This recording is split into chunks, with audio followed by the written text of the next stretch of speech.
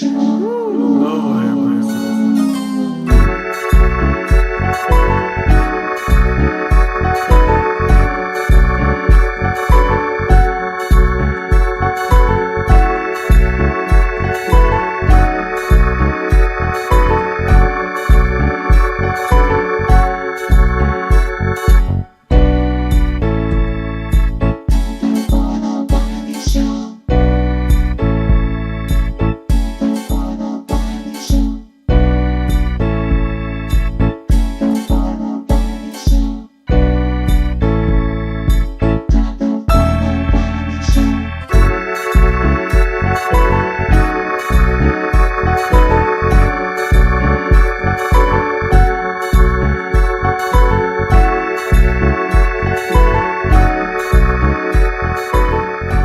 All right, what's up? What's up? What's up? We are back with another video back in Dallas, Texas. Had to go back home and handle some things in Chicago. Some emergencies happened.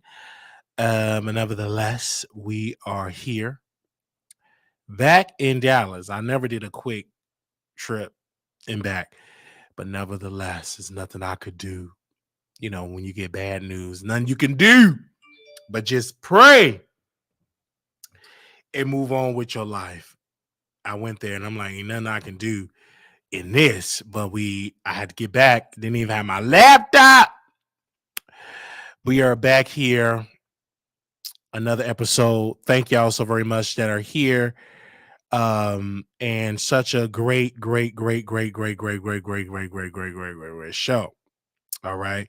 So this video is brought to you by a sponsor that allowed the general public to comment in the chat yet again. So I'm super excited for that, and thank her for watching and showing us great support. She actually liked the people dragging me in the chat. All right. She actually liked the people dragging us in the chat. She was like, let them drag you. She actually prefer it. Really great. So that's why we're allowing it for the general public. And then also we're about 5 members away of hitting that 100 member mark. That would be the most members we ever had in history. So I'm excited for that, to have that. That'll be like the most members we ever had over there. And I also want to give a special shout out to my team that's doing WileyTheTroll.com. Thank you so very much. I don't have to like call them and be on them. They just put stories out. Like they really did really good. So we went today and we checked the site. Really great. And I was like, oh, y'all did a good job yesterday, which is good. So make sure y'all go check out www.wileythetroll.com. Like that's like a whole nother engine over there. We still working to get the ads and stuff on there, but I can say thank you that they are posting on the site pretty much every day they're posting, and I appreciate them for their support. God bless you and thank you. They didn't have to do it, but they did. Thank you. It's so good to be back. We were nominated for an award, so we do want to wish everybody that was nominated. We thank them, the committee, for nominating us for an award. Such an honor. My phone been blowing up saying, where am I? I'm like, I'm not there. But we will be in Atlanta in the upcoming weeks. We got some things that we're working on. We will be in Atlanta. And then also we'll be in Chicago. So we're going to be traveling a lot, and super excited for that, to be back in Atlanta, Georgia, with my peeps. All right. So it's going to be fun. Super excited. So I can't wait to hang out and do some stuff. I'm a huge fan of a comedy show. Comedy is my thing. Like I will pay for a flight and a hotel for a comedy show. So it's a comedy act that I do want to go see. I'm a huge person. Like I go to the Improv here in Dallas. I mean, I think that's in Arlington, right? The Improv. I go out there to the show out there in Atlanta. Like I'm a huge fan of a comedy show. I wanted to go see, didn't get a chance to go see Sherry Shepherd. She was in Chicago. Well, at Aspen, Illinois. I was gonna go see her. I'm a huge fan like comedy shows. I love comedy shows. Like comedy shows is what I love. And I love comedy shows. I think comedy shows is like the perfect vibe for me. Um, and so anybody asks, what's your favorite thing to do? Comedy shows. It used to be concerts, but comedy shows is good. I just love comedy shows. I love it. I love going to concerts as well. So, but I would spend my money to go to a comedy show. So I'm spending some more money to go. My friend was shocked. He said, "You going to a comedy show? You get a hotel?" Yes, I'm going. I'm a huge fan of that. I love. I don't know. The first comedy show I went to is Just Hilarious. I was a late bloomer in comedy show. I was a late bloomer, but a couple of years back, she performed at the Improv, and I've been addicted to comedy shows ever since. I love going. I watch comedy specials on cable and Bernie Mac, the Kings of Comedy. I loved what was the other Red Fox. You know what I'm saying? Richard Pryor.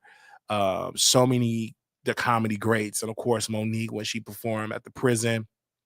I'm just a huge fan of just comedy. I love comedy. Comedy have always been my thing. It's my passion. I love it. People always say, "Are you going to get on that comedy?" Maybe one day. I'm not going to force it. I'm not going to force it. I've never written down a joke. I'm writing down jokes. I would say that I'm writing down some material. So one day I'm not going to announce it. I'm just going to show up, and do it, but I'm not going to announce it. I'm just going to show up. But I catch myself writing jokes now. Mhm. Yes. Now we got a lot that we got to discuss in this video today. And I'm just super excited, man.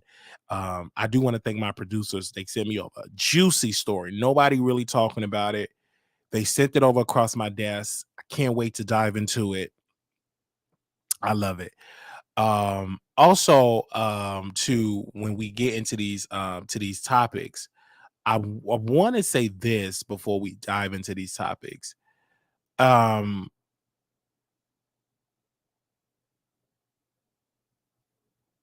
I always ask people when they do YouTube, they would say, "What keeps you going?" What keeps me going is be myself. Like you have to listen to the audience, yes, but you have to be yourself, and that's why the audience fell in love with you. You have to be you and deliver, and that's exactly what it does. I've been in places where my name is being mentioned.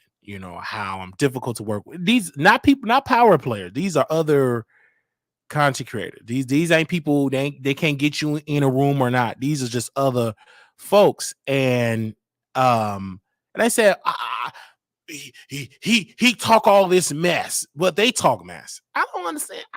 Like Paul, you know this. Like they talk a lot of ish, but they can't take it when Wiley talk ish. But it's okay. I talk my ish. Yes, I do. But they can't take my clap back. None of them. They can't take my clap back. None of them. They can't take it. And we just comfortable. We in here mind our own business, but they can't take our clap back. But they can say whatever they want to say out their mouth.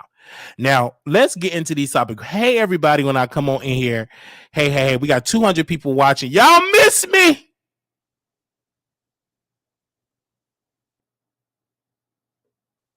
Y'all miss me. I see it. Thank y'all so very much. We had 200 people already in here. Wow. And we only been here for 9 minutes. Okay, let's get into these topics. All right. Diana Ross and Smokey. This I'm not shocked because Smokey was a whore and so was Diana Ross. And so he announced that he came out and he slept with Diana Ross when they worked on music. They both was whores. You know what I'm saying? And let's be clear, like Diana Ross, even though she had the glitz and glamour, she used her yoni for a come up. She was the type of chick that used her yoni for a come up. She was a typical type of hoe. You know what I'm saying? She would have never gotten at the front of the line. Never would have been the queen of Supremes if she didn't get Barry Gordy some punani. Let's be clear. Barry was the pimp and the Supremes was his hoes. And she decided to give him some of that yoni, you know what I'm saying? And he gave her a come up. She wanted a career. And She wasn't the best singer out the group. Let's be clear. Wasn't the most, but she got on her back, and Berry Gordy gave her everything. Gave her the keys of Motown. She was like the queen of Motown. Let's be clear on that. Let's literally be clear. So I'm not shocked that Smokey, while he was married, that this happened, but he was screwing her, and so was Berry Gordy. Like she was ran through all through Motown. So I know people was looking at her now. They just say, "Oh my God, she's such an old lady. Respect your elder." Yeah, she was old. She's old now, but the chick was in her 20s when we got to go back into the 60s. So she have not always been old. All right, let's be clear. She have not always been old. So y'all looking at her now. Now she's elderly. But back in the day, she was lipping and lapping on Smokey. He was one of the leader writers. And she ain't like some of you chicks. Y'all give y'all punani to clowns. She was giving her punani to people that can change her career. Let me break that down. I ain't talking about y'all with Pookie and Ray Ray with warrants and stuff. Get you all in jail, get you pregnant, and you broke and on food stamps and on Section A and everything else. Wait on the waiting list to get into some public housing. She was giving her body to people that change her financial situation. Do you understand? Smokey was a lead executive in Motown. He was a writer. He was writing hits. So she gave herself to people that changed her whole entire career. She had it so good in Motown that she didn't like Patti LaBelle outperforming her. So she called Barry and said she got to go. Barry called Patti. He's like, you got to lead the tour. And Patti had to lead the tour. This is something that Patti told, because she had the power of the yoni. And if you want to keep getting this, you got to dump. Ain't nobody over me. And she did that. It was one member. What's her name? I can't go back into the 60s. I need somebody in there. She in a group, one of the group members that was pretty much the lead, sung better than Diana, but because she did not have the look and because she didn't give Berry Gordy the yoni, she got kicked out of the group. And then she died broke. She literally died broke and having a broken heart. Dreamgirls was out, they pretty much catered that show or that Broadway after the Supreme, but in there they made it seem like the group member came back, but in reality, no, she didn't. She died broke. One of the group members of the original Supremes, she died. Yeah, Florence. Yeah, she died broke. She sung better than Diana. She died broke.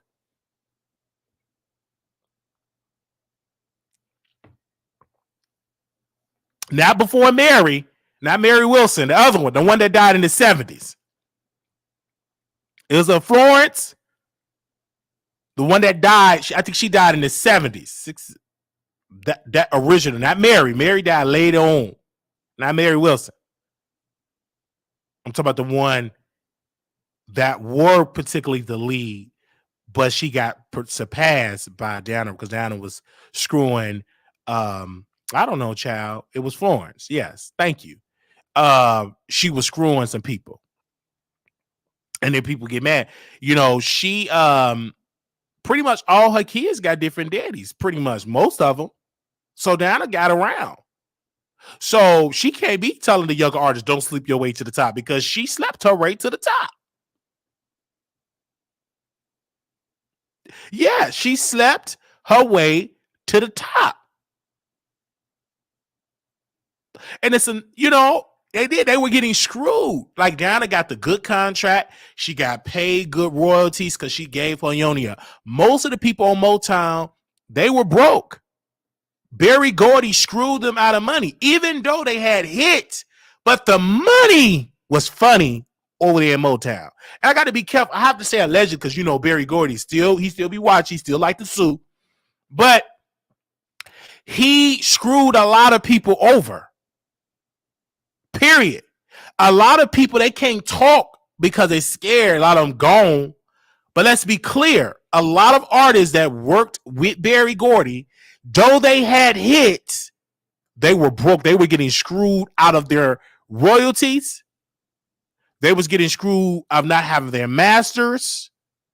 So just because they were black, oh my God, they black. But he was doing the same wicked practices like the slave master. Let's be clear. A lot of people didn't know that. Berry Gordy did a whole lot of evil for his, he mistreated his artists.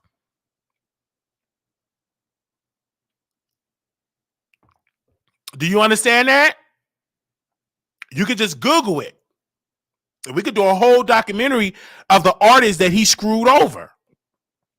And a lot of people were saying about the 5 Heartbeats. Originally, the 5 Heartbeats, he wanted David Ruffin and another artist, Robin Townsend, wanted David Ruffin and another Temptation member to be a paid advisor. Berry Gordy got hold on to it. He said, I will sue you if you allow them former Temptation members to be a paid advisor. So what did they do? They had to fire them and they work with other members, because Barry thought if they are paid advisors, they're going to think that this story is about me, that I'm Big Red. Okay. So I'm so glad that Smokey put it out there, because a lot of people need to understand. So when you get artists now giving up their yoni, the Nickies, and when she slept with Baby and them, and slept with Wayne and Drake and all of them, like it's Diana was the pinnacle. She started it. Even before Diana, it was many other. But Diana is used because she was pushing forward. She wasn't that talented. Vocally, she wasn't, even though I'm a fan of Diana. But it was the power of her yoni. She had some good yoni. She had some good yoni. What's the problem? I know I'm cool with some of her kids or whatever, but I ain't lying. And Nicki slept with a lot of artists too. She did. She slept with Wayne and Baby, all of them. She slept with them. And did it. Oh, sure she did. And they tapped that, licked the lap. She did all that. Got screwed in the studio. They did it. Oh, Nicki didn't do that. She married a whole man that's on the SA list, and you talking about she got some morals? Get someone to sit down. And if I'm lying, she can sue me. Take me to court. Tell her to sue. She slept with the man. She ain't got no morals. You got a chick. Hold on, because I know some of you Nicki fans is listening. You know. You ain't got no morals if you married a man that's on the SA list. Okay? You ain't got, and I gotta say allegedly, if you had some morals, the last man you would have been with, he ain't gonna be on no SA list. Snatch somebody cookies. And you say, oh, she ain't do that. She ain't got no morals. That's a thought right there. When he was screwing her and tapping that, he told her your body is bones. And after she got through screwing Lil Wayne, she went to the hotel and got some cement in her body. Get up out of here.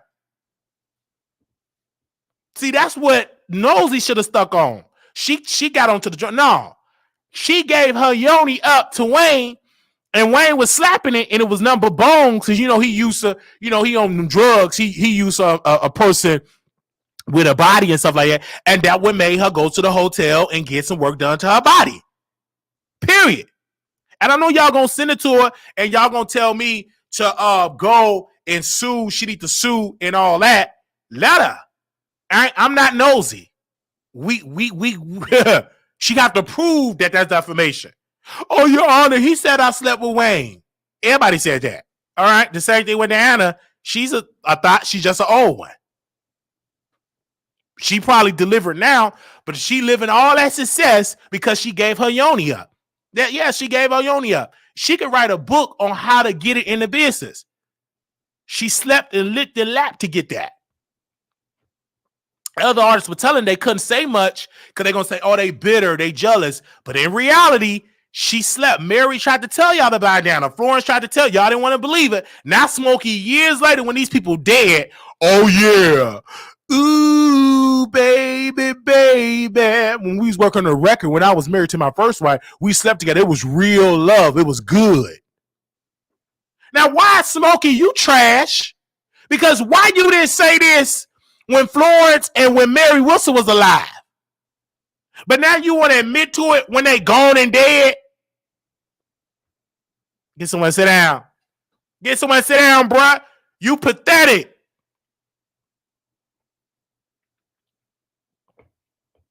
Now you want to talk. Oh, we slept together. And it was so much love. Let's see if we can quote him. Give me a second.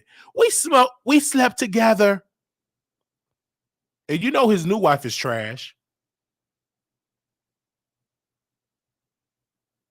And we open up the phone lines. Listen, moderators don't block because this is one of my sponsors. Like, long as they ain't cussing, don't block.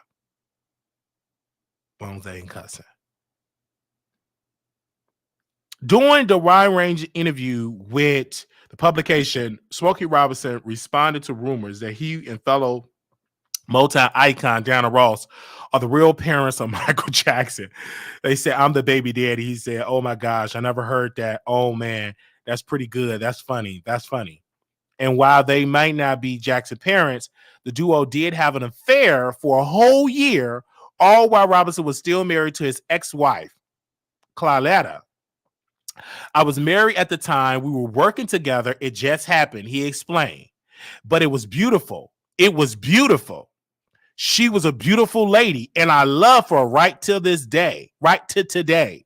She's one of my closest people. She was young and trying to get her career together. I was trying to help her. I brought her to Motown. In fact, I wasn't going after her, and she wasn't going after me. It just happened. Stop that lie. You hit that. She came on, you came on to her. You trying to make it nice. No, you cheated on your wife, which was pathetic. You committed adultery. Used this young, impressionable star. She wanted to be a star. You knew you had the power. You whipped out that peen and you got into them cake. You clapped them cheeks. Yeah. You helped her, all right, reach on multiple, and all that. And then you told Barry, oh, she good. That's a good wet. And Barry Gordy was like, oh, okay, you can't outdo. I'm the boss. And he started screwing her. Come on. And got pregnant by Barry Gordy. And tried to lie and cover it up. Now, I ain't gonna try to come against Diana Ross. But I tell my sister all the time, stop giving these men yoni that's broke. You know what I'm saying? Give people yoni that give you trust funds, give you millions. Get somebody with money. Get some doctors. I don't care if they raggedy looking, old looking. Get somebody that can change your condition. You know what I mean? I tell her all the time. I said, if you really want, get you know what I'm saying? Get some people that got money that's buying you, investing you, buying you property and buildings and land. That's what you get. Let me teach you how to do it. She don't want to listen. She like the thugs. Okay. Well, if you're going to get you a thug, get you one that's bringing in kilos and all that type of stuff. But he don't like to listen to me. I don't like to listen to me. I'm just being real. Okay?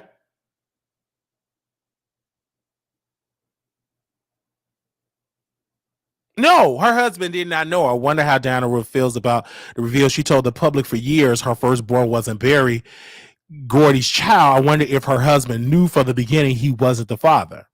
No, he didn't know. He was just so happy to be with Diana. But Barry knew, because in Barry's book, we just read his book a couple of months ago. He knew from the beginning that her oldest child was his. He knew it. He was saying, he pretty much shared, he was waiting on her to bring, and I think he confronted Diana about it because he knew that her oldest was his child. He knew it. So I think Diana didn't want to admit it because everybody knew it, but people in Motown was saying the only reason why you're getting all these number one hits and people writing them because you're sleeping with the boss. She was like, oh no, I'm talented. I ain't like that. It's the truth. The reason why you got what you got and the lifestyle that you're accustomed to is because of the power of your yoni. Yoni is powerful if you know how to use it. Most women now, they give it away so free, they take away the power. But if you really know how to use it, You can bring down an entire nation. Do you understand that? That power, if you know how to use it. Most of y'all don't, because you just give it away for whoever. But Diana, strategically, she gave that yoni to the right power players. And to this day, she's living up in millions. Y'all just give it away to whomever. Do it on the block. Just give it to whomever. Getting pregnant by whomever. But Diana didn't do that.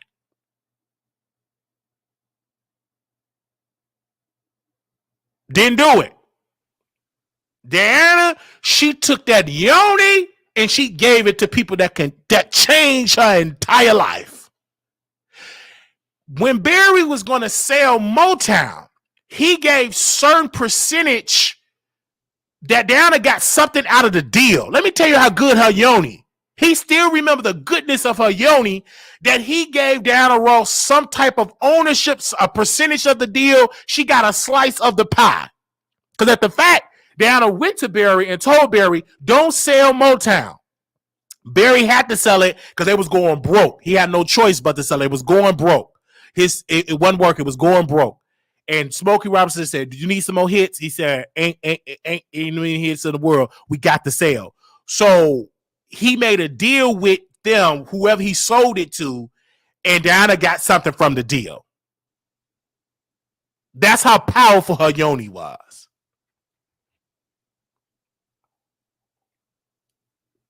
He was in love with her. And Diana didn't love him. She only wrote that man Ping for a position in the entertainment industry. Now, I know if I'm saying this is going to get back to Diana, she going to sue me like Miss Robin did, the other chick, and it got dropped like a bad habit. She going to sue. And if she do sue, I'm going to go to Your Honor. I'm going to say this. I said allegedly. She did, in fact, slept with Berry Gordy. She got pregnant by Berry Gordy. And she slept with Smokey Robinson. So it won't be so far-fetched to say she strategically used her yoni for a come-up. You understand what I'm saying? Do you hear me? She didn't love Berry Gordy. She loved what Berry Gordy was able to do for her.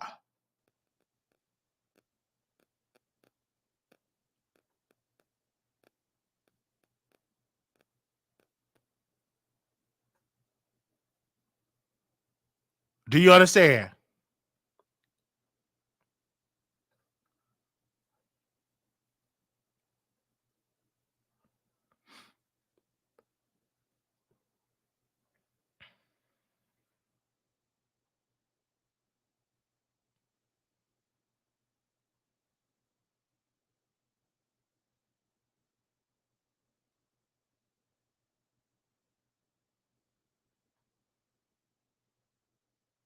All right.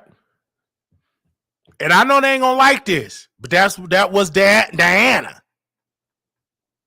And Michael was upset, and that's why he made the song Dirty Diana. It was towards Diana Ross. You know what I'm saying? And I don't know. I heard that she gave one of them the claps. I don't know. She gave one of them the clap. I think it was Barry or one of somebody that was in Motown said she gave one of them the claps. I'm just saying, not clapping. Somebody was itching. I'm just saying. I don't know if it was Diana gave Barry the claps or somebody got some claps. All right. Now I'ma just. That's what I heard. Now I have to say allegedly. I ain't gonna say Diana gave, but I heard that somebody came to the studio. They was burning. Okay, and I gotta add allegedly. They was in the studio working on a record, and Diana got confronted because somebody got the clap. Either it was Barry White or Smokey White. Something happened. It went down in the studio. Somebody got some burning. Somebody was itching down there. Mm-hmm. So I'm gonna mind my own business on that. That ain't none of my business. I wasn't even thought of. My mom wasn't even thought of then.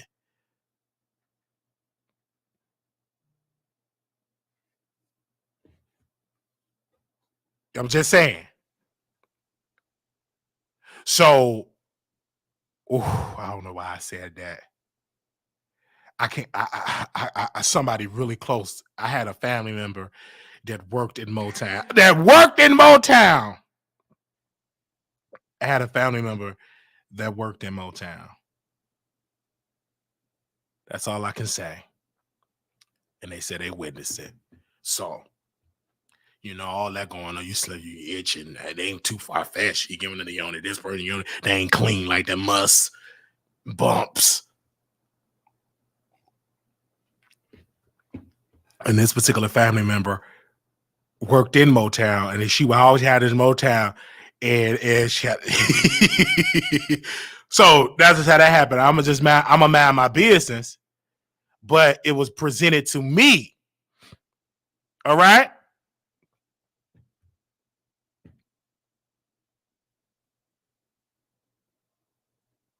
And I look around, these hearts are broken, and a little bit I've been thinking of you. As I understand the reason you left me, what are you going through?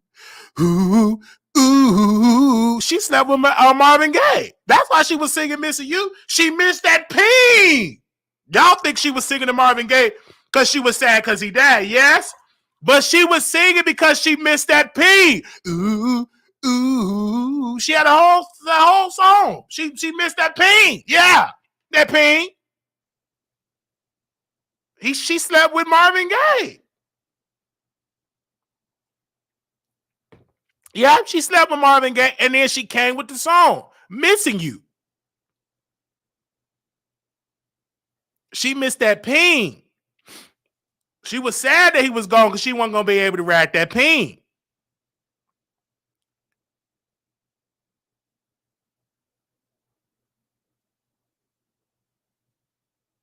I'm just being honest.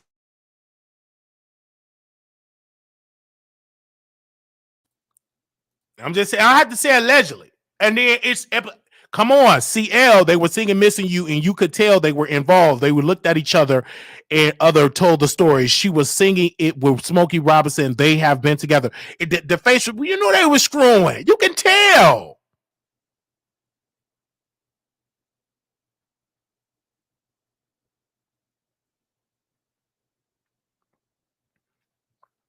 They was just singing.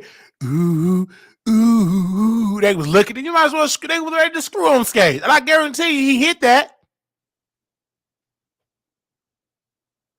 Slept with the Temptations. They all shared each other.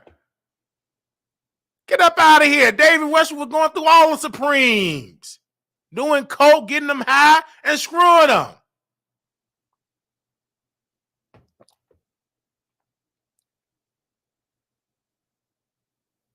Oh, Eddie Kendrick, them good-looking people. See, y'all looking at these people, oh, they old, they dead, but they was getting it in. And Diana, if she were to write a book of who been inside her, it will shock the world. It won't gonna shock people that's in it that know her tea. It'll shock regular people. But she can write a book of all the affairs, the houses that she broke up in. You know what I mean? Michael Jackson did. He slept with Diana. Yeah, it was a whole argument because Catherine was upset. Like, did you sleep with Diana? Diana slept with Joe Jackson. She slept with a lot of people. Yeah.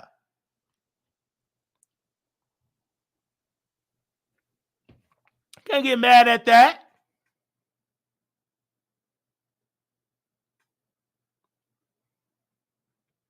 Slept with a lot of people.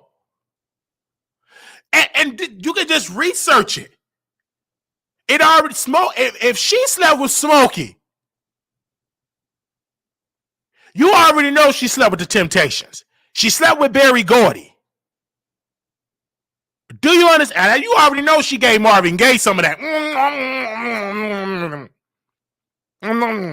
He lit the lap that. We talking about Marvin. Before the crack. Do you hear me?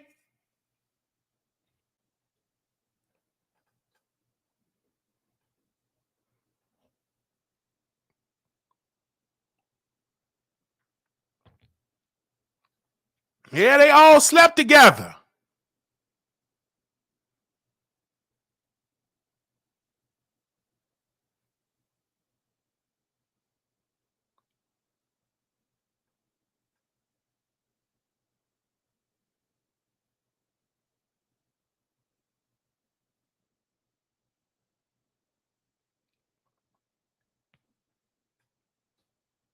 Can't get mad. Oh, he goes somebody. Okay. She said, "What's your point?" Because she's somebody, mom and grandma. You have no filter. It's sad. Your mama and grandma was getting it in. You can't get upset about that. Bathsheba was somebody mama and grandmother, and to this day we still talking about how David clapped them cheeks, clapped Bathsheba cheeks. That's somebody mama, that's somebody grandmama, and we're still talking about Bathsheba today. So just because you somebody granny, somebody mama, if you was doing some dirty doing it, they was lipping and lapping yo yoni, you're gonna be talked about. Get someone and say, well, that's somebody mama and grandmama. Who cares? Mama and grandma was getting it in.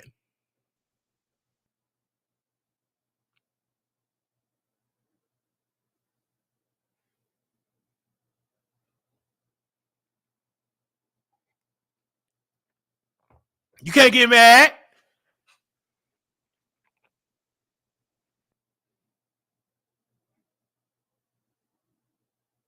And so it was going on. Oh, that's somebody's grandmother and mother. Who cares? You're going to be talked about. That's a public figure, and she used her yoni to man with power to get her come up. I ain't mad at her. I'm actually congratulating her. Because she's doing what God gave you, something powerful, right? He gave you a yoni.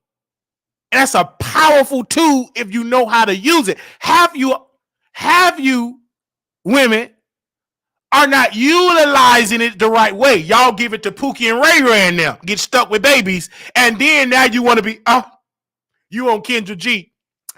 I want a man that makes six figures. Or I want a man that make millions, and you got all them babies. You ain't gonna get no man like that. Because you should have learned how to strategically use your yoni. Now you stuck with 6 kids, and you on Kendra G. I want a man with millions of dollars. Well, honey, you at the last of the list. You at the last of the list. You should have learned how to use that yoni for the right guy. You should have used plan B, C, D, E, F, G.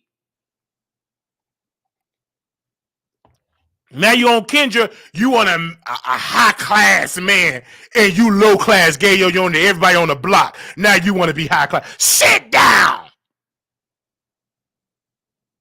You at the last of the list. Wiley is so desperate for attention that he's attacking senior citizens and dead people. Are you telling Smokey? Smokey shared that he got it in with Diana Ross. So I would have stayed silent. But Smokey is spilling tea. So Miss Jane, why don't you use them Twitter fingers and you type it behind that keyboard and you go tell Smokey?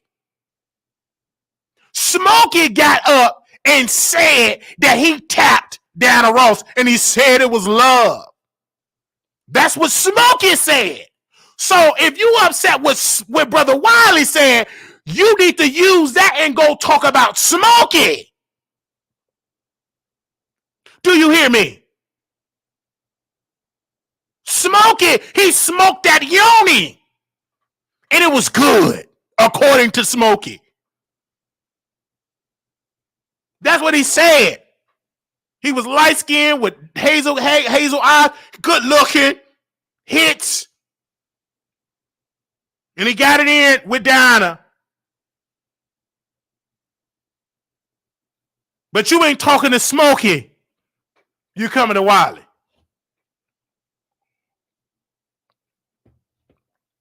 She wasn't dealing with broke men like you.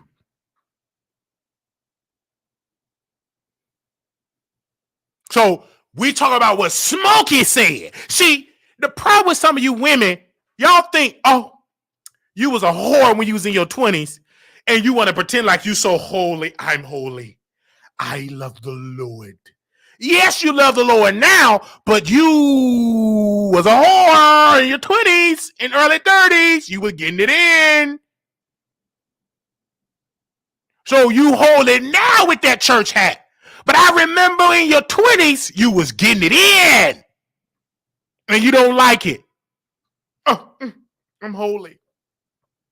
I had to check my grandmother. Yeah, did I check her, Paul? Oh, you went there. I told you about it. Because she tried to come at my sister because my sister got pregnant when she was 18, 19 years old. She got pregnant. She got pregnant with her first child. About 17, 18, somewhere around that nature. And my grandmother, she got judgmental. Oh, you shouldn't do that. I said, grandmother, you out of order because you got pregnant when you was 13 years old. And I'm saying it not to be disrespectful, you didn't always have the Holy Ghost.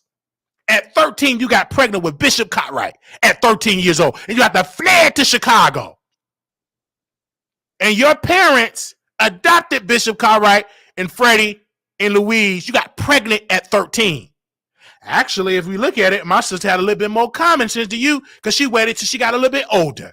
But you got the Holy Ghost now. You saved now. You speak in tongue now. But you weren't always saved. You wasn't always speaking in tongue. You wasn't always ambassador of Christ. You was getting it in. So don't judge her unless you want to be judged. And she hushed and went in that kitchen and fried some chicken. I said, get off her. It was another sister, Sister Boot. And Sister Boot was telling my sister, I don't want you hanging around my daughter, Kaya. You a bad influence. She thought my sister was just this whore. She thought her daughter was a virgin. Tell you the God that I serve, God gonna always show you who right and who wrong. So she came home and her daughter was licking on a 12-inch peen. Her boyfriend peen in her living room. She came home and whoosh, she saw it. And it shocked her.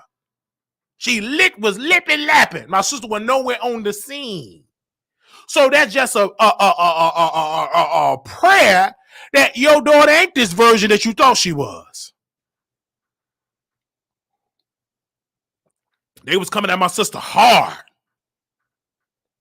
And the one that you thought got them straight A's, she got an A in male analogy. And now she was lipping. I said, woo. Came in, whoo, you saw it. And I said, you need to apologize.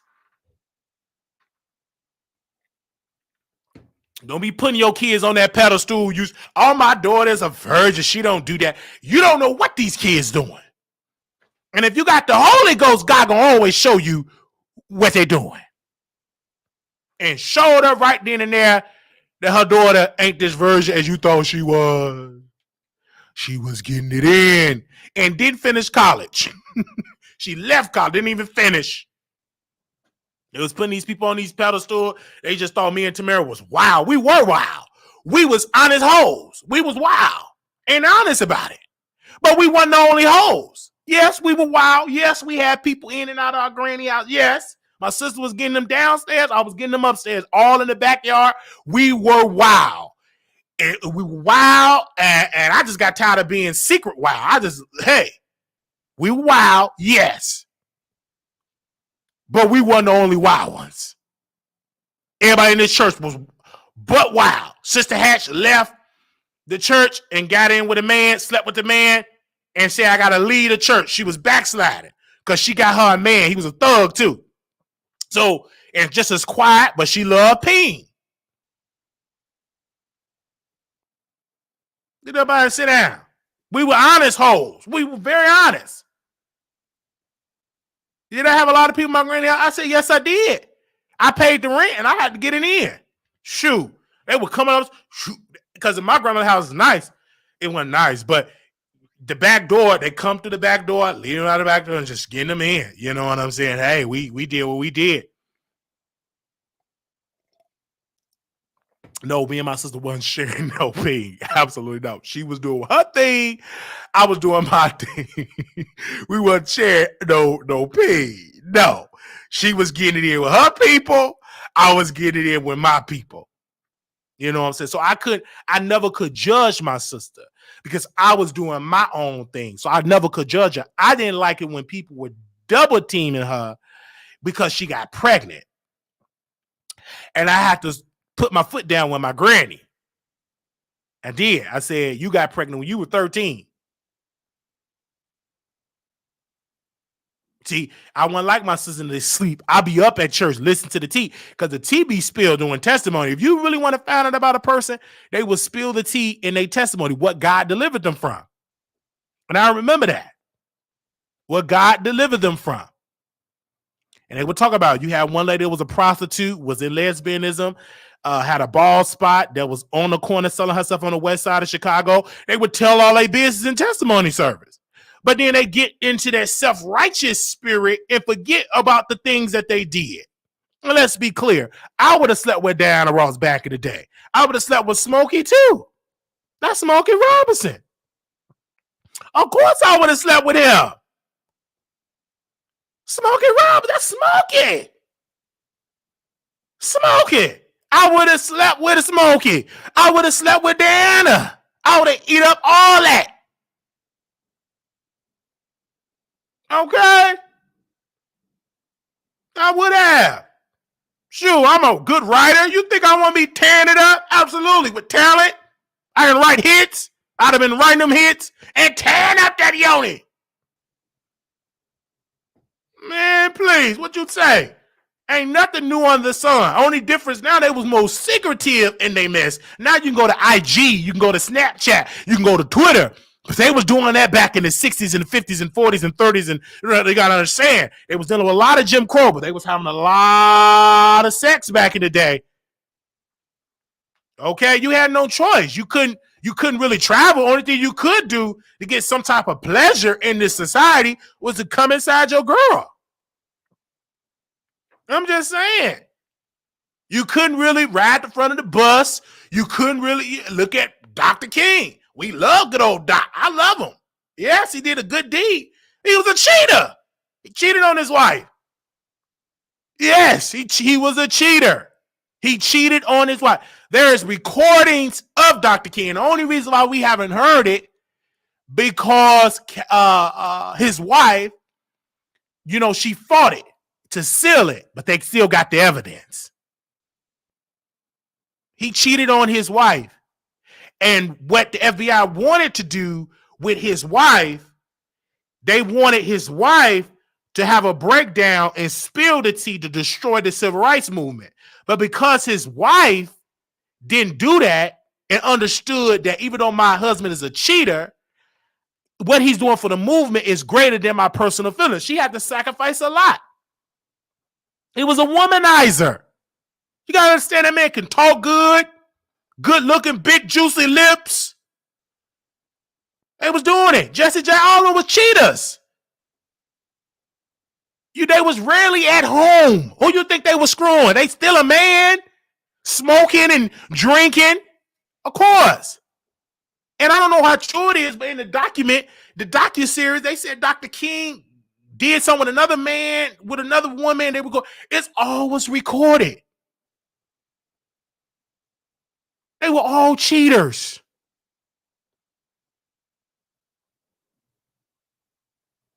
And Coretta, she had to keep quiet because she said, if I say something, it could destroy the movement. They would send stuff in her her mailbox. There wasn't no email back then. They would send stuff in her mailbox, recordings, and she confronted Dr. King. She knew he did it. But she had to stay silent. She never spoke ill will about her husband. Privately, probably a different story. But publicly, she had to keep face because if I say something, it would destroy the movement. They recorded that. Dr. King was recorded, phone calls, hotels was bugged.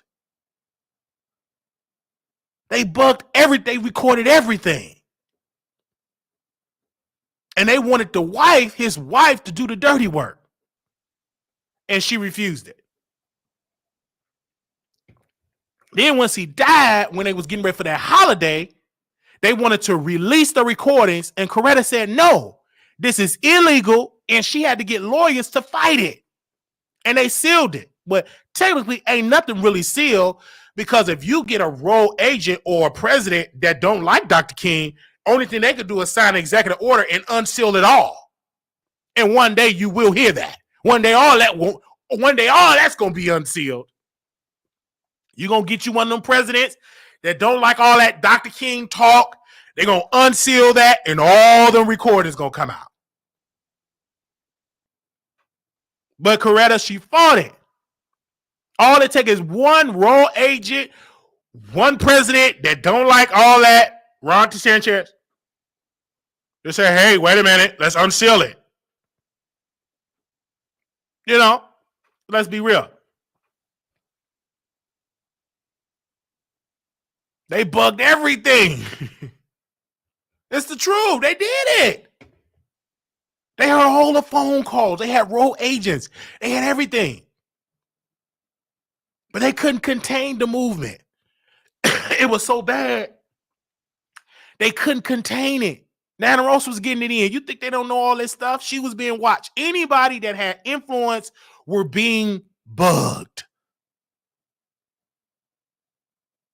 Elijah Muhammad, they bugged his office. Malcolm X, they was all through the nation. It was through every level. They was there. They witnessed it all. And then when you want to get the records, they're going to send you an email. They're going to send you a letter. Due to national security, we can't release these records. Even though this stuff happened in 1950s and 60s, reason why they're not going to release it, because they know that it's going to expose what they're doing today. They bugged them all. Maya Angelou, everybody that had some clout in the movement, they bugged them. And some of the people that we revered and honor and put them on a pedestal, that in a private life, they lived a raggedy life. They watched Aretha Franklin, because the reason they was watching Aretha is because Aretha was in the movement. She was singing them freedom songs. Who is this Aretha? Let's record her. And we love President. I ain't gonna get too deep. We love us some President Kennedy. Our parents, grandparents, but the people that was on the Department of Justice, Robert Kennedy, he approved all this stuff. The people that we revere and put them on pedestal, they approved that. I knew everything was going on.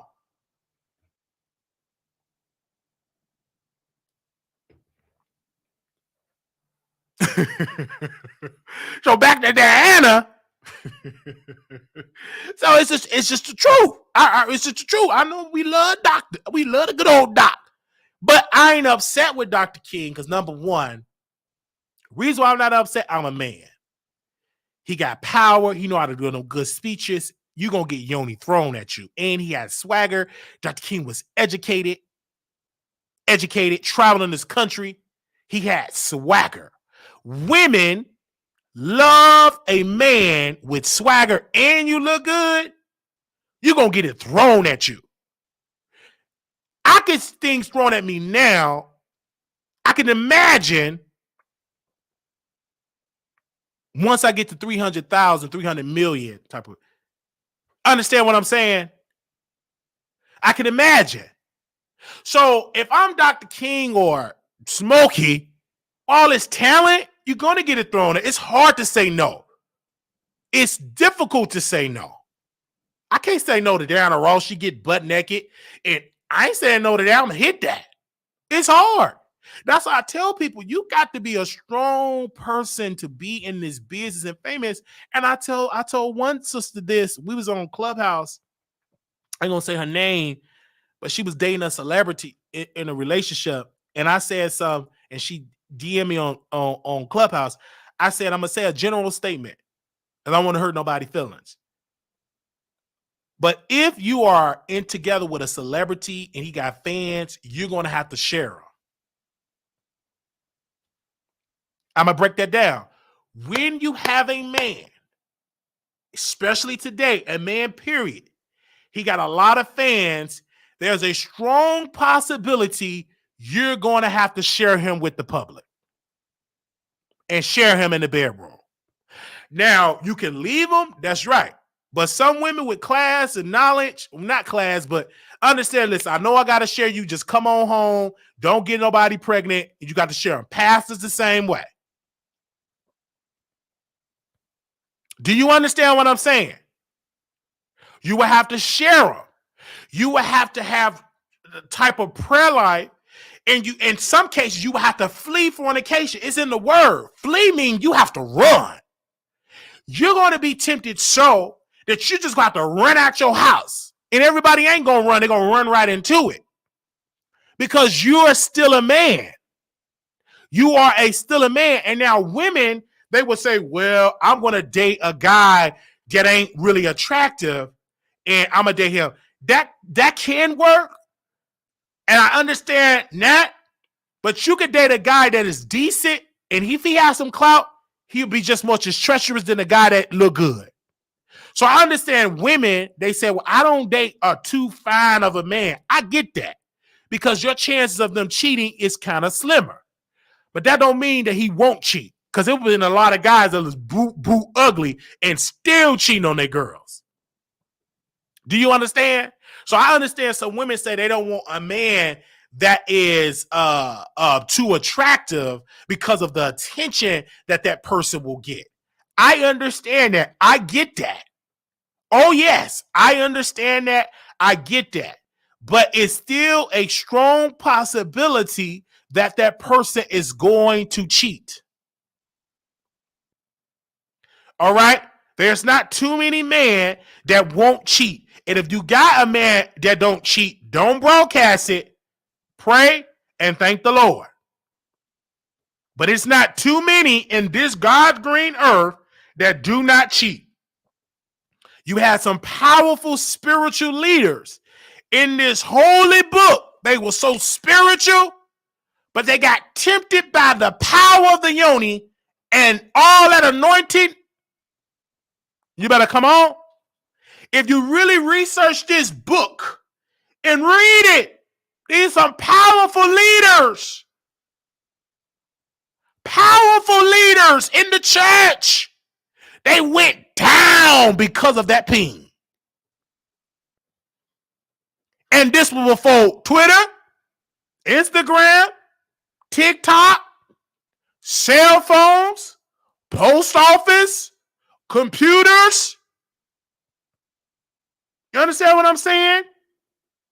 It's more challenging now because of the assets that we have today. But it was a lot of broken homes in this book. And this before all that what we dealing with. I mean, they was cheating. These are prophets.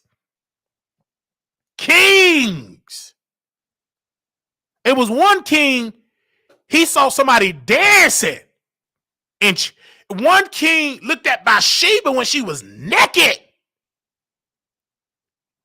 Come on, somebody. So read that book before electricity with candles getting it in.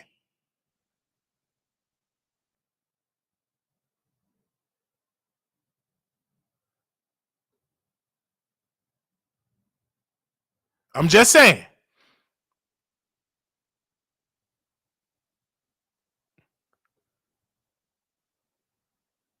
It's for all of that.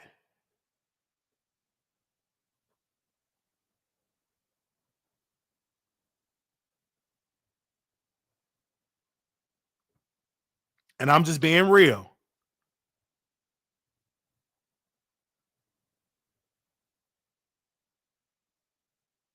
You have to share your man. And most women that get these men, they know they have to share. Snoop Dogg wife, know it. She ain't stupid. I ain't leaving that. You quick about it, this is all my empire. But most of them know that I got to share my man.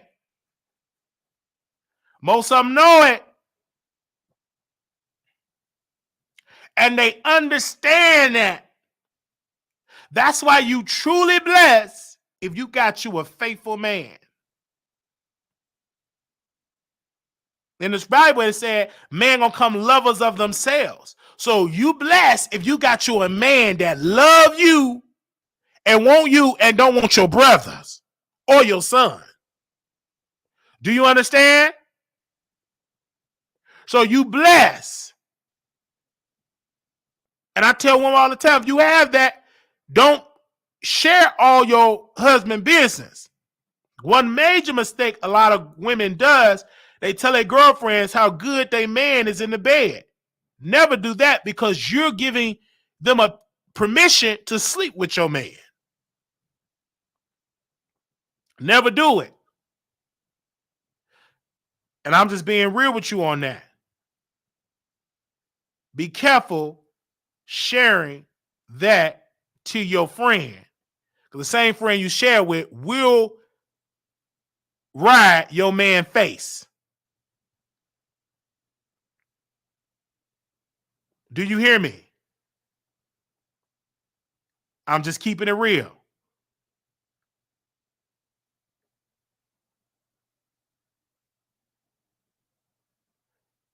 All right? Be careful. Telling all your business. I'm just being real.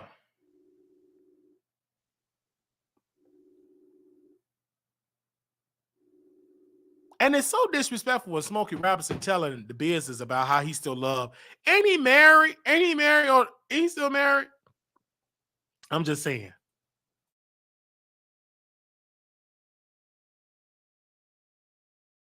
Just saying. One thing that I've learned is be careful. You got a family. You bringing your friend to come live with your family, because that's gonna end bad. Be careful with that. I have my stepfather, and every day he always say, "I regret letting my friend Tyrone stay with me. He destroyed my family." I said, "Yes, I hear you, but it ain't always Tyrone's fault either. You tried to make mama into a housewife when she was still out in these streets. So it ain't just Tyrone, because he didn't do it by himself.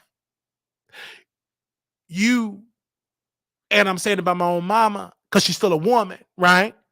You tried to make a hoe into a housewife, and you tried to be a husband, and you was still a hoe. So it ain't gonna work. It ain't gonna work. You can't make a hoe into a housewife. You can't be a hoe unto and try to be a faithful husband. You got to be delivered from being a whore. Ain't gonna work. So yes, you can give it all on your friend, but he ain't the only one in here. You should understand before you got married that you can't make a hoe into a housewife, because she cheated on you before she met Tyrone. So get up out of here with that. You can blame him, but you're talking to somebody that had a front row seat to the cheating, and you cheated too. All right? It is what it is.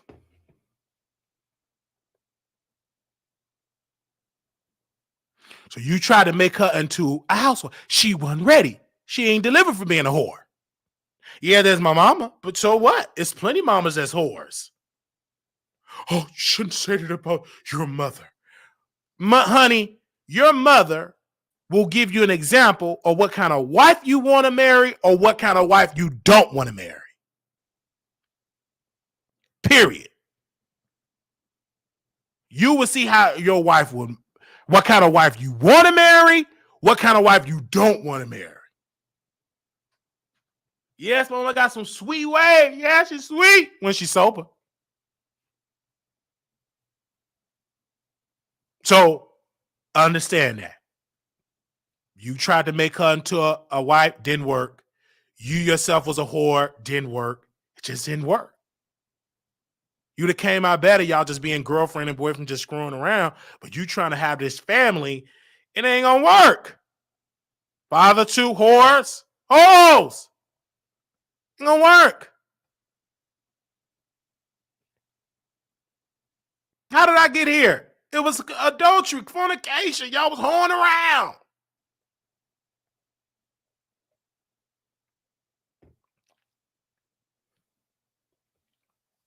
Most kids, they don't understand the lives that their parents live. Great thing for me, I had a front row seat to see all of this stuff. Like Diana Ross, she's a hoe. It is what it is. She just one of the type of hoes with makeup, hair, and all that. But in reality, you pull all that to the side. She slept with a married man. She knew the man was married, didn't care that he was married. She wanted to come up, and she did by any means necessary. She told her, Yoni, we got a job to do. I'm tired of being broke in Detroit. I want to be famous, and we're gonna rat him all the way to the top. That's exactly what she did. Period.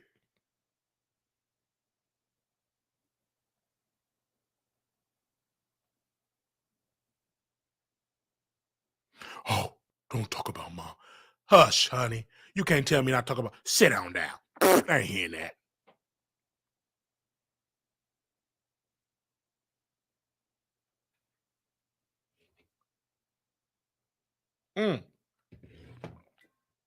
I told a friend, stop letting her so-called friends spend the night on her sofa every Friday night. She was using them to eat free dinner, breakfast with them every morning. You got to be careful, is what I'm saying. Especially if you have a good-looking husband and your friend look good and you know she's a hoe. Got to be careful. I remember, what was the lady name? Kiara Clark Shear. Did I say her name? Kiara. She said something so honest. She said when her friend, she would put them in a hotel and not in her house. Oh, she shouldn't do that. Her husband got a peen. And I heard that he's good in bed. Church folk talk. Why would she bring her thick friends in there with her husband? That's a man. That's a man. She asking for trouble. And she like to travel. Her man short, he be in his boxer brief. That peen just be woof, woof, woof, woof, just be slanging. She get up. Man, in the morning, your hormones is ranging in the morning. For a man, that's the best time to get it in. Because you ready. And you singing gospel songs. The blood still works. You singing and your man gonna tear it up. So she understand her man. Why even put him in that position?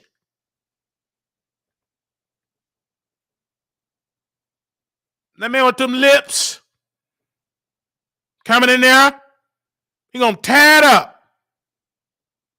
Temptation.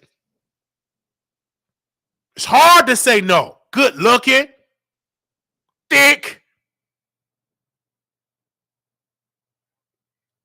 Them lips, the way how he turned them lips, he had teared up down there. I heard that he was good because somebody that used to sleep with him on my Instagram said he's really good in the streets and that he ain't that faithful. So I talk with church people. See, church people gossip. So go and look at that husband. Look how that mouth be twitching. I'm just saying. Yes, he be in there talking about the scriptures and the Bible and the scriptures and the scripture and look at them women in there. Go ahead. You don't care what he talk about. You want to sleep with that man. Yeah, you know, when you're going live. Yeah, you want him to go live right in your bed sheets in between your yoni. And she said it, and she got some pushback from the hoes. You know, the hoes got, what you talking about? Oh. She knew exactly what she was talking about. Because her mama said, be careful who you bring out. That's real life. That's real tape.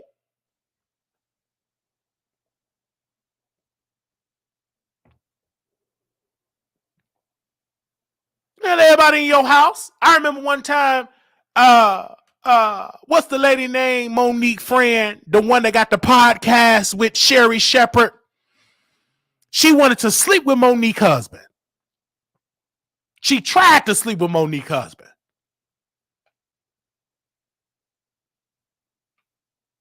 Pretty much told Monique that she was attracted to her husband.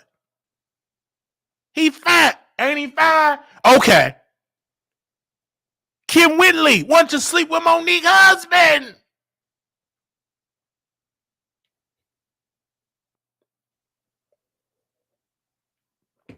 Wanted to sleep with Sydney. Yes, she talked about it on the podcast. Did she talk about it, Paul? You better go rewind the tape. Kim Whitley wanted to get that yoni to Sydney, to daddy. And Monique said it. And Sydney didn't want her to share. She said, I got to share this. She wanted you.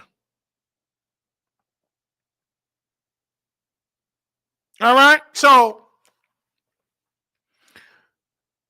I just want to tell y'all, Kiara Clark Shear's husband do look good. Don't he look good?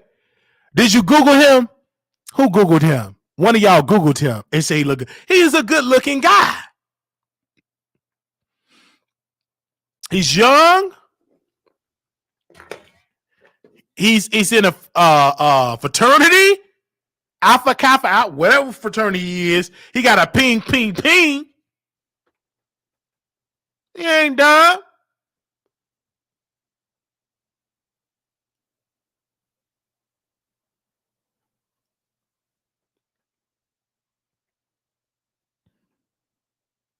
And I want to say what Lifestyle, she said this quote, let's normalize making men accountable. If he loves his wife, it should be easy not to cheat. I don't want to hear about a moment of weakness. Men know what's at risk when they cheat. I understand that, but I'm a man. You is a woman. You come into my hotel room, get butt naked, baby, you got to flee. And most of the time, men don't. And some women know how to massage and stroke the ego of a man. So I understand, yes, you sure love your wife. Yes, it goes both ways. Yes, this. But we speak in real world situations. It ain't too many men that's going to say no to a butt naked woman. Especially if she look good and better than your wife. We living in the real world. There's not too many men, unless you like men, that will say no to a butt naked woman. Even if you like men, you still gonna be tempted. You got some powerful women that know how to activate the natural order of a gay man. It ain't too many women like that. They do exist, but they know how to pull a gay man. Them the type of women they need to teach a class. Because there was one guy, he said he would never deal with women. He met one sister and got it in with her and got her pregnant. He was in the lifestyle. But he had to say no. He said, couldn't. It was good. Because there's some women, you got to understand, you're dealing with a natural order. Natural for a man to desire a woman. It ain't too many men that can say no to God's creation to that woman. Ain't too many that exist. Not even if you deal with men, it's going to be hard for you. Get someone to sit down. You don't know. Let the right one come.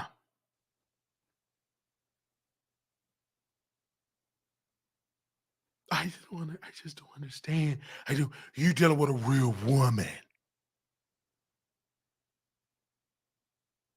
You some woman that can pull it. Man, you wear some nails now.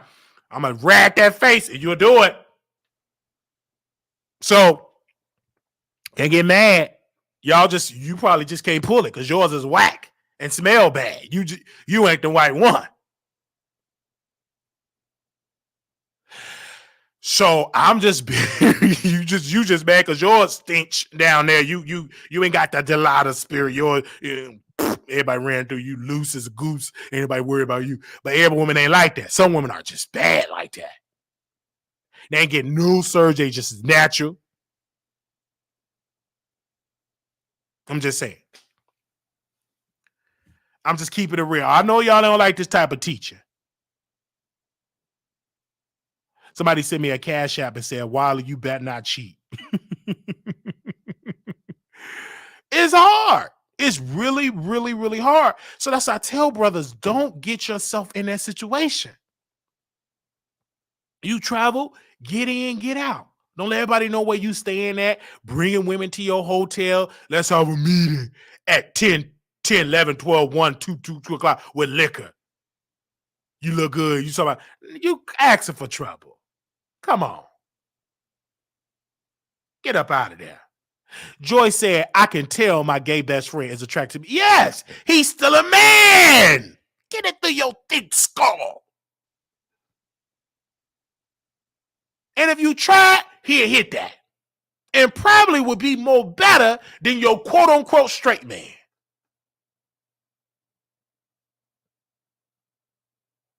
I'm just saying.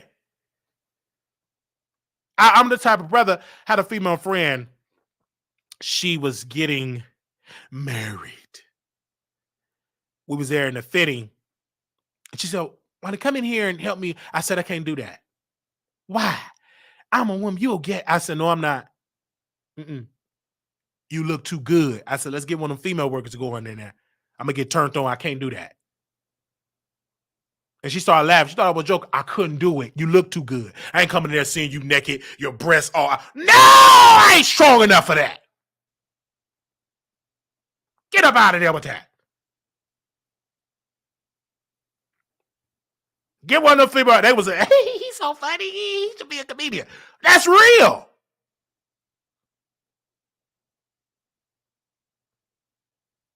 All right? Going up in there, help me get your breasts and your bra, all big breasts. So I'm not about to be tempted like that. No, I'm not one of them type that could be in there and it will bother me. All right?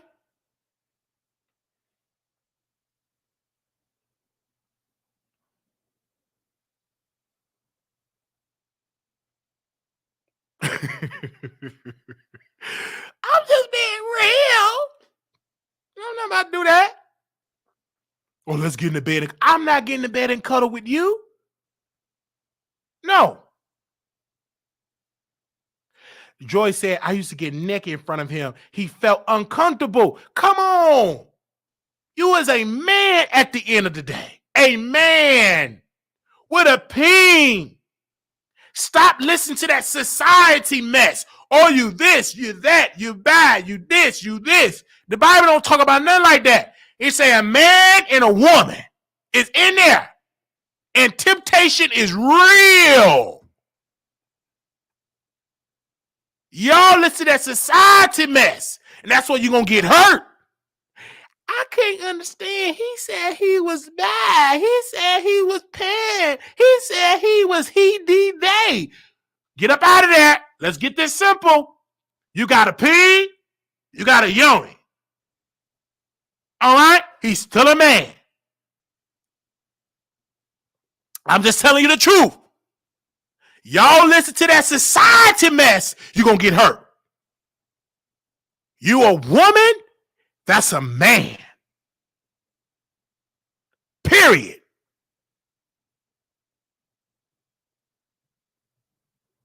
That trans woman, when the trans man, Bob, was getting the other women pregnant in that jail. Because society wants everything to be so politically correct. But God will remind you about the natural order.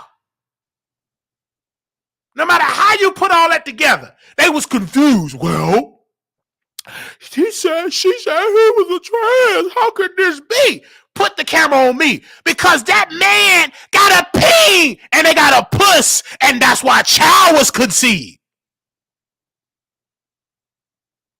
You ain't confused. You want to be confused. The reason why you confused because you're trying to make all these different labels. Throw that out the window. That person got a peen and that woman got a yoni. And if they intertwine and do it, a child can be conceived. It ain't confusion.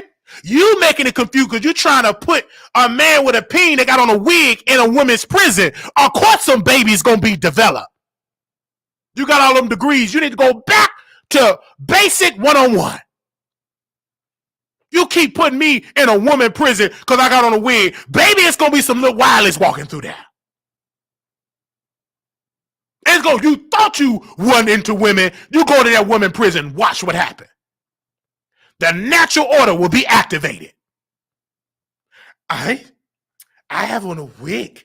I must be into women's prison. You in there, women's prison, man at night, she hop on that, you done screwed everybody on there, guards and everything. Get up out of there. That ain't gonna work. Of course not. What you shocked about? It's hard to put man in the prison for them not to make love together. You putting a man in a woman prison, you think they not gonna do nothing? Sit down with that degree that you got and go back to high school. Go back to elementary school and kindergarten. If you think that it's difficult for a man to be faithful to a woman in a man prison, but you put a man with a wig in a female prison, sit down somewhere. Sit down somewhere. You thought you was into men only. Get in that woman prison, watch what happens. You're going to be delivered. You're going to screw everything up because a hole is a hole. Get somewhere and sit down.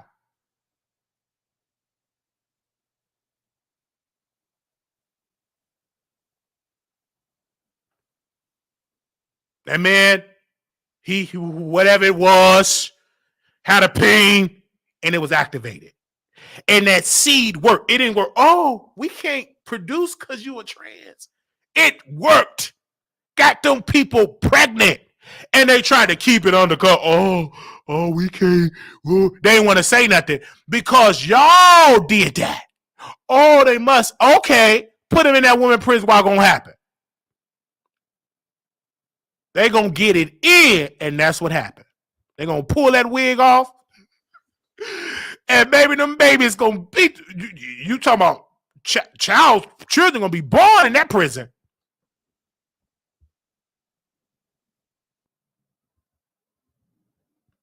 It's one sit down. You stuck up in there in that cell. What else you gonna hit?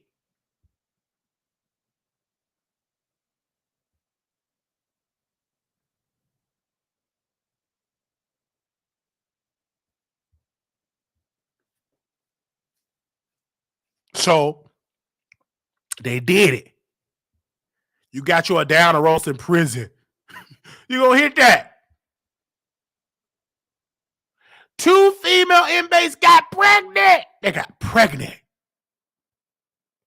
Because natural biology gonna always trump this stuff that they try to make. Always. Man, how could this be? How could this be? Basic science. Man and a woman. You keep humping, a child gonna be conceived. It's simple. One lady got out there, she was shocked. I don't know, how could this be? How could this be? Did she just say that? I looked at the screen. Talking about how could this be? Easy. That man got a pain. And she got a yoni.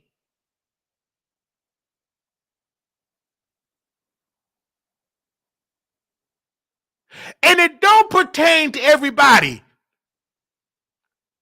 I never said it pertained to everybody. What I said is, if you got a ping, I ain't gonna be shocked if you give that woman some. I ain't gonna be shocked. It ain't gonna surprise me. It's a lot of people in the community getting in with women. They don't say nothing because they don't want to be judged. And the women don't want to say nothing because they're, woo, but it going on. Y'all look at the media stuff. Go look at that media and you go get confused. But I know that you got a peen, that woman got a yoni.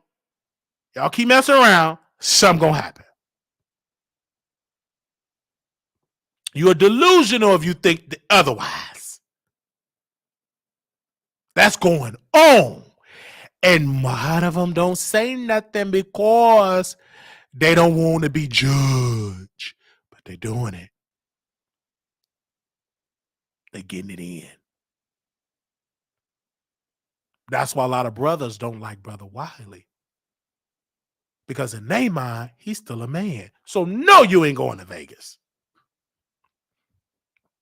He ain't into women like that. He like man. But to that man, you laugh too much. You ain't going. And you ain't going. You're going to keep your hand part at home. One brother just said it flat out. Oh, well.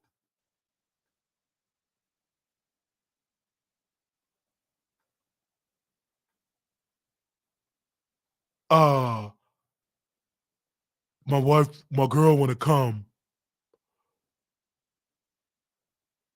but she like you too much. So no, ain't coming. You know what I'm saying? That ain't crazy. You watch, he's so funny. You watch me in the shower, you butt naked watch the show. No, he ain't gonna let you come. Every day you got me playing in the house. You got me playing more than any national television. You got me playing with you in the restaurant on the tour. He's so funny. And you utter out your, I want to go to Vegas. You ain't going to no Vegas. You ain't going. My girl, like, you think you come to Vegas? You ain't gonna be there unless you sneak and go. Okay, I just understand that unless you sneak and go, he can come to Vegas too. I ain't gonna be trading with y'all. It's gonna be fun. Oh man. Anyway, that man ain't stupid. All right, let's go ahead on to that. Give me a second. Is y'all all right? Okay. Somebody said you want to be sued so bad. No, come on now. This is part of my comedy. It must have been California. I thought you had as well to get a female person. The man say he got peen. Don't he? Heck no. You can't go. Absolutely. A man don't like it when you make they girl laugh more than they make them laugh. They watch that. Brothers watch. He see you laughing hard. You feeling bad until I came on the screen. You think that man don't see that? Someone said, your whole spirit, Wiley's on. You're just laughing. Jesus. You think that man don't see that?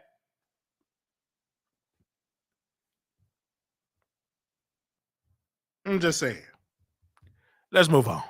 Now, we had to talk about Diana Rose. I don't care how mad you get. We had to talk about Diana Rose. They talking about she gonna sue, but let us sue. Who cares? Tell her to sue me tomorrow and waste all her money. Okay? They said she gonna sue. Well, let us sue. Who cares? Bring me in that lawsuit with Diana Ross. I'm gonna really show up. I'm gonna dress like Smokey. I'm gonna dress like me some Smokey Robinson. Okay? I'm gonna be dressed like Smokey. Do you understand the impact that will have on my show getting sued by Diana Ross? Do you understand all these people? She knows she rolled that pee. Man, please. Shoot. Let her sue me and see what happens. So Chance, now I'm a huge fan of Chance the Rapper. I love me some Chance, and I love his wife. All right. I've been knowing Chance for a long time. He's always been a geeky type guy. He would be in the library. He'd be performing on the train. Like, he was very active in the community. I get that. Congratulations. We went to some of his talent shows. Great guy. What he done for Chicago, good guy all around. It's more problems in the city. Got the pieces there. Okay. I like, we don't want no problem. There's no problem with me. Okay. All right. I love Mr. Chance. But Chance in trouble because he decided to go to Jamaica and they was riding that peen. And so they looking at the wife saying, divorce, divorce, divorce. This ain't the first time Chance have cheated on his wife. He always been cheating on his wife. Like his daddy been cheating on his mama. So get up out of that. She know what she dealt with. She ain't leaving Chance the rapper. All right? She know he's a cheater. He been a cheater. He's going to continue to cheat. And people talking about her, talking about she looked like a man. She probably do. Who knows? But I know this personally. She ain't leaving. And Chance knows she ain't leaving. Period. Now, Chance could be more respectful and stop putting stuff on camera, but he not. Just like Chance the Rapper showed his peen on time. He that type of way. He have always been a cheater. People in Chicago, we ain't shocked. We looking like he always been a cheater. We ain't shocked. That ain't number phony. So I'm married to my wife. I love my Pookie Bear. We in love. We know that's a bunch of cow manure. You don't love her. You love her because it's a good for your brand. But in reality, that peen is going to all them different type of women. It is. You love it. Peen just going out the way. With that hat, they snatch that hat off. You be all up in that peen. And she ain't gonna leave. Only time you gonna see her leaving is when he get her pregnant, get another woman pregnant, then she gonna announce a divorce. Till then, he can cheat all the way. They have a deal. Long as you come home, baby. Long as you ain't give me nothing that's making me burn. Long as you ain't getting another woman pregnant, I'm cool with it. She ain't leaving. He been a cheater. What? You don't know that he been cheating on girls all on the southwest side? He cheat. He got a couple of hoes that live in Chicago. They cheat. He been cheated. They ain't surprised at us. He was the biggest thought in Chicago. He's a good rapper, but he's a cheater. Who cares? He cheated. It's just, oh, he shouldn't do it as no married man. These married men ain't the married man that you think it is. They different. It's a lot of guys that's married for a look, for the brand. They ain't gonna be faithful. Faithful out the window. Faithful. Chick, you better be glad that you live in. You see this house? You see these cars? I'm gonna have to share you, and you know this. Handle your cars right, you're gonna be taken care of for the rest of your life. But I'm going to have to share. It is what it is. And they know this. Y'all be like, oh, how can he do that? Easy. He doing it. He. Just because he ain't rapping about drill music don't mean he ain't about that life. Most rappers cheat. Show me a rapper that's committed and faithful. Show me one. Name one black rapper that's faithful to their wife. Never cheated. Name one.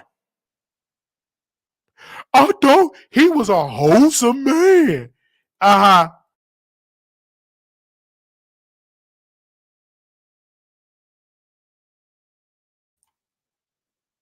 So I thought he was a wholesome man. He was a wholesome, all right. Oh.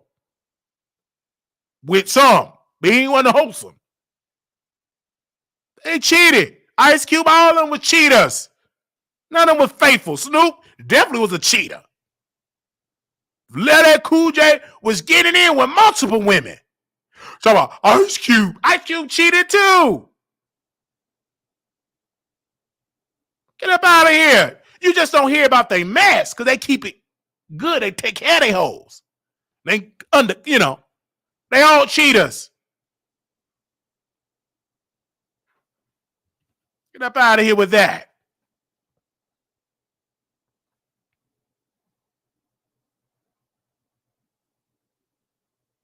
They ain't never had a public. These people cheaters. So, this talking about Chance the Rapper. He been cheating. This ain't nothing. I ain't shocked. Neither the people that's in Chicago shocked. Y'all shocked because y'all know these people dirty deeds. That's how they leave their hometown. They get married to somebody lighter skin that's gonna keep quiet. Oh, he's such a good man. Mm-hmm. Go to Jamaica, got that booty all up on his peen. He all up through that.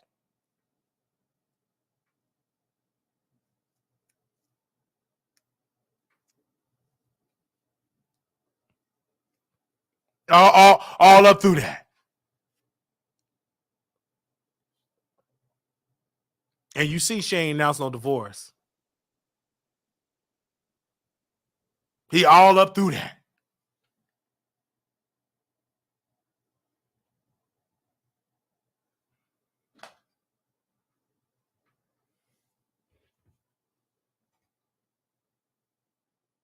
My thing is just waste of time getting married and all that, but they do it for the brand. That's why they do it. They do it for the brand. I'm gonna say it again. They do it for the brand. And most of the women, they're with him for the money.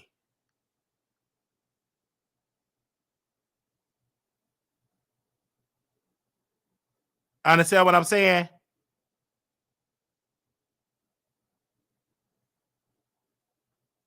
They do it for the brand.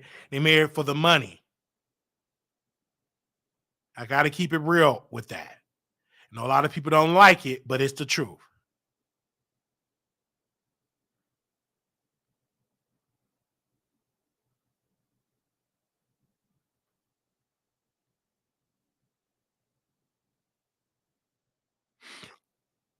Cheater.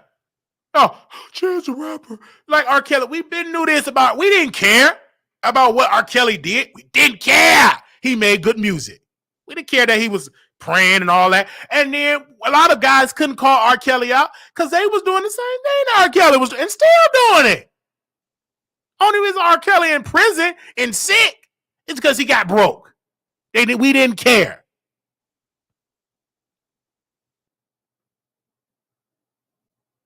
We didn't care at all. And I'm putting me in it because I still listen to man music. We didn't care. And most people that was sick anyway because they were watching the tape that R. Kelly was on anyway with a minor.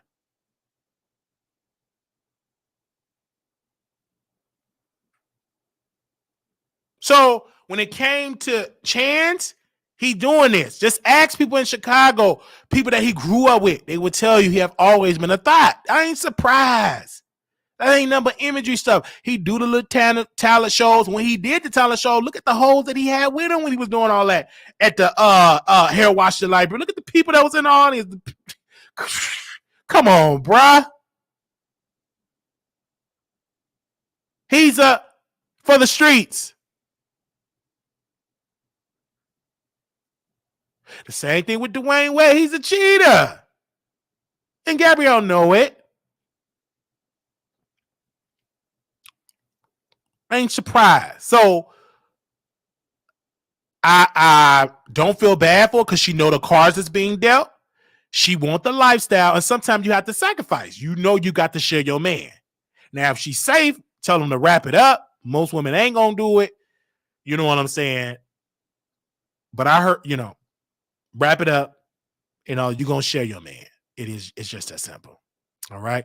I love Chance the Rapper. I love his music. His brother is a whore. Like, I love his brother. He's the biggest whore in Chicago, too. He actually said with two of my friends. We been knew his tea. He came out as a part of the lifestyle. It's a horse. So I'ma still rock to that music, but you whore. You ain't that is the good old family, man. That ain't nothing but a setup for your career to make you look good. You still a hoe. Get up out of here with that. And they share each other in the industry. That's why they be burning. They go to the same doctors. They be getting cleared up because they share each other in the industry. That goes on. Just like if I go to Atlanta, you share the same people. It's so bad in Atlanta. I was just in the lift, and the Lyft driver, we go to my hotel. I'm thinking the man was a top. This man was a whole bottom. He wanted me to hit him and everything else. This is in Atlanta. That's why I couldn't move to Atlanta. I told my friend, I said, Theo, I can't move to Atlanta. He said, why not? It's too many. I'm a hoe. And you putting me in it with the playgrounds with whores. It ain't gonna work. So I'm gonna stay right here in Dallas. I can't move to Atlanta. Even when I visit, I'm getting it in. So I can't do it. I'd have been in the Boss Baby Award getting it in the restroom with some of the stars. I'd have been getting it in. I'm a whore. What? Yes. Ain't gonna work. Man, please. I'd have been getting in at the Boss Baby Award. And the winner goes to the Wiley Show. I ain't in there. I'm in the bathroom getting it in. I'm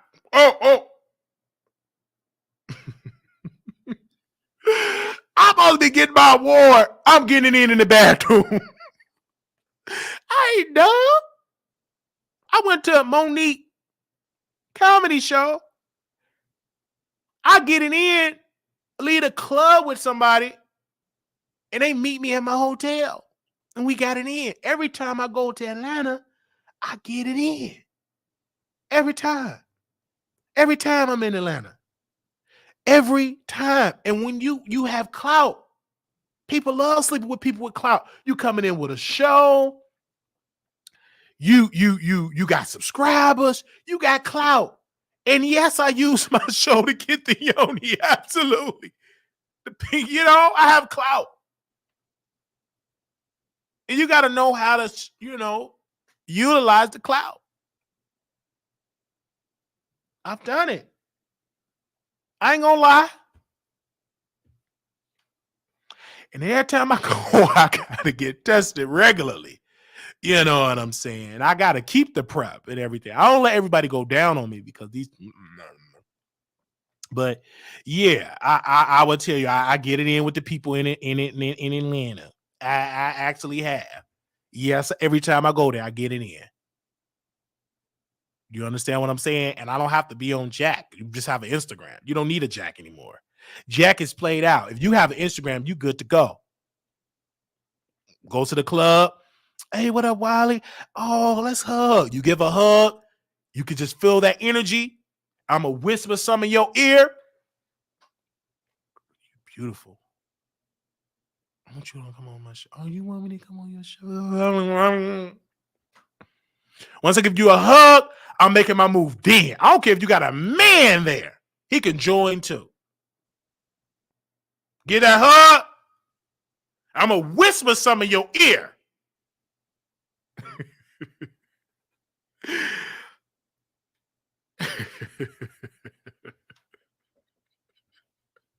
I'm a player. When I go to the club, I'm there dancing. But if it's somebody that I want, how much do you cost? I done already did how much you cost. So I'm good. So when I go back to Atlanta, I'm going to get on station. I'm going to show y'all how it works. You know what I'm saying? Give me some Hennessy. I'm good to go. IG is for Amazon. You got your Instagram. I don't need a Jack because I have a show. I am known. You know what I'm saying? I am known. So it was a person that was on my show. I got to be careful how I'm going to say this, Lord. And he was on my show, and he always asked me for money. I never respond to any of his requests because I'm not in his city. So when I get to Atlanta, I'm going to be like, oh, yes. You know what I'm saying? Mm-hmm. You was asking for some money or whatever. So what you going to do for it? I'm a player. And you're going to do it because you broke. So it's for always. I never respond to any of his cash out requests. But as soon as I come to the city, this the time. Oh, I'm in your city. Let's hang out. Drinks on me. Dinner on me. Understand what I'm saying? On me. Drinks, dinner, Uber Black on me.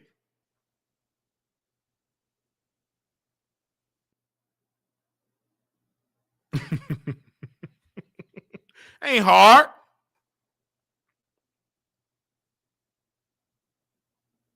Yeah, Instagram is the hookup site. Most of the stuff that I've gotten in is on Instagram. This on Instagram. I've deleted my Jack a long time ago. The most thing I've gotten in is on IG, on Instagram. Many people hit me up. Say, are you gonna be at the Balls, babe? Wiley, where's my drink at? I thought you was gonna come to the Balls, babe. I thought you was gonna come to the ball. Don't worry, I ain't coming to the Balls, babe. But you gonna see me, the boss, and your babe gonna be there. I ain't coming. My DM was full. Where you at, Wiley? I thought drinks was on you. And blah, blah, blah. I thought you coming to the Balls, babe. These some good looking people. I said, don't worry, I'm coming. I'll be right there with you.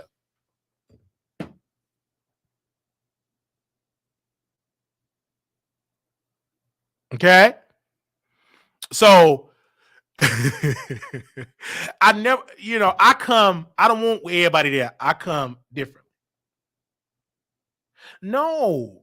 You said, please don't tell me. You said, Don is a home married man. Okay. Mm-mm. Absolutely not. And when Don, every time Don come on my show, he get harassed in his DM with his friends. They say despicable things about him coming on the Wiley Show. He would say, you are a, why you on that gay man platform? Because I didn't even think these people watch my show, but they watch and they come at him. And that's why I give him credit in his character, is that because he is not you know what I'm saying, homophobic, they upset about that. It's sad. It is so sad. It is so sad. You can't be friends with a married man. Yes, you can. I've done it. Absolutely, I've done it. And actually, the reason what made me be more into like women into that lifestyle is because I looked at how he is with his family. You know what I'm saying? And being a family man and going home. And I've never witnessed and never had a friend that had their own house that's in their 40s, a beautiful car, and a wife. And I've never seen that, because the people that I knew is that they had baby mama going to child support. I've never had a friend that was about that life and committed to their wife. You know what I'm saying? I've never seen that before. So I love that. And I love it about Don, because even when I had issues going on, he never threw me away. We were cool. Like, our friendship is good. And I love that about him. I love that about him. I love that about Don. Like, he's not ashamed, even though people, his friends don't like him coming on my platform because I'm out in the open. But I love the fact he said, no, like, we cool and I don't judge you and we friends. Like, whatever. You know what I'm saying? And I'm not going to stop being your friend because of what society, what my other friends say. No, that's a cool dude. Understand what I'm saying? So I love him for that. We are good friends. When I was going through at my lowest, that brother was there for me. He was a great guy, great advice, awesome brother. You know what I'm saying? He didn't judge, and he got to know me for me. Understand?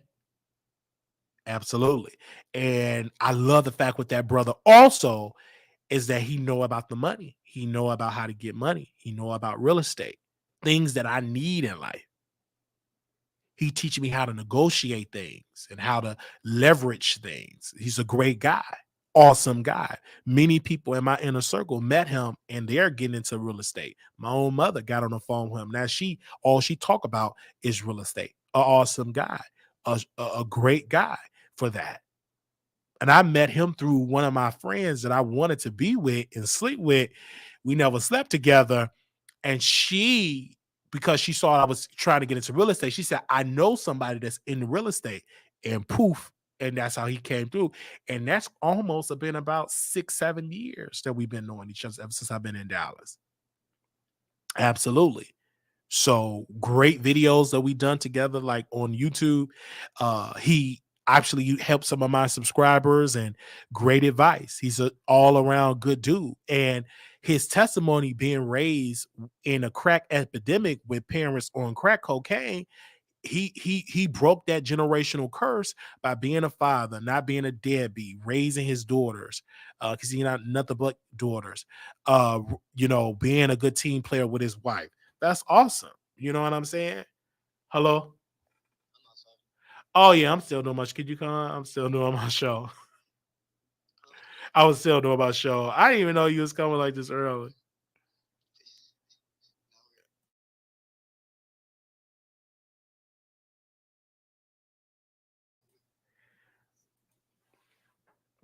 Hold on, y'all.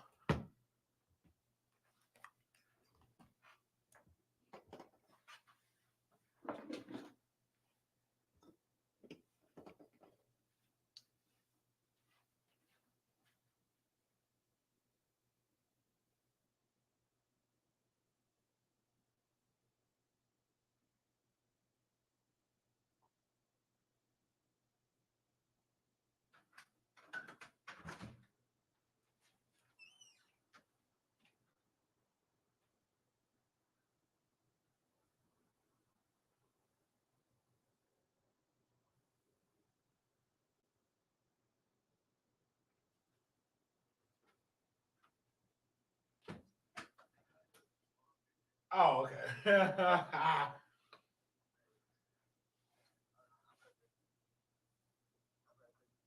Oh, okay.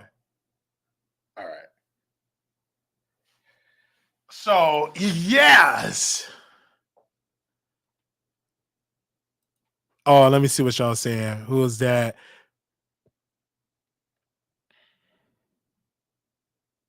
No, I'm not talking to no married man. No, I'm not. Yo, it's so funny. I am not talking to no married man. Oh, they're talking about being a player in the phone. Oh no. We gonna get to the next story. You know what? You non-members be telling me to get to the next story. We gonna get there when we get there. My sponsor like it when I'm nice and long. She like that. She prefer it. And she the reason why y'all are able to be in the chat. So give a shout out to Sister Anonymous. Um, they said Wiley always getting booty calls. But I like it that I'm not on the DL. I like it.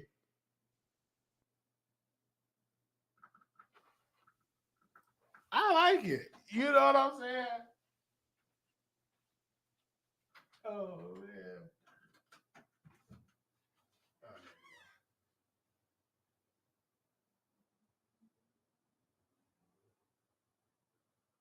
You had home? I said you had home. There you go.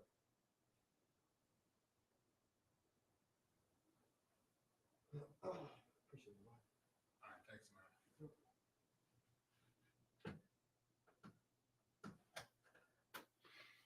Yeah, so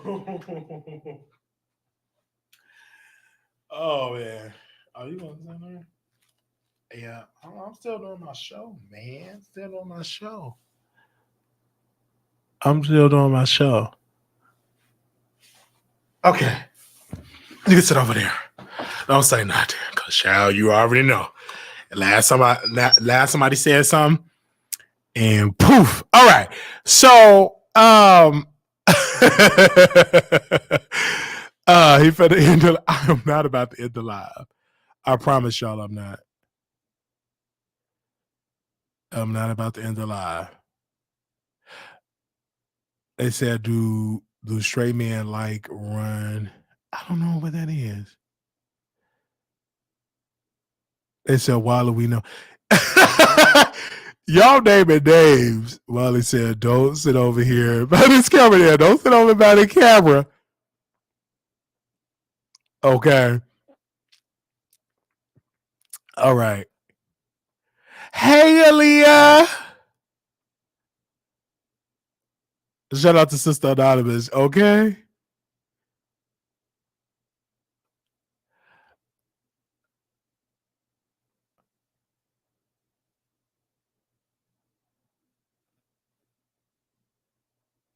All right.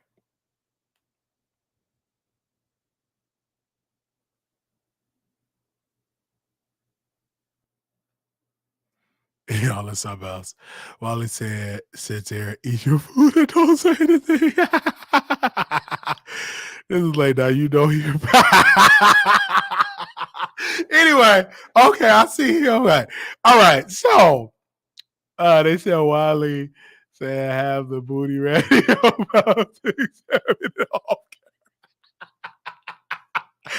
Ah! Wait a minute. Why is y'all up in saying this? See, this is why. Y'all is something else. Okay, let's move on.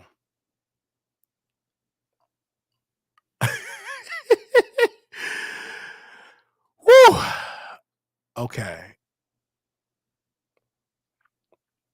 Give me a second here.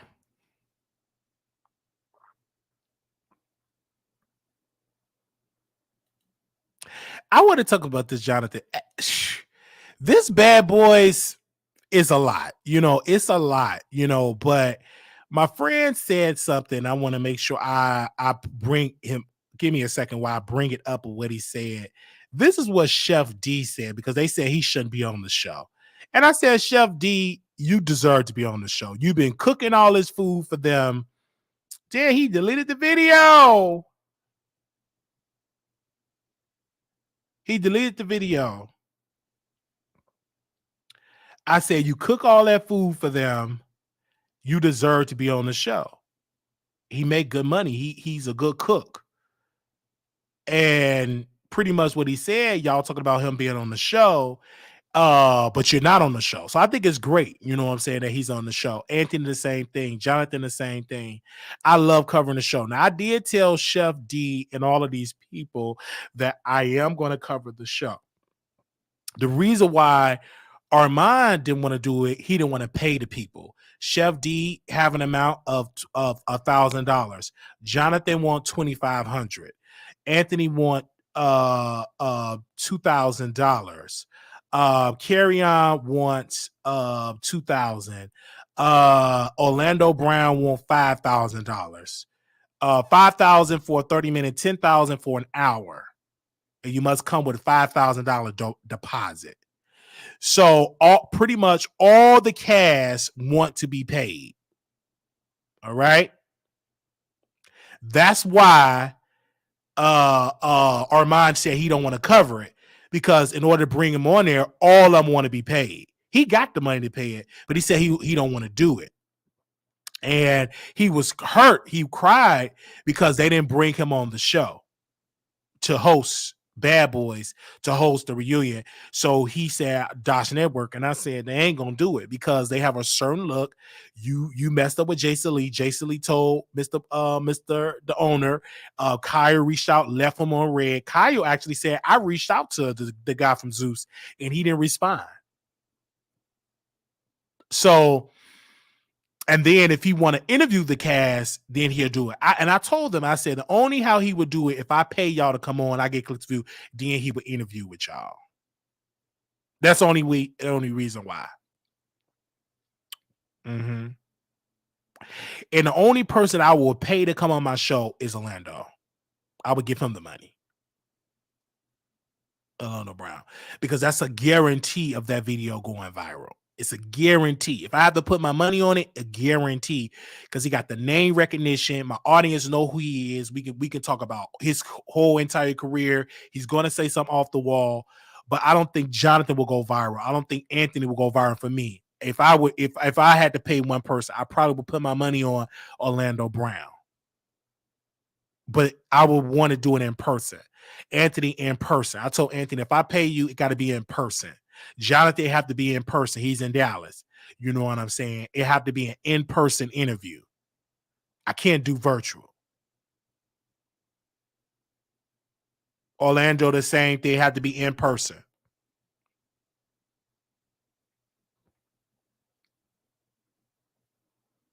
So that's why Armand said no. So when I cover it, I don't mind covering it because I don't have my heart set on for me to host it because I know you're gonna say no. Hell, they don't even want me hosting a show or a free show because how I look. So I know they ain't gonna bring me on that. You got to have courage to do it, but I ain't gonna sit here and get my heart on the string because I know you're gonna say no. Mr. What's the name? He always look at my DMs and say, hey, man, thank you, the CEO of Zeus. But that's different of hosting. Understand?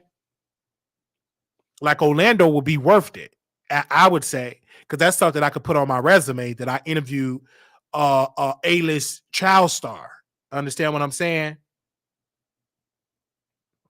But the rest of them, no. Anthony, no. You know, Anthony, he was telling me what questions to ask and don't ask. I said, sir, you can't come on.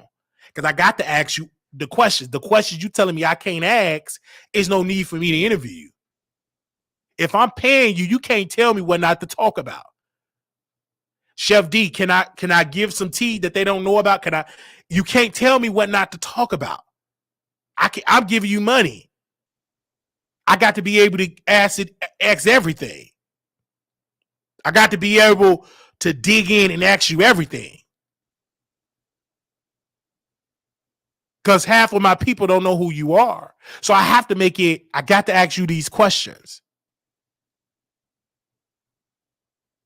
The same thing with Jonathan. I got to ask you these questions. There was another cast member we reached out to. Now, apparently they saying he's gay. I forgot the man's name. They say he gay. He trying to pretend like he's straight, but I know he gay because the man did a podcast on Ear Hustler podcast. He said yes, he's gay, and so he tried to delete all the gay photos, but you can't delete everything. So they finally found him in his picture of his boyfriend. He trying to pretend like he's so straight. Ain't nothing wrong with that, bruh. We know you like peeing. You trying to reinvent yourself. We reached out for an interview. He won $1,000. I said, can I?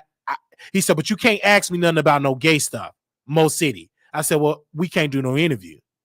Thank you, Mo City. He wasn't always Mo City, but something else. But anyway, let's call him what he want to call himself, Mo City. Or you can't ask me nothing about that gay stuff. Well, we can't bring you on the show then. Because that is relevant. If I'm paying you to do a show, you can't tell me what not to talk about. Understand what I'm saying? Now, if I'm on that for free, then maybe, yeah, you can do that. But if I'm paying you $1,000, I got to be able to ask you everything about your mama, your daddy, your blood type, your this, your uncut peen, everything. Period. I'm giving you $1,000. And it got to be in person.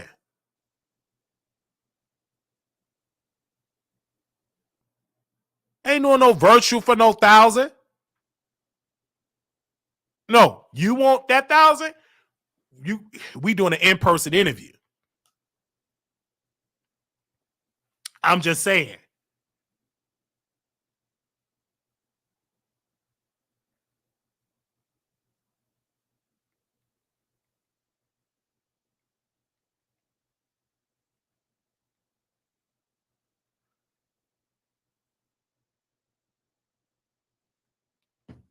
I'm just saying. He's have a boyfriend. This ain't nothing shocking.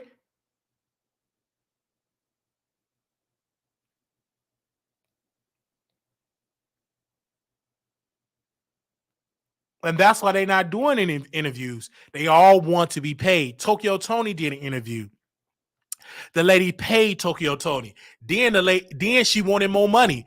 We was in conversation with Tokyo Tony. She wanted $5,000. She said, "You have to give me $2,500 as a deposit." And I said, I said if I had it, I ain't giving it to no person like that. No, you get it when you show up, because you could take my deposit and just run with it. Absolutely not. I don't trust you enough to give you no deposit. You ain't trustworthy enough. And then she got the clicks and views, and she dragged the lady, wanted more money from the lady. She posted the lady phone number, then she posted Tokyo Tony phone number. So when people come in my DMs and they say they want to come on the show, you should interview, they want to be paid. When we interview Rolling Ray, we paid Rolling Ray. We got our money back because he didn't want that much money then.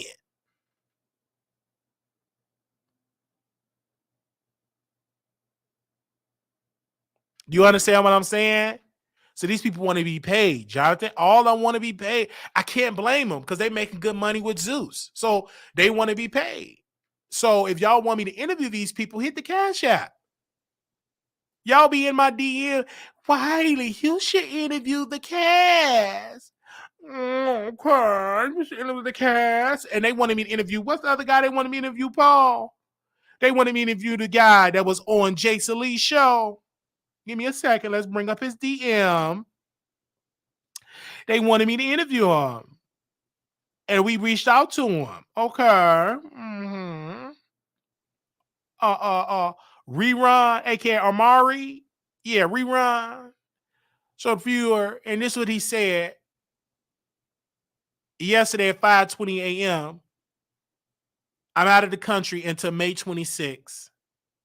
Booking fee $2,500 for all appearances. Interviews come with professional promotion on all my platforms, IG, Twitter, both 100K following with great engagement. Normally, I only work with Hollywood Unlocked for interviews.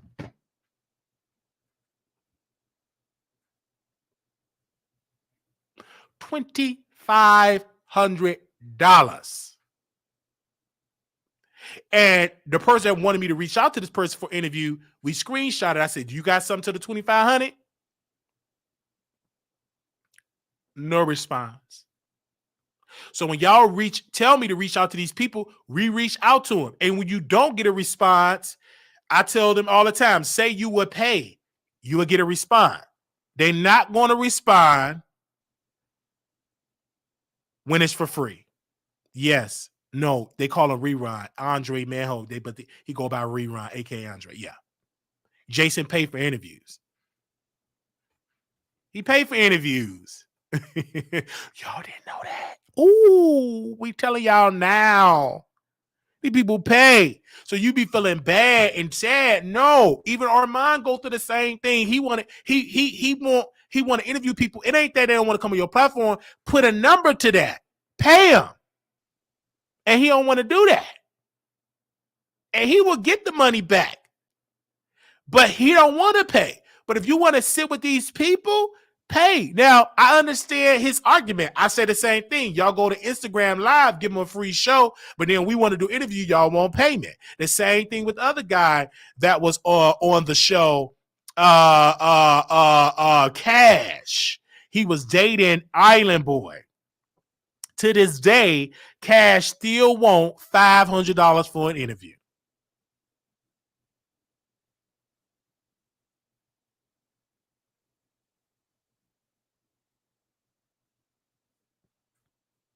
To this day.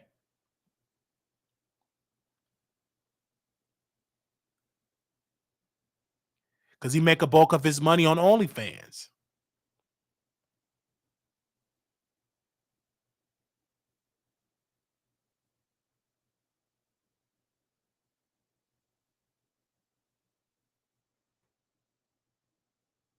All of it. He make the bulk of his money on OnlyFans.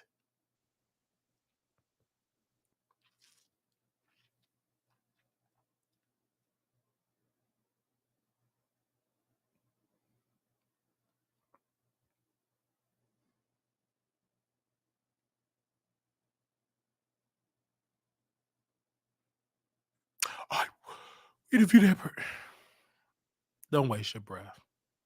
They all want to be paid.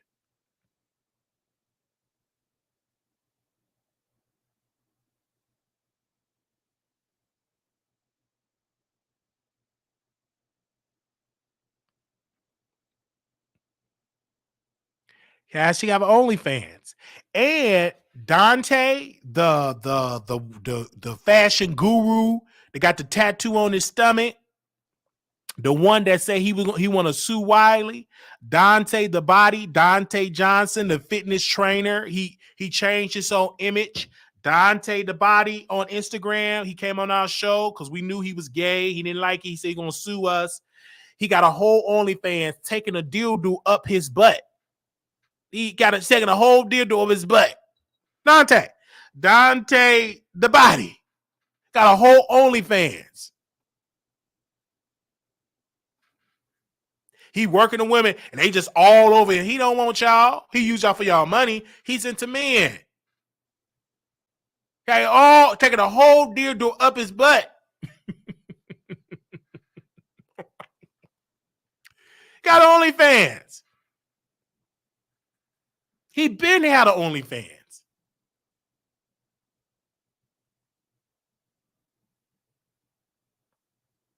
Good look, got a tattoo on his stomach. Good looking guy. He ain't into no women. Because we asked him a question. We said, I pretty much what I said, when did I sleep with a guy? He hung up the phone because he pretended to bring his female friend. She's supposed to be the beard. And he'll sleep with females. Yeah. But he sleep with guys. And he didn't want nobody to know that. But you got a whole OnlyFans. I will sue you. We ain't take down that video. What you gonna sue me for? Because you live in a double. You don't want people to know you get up your rectum with a man who that ain't no secret. If you do one little Twitter search, you see it's OnlyFans. It ain't no secret. Just because you work it out, 1, 2, 3, 4, doing little workout videos. Yeah, you get your rectum worked out with a man. So what? It's 2023. Who hide it? Who cares? You can't hide it. He hid it from me. Oh, no, he tried to hide it. He done content with her. He done content with men. It's out there. You just got to do one little search, child.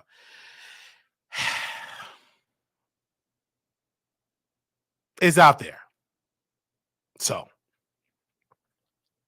And then he had got into it. That feminine came out. Girl, what you said? He started saying girl. It started to come out. He got into it. He took the video down, but he got into it with somebody. He was staying with somebody. He was sleeping around with another man. And he got into it with somebody. He started going live, started saying girls, start popping it up. I said it came out. And I guess he noticed it. I'm like, I thought you was straight. And he deleted the YouTube video. But we knew it all. We seen it all. He lived a double life. He said he was gonna sue us. Yeah. Mm-hmm. Yeah. Like Anthony, somewhere he just ain't clean. He love to eat burritos and tacos. He ain't clean because he got caught and exposed. Somebody was going back in his backside. He just released brown stuff all over him. And the person said he was disgusting. They leaked it all on the internet because he don't know how to clean himself. He eating burritos and tacos, and you know them Latinos, they be stuffed with mess. And then he got the audacity to get that up there. You don't clean yourself? What pathetic. You famous. And you think that, and the guy got so upset because he put it was all on camera. He leaked it. Yeah, surely did. And he didn't want me to talk. He said he don't bring that up in the interview. Of course, that's the first question I'm gonna bring up. One of the first questions I'm gonna bring up. You was stuffed with burritos and tacos and bell peppers. And mad because he put it out there. What you thought that they ain't gonna keep that no secret? I'm so glad that when I was out in them streets, the cell phones wasn't that, them cameras wasn't that good quality. It wasn't no OnlyFans back then. I'm so glad. What you thought? And Milan exposed it and put it out there. And exposed it. Yeah. He exposed it. And talk about, don't talk about that in the interview. All right. If I got to get my $1,000 back, I'm asking you everything under the sun.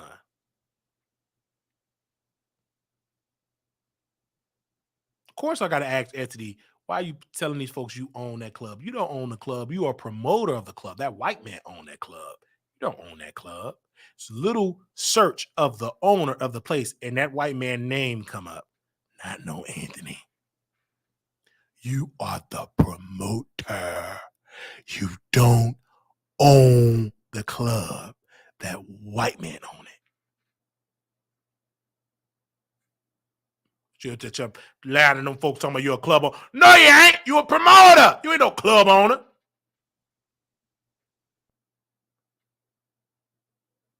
Stop lying to them folks. You had DJ Rude Boy and Marty talking about he owned Marty. He don't own Marty. He got in an accident. He had to have a GoFundMe to get his DJ equipment back. You don't own that. That white guy owned that Marty's. You own that club. Stop that lying. Stop all that lying. I own it. No, you don't. Only reason why you DJ Rude Boy, is because you did fraud, got arrested, got out of that bank and stuff, got arrested, got a felony, and then you had no choice but to be a DJ because you couldn't get no regular job because you had felonies. And you became a DJ, but you don't own Marty's. That ain't your club.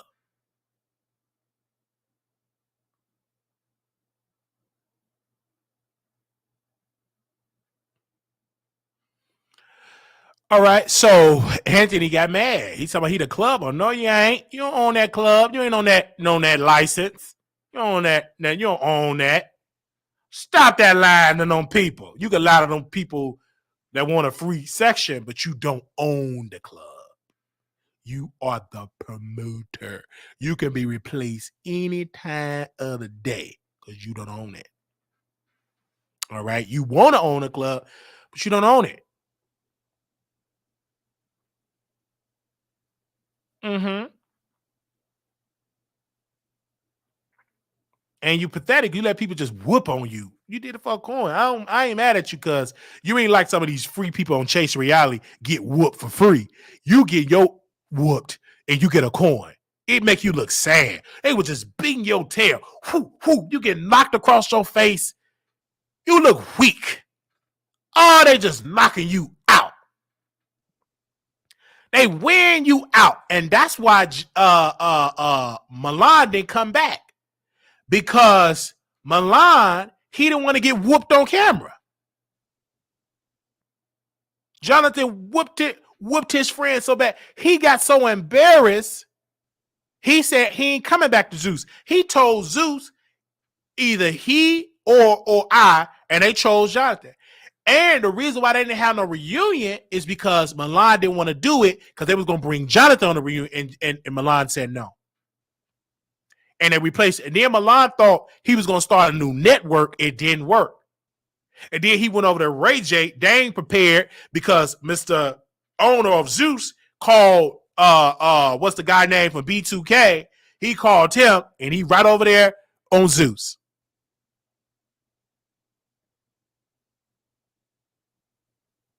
You understand what I'm saying? They called him. He supposed to be over there with Tasha Network. Armand and Milan, they supposed to be the new competition for Zeus. That man made one phone call, took him, and now he on Bad Boys.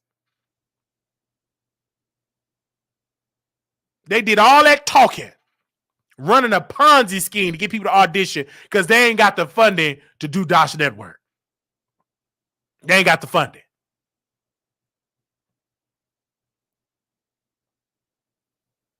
Ray J tried to get it off the ground, but you got to spend millions to get it off the ground. It didn't work. Excuse me. It didn't work. Oh, we got Tasha Network. Armand, you should come host. Got in that man's head. Armand should have stayed with Zeus. They run a whole Ponzi scheme over there. They ain't put out no show. Well, I'm going over there. I'm working with Douche, whatever the name. That was a stupid network name.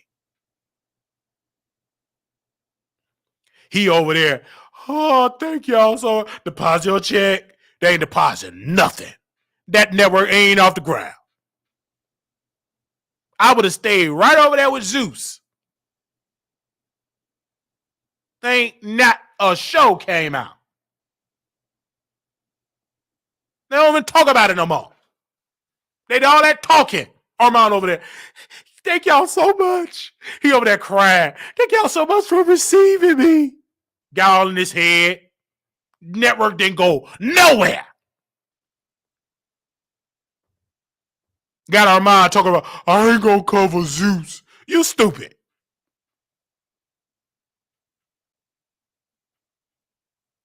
Get someone to sit down. You better cover that, get them clicks and views. Now you got standards.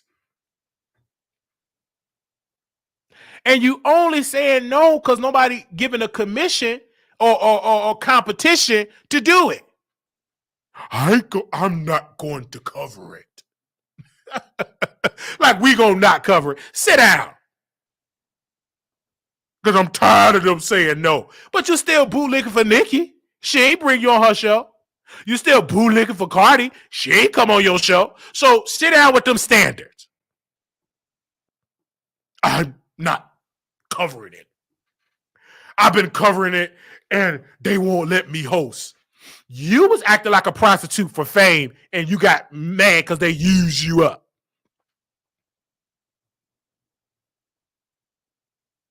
I've been hitting Natalie. She ain't got no power. She don't write the checks over there.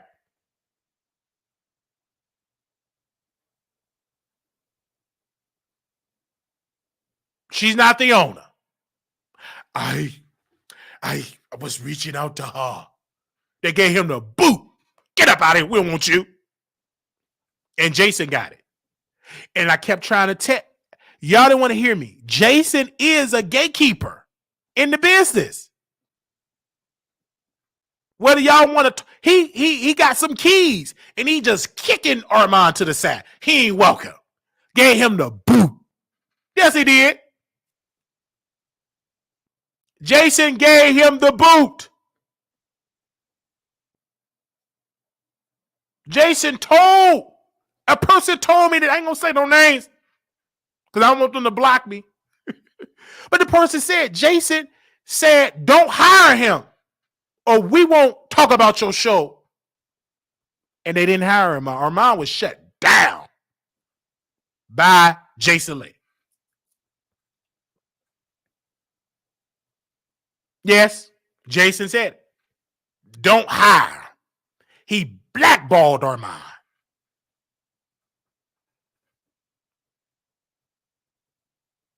And Jason got the ammunition to do it because he burned his book. He showed them text messages.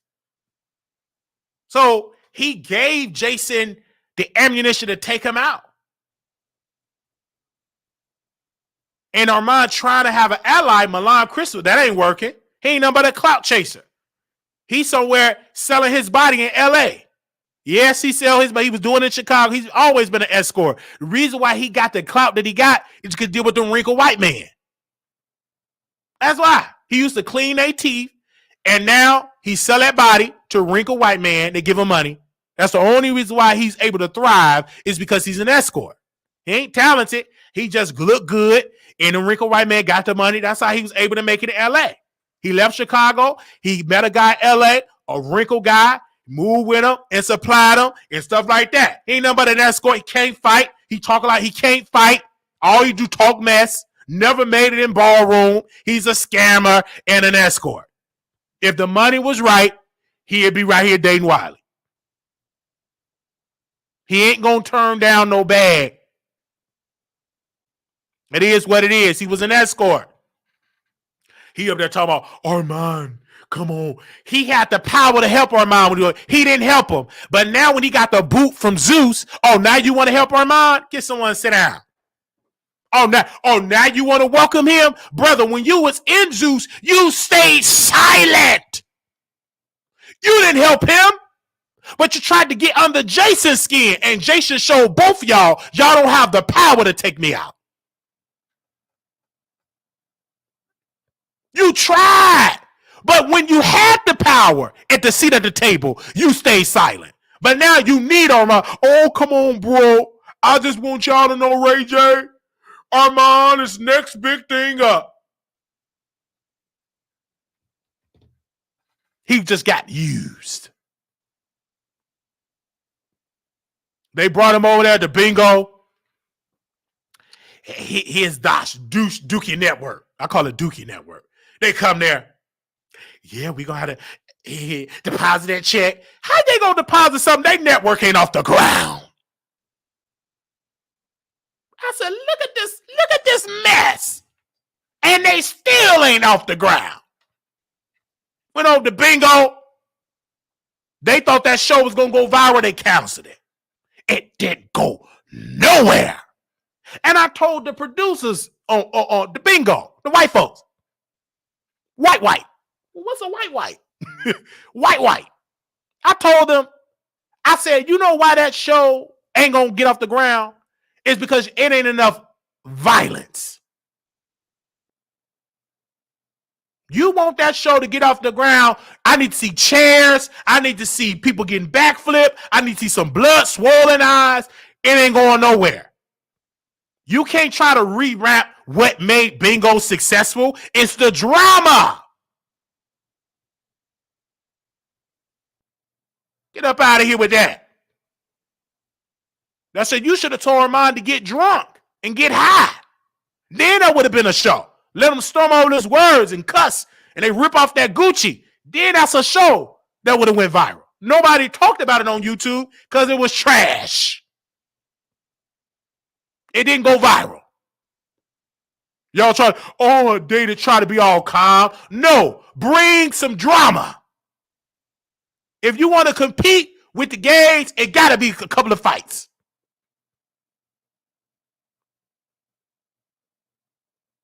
Period. When you go to bingo, it's all drama.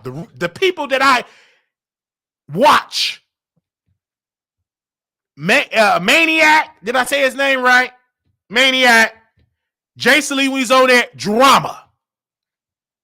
He brought all them celebrities over there to bingo. Brought them all over there to bingo live.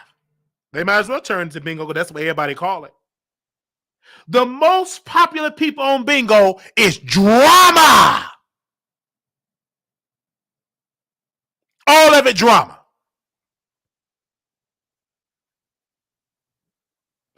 Jason tried to bring the Braxtons over there. They flopped. Nobody gave him $1.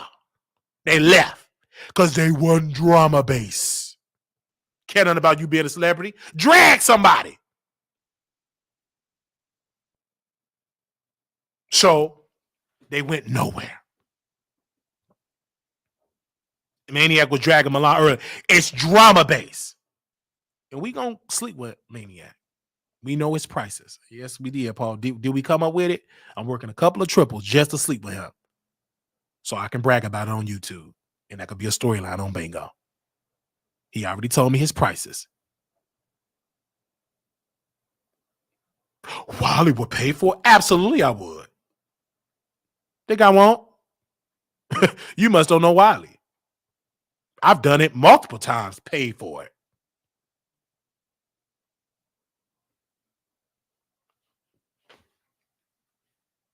Oh, he would pay for it? Absolutely. You got it for sale, so I'll buy it.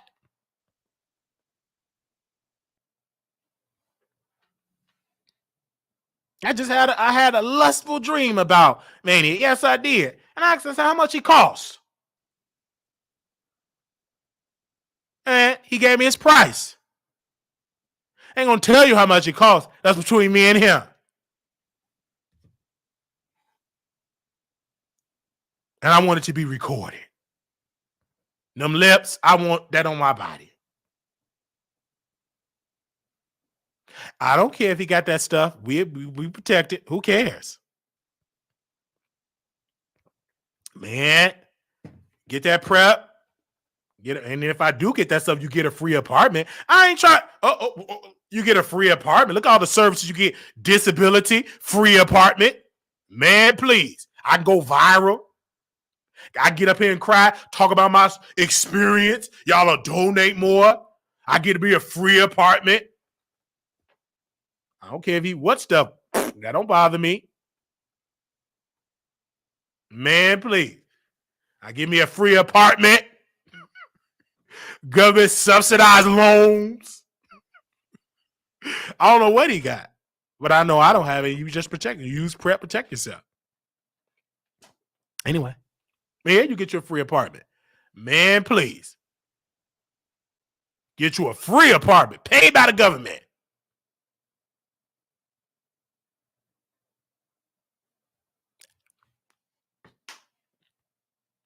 It's sad because why are you able to get stuff paid by the foundation? Man, please. But we're going to do it. I don't know what he got. He looked like he clean. I don't think he got nothing. He looked like he clean. Don't worry about it. Good look. Every time I go on his chat, what up, Wiley? It's just everything. He's amazing. I want him. And I will buy him. Man, I always have to pay for it some way or another, whether that's setting aside time to take out to dinner or hearing about your mama that I don't even like. Might as well cut out the BS. That's so true. I pay for it.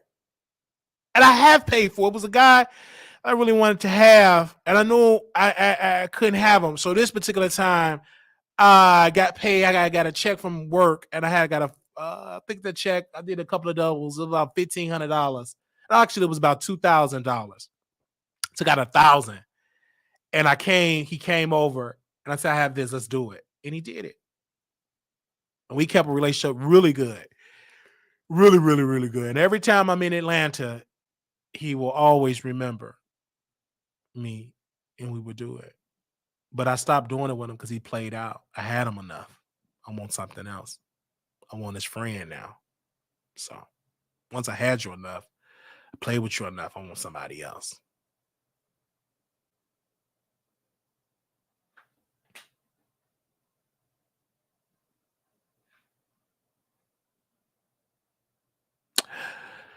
So I've done it. I had him enough. I'm talking on something new. Had it enough.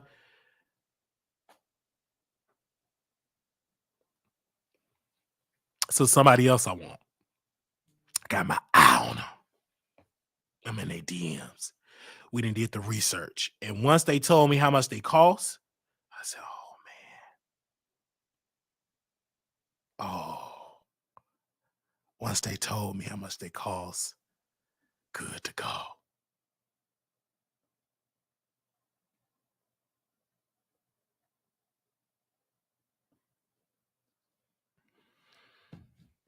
I ain't gonna say the people name because they're ashamed. I ain't gonna say their names.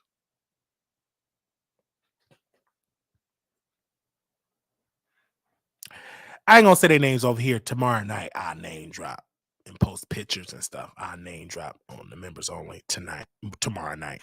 I'll name drop and blast it over there. But here, you have to become a member. But yes, I will pay. I have paid. Yes, I have. So I've done it when I was working a regular job. You know what I'm saying? I've have paid. Absolutely. Absolutely. It was one particular, I was so bold. I said, how much would it cost for us to sleep together? He said $500. And this was for cash out. Went to the bank, got the 500. We did something that day. Mhm.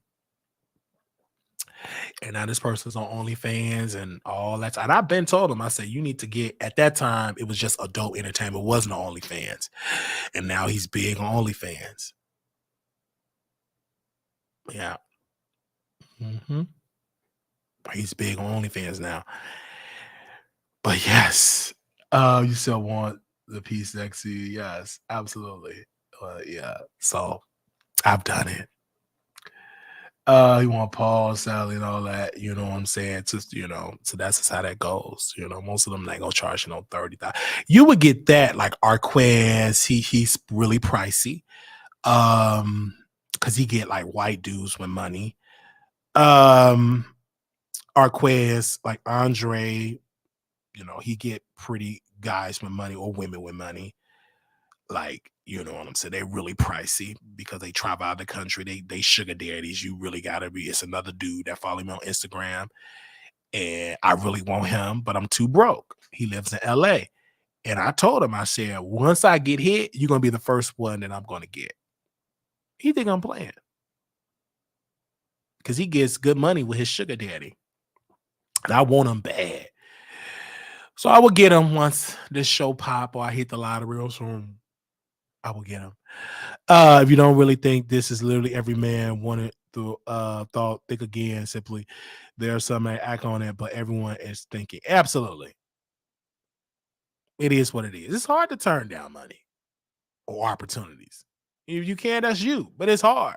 Most of y'all would say, no, you never been offered that. It's hard. You trying to make it in Hollywood, somebody offer you. It's hard, I would say.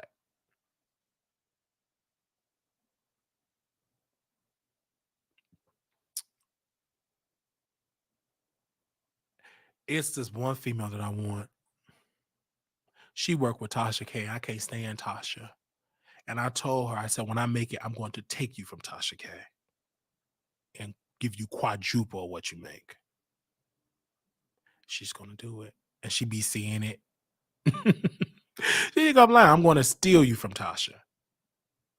Because she's not going to be able to give you what you desire. You want to be this baddie,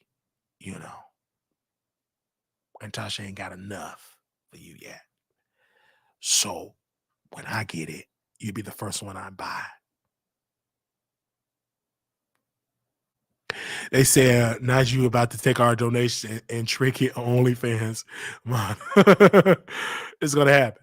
Who said how much charge for the in a second? Okay, I didn't say nobody name how much they charge. I didn't. For the most price, most would. So I didn't.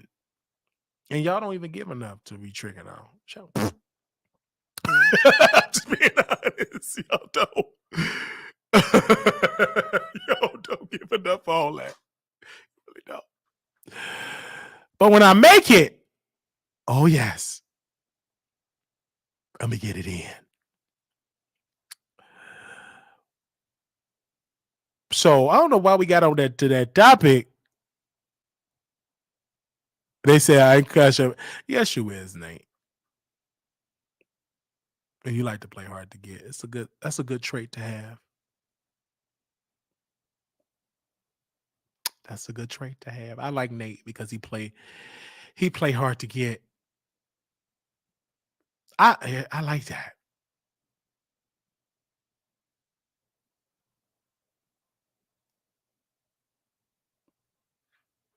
So I like that. Anyway,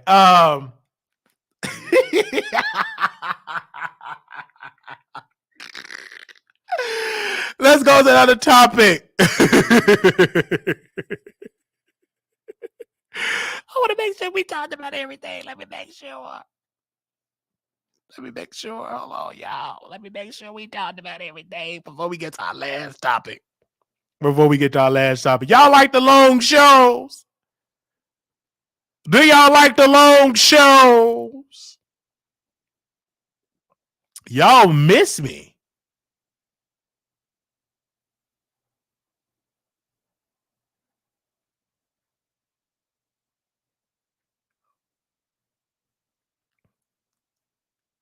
Okay.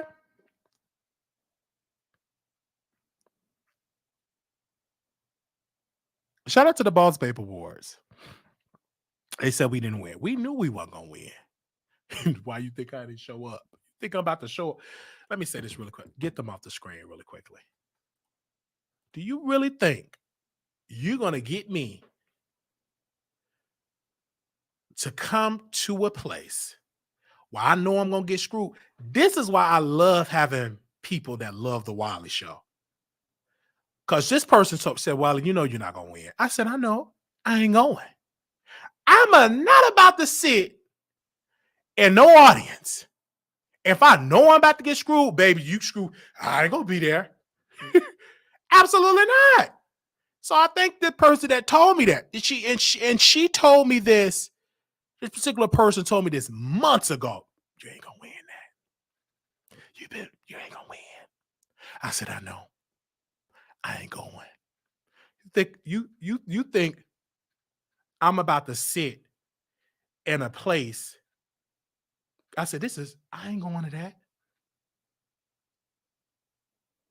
Think I'm about to go to somewhere? Absolutely not. I knew it wasn't right when my international fans couldn't vote. I said, that ain't right. I said, why can't you cannot nominate a YouTuber and not allow your international fan base to vote? That's a slap to a lot of our audience.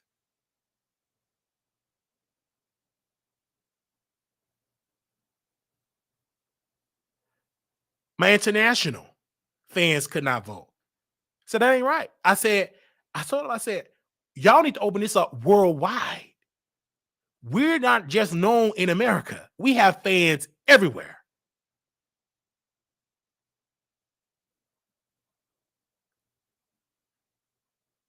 And then I was cool with Trey Sorrell and T-Spiller. And then they got uninvited to the award show. I said, uninvited? Oh, because they track. I said, who handle award shows like this? I said, I ain't going to nothing like that. Why would you uninvite somebody all because they was trashing our last reward? Who cares? If you're nominating somebody, if you say an award committee nominated Trey Sorrell and T-Spiller, right? I'm sorry, Trey Sorrell was nominated. And you're mad because he said something about your award show last year. That ain't right. And I'm not about to throw them away. I'm still cool with them, still showing up on their lives. I'm still showing up on their stuff. They was uninvited. No, like we cool. And I don't think that's right. Because y'all in y'all feelings, because something they said last year, but you still nominated, but you reminded of that. Okay. I'm going nothing like that. Absolutely not. It was uninvited. I said, what? So I'm not going to. They said, are you going? No. Going nothing like that. Especially when I know I'm about to lose. Because you paying for your flight, you paying for your clothes, you paying your money. Because we had security that's going to go, baby, the security had to pay $300. I think it was $300. Then I had to pay $100. You know what I'm saying? So, and you don't win? Absolutely not. I'm not doing that. Heck no. Oh, did you say it? We had to pay for the security? They $300 for their security service. Then you have to pay almost $300 for them to go. Then you have to pay money to go. It would have been a waste of money, and I ain't wasting it. Thank you for nominating, but I ain't going. I ain't wasting that, especially when I know I'm about to lose. Heck no. See, you can't compare the Grammys. You get free invitations to the Grammys.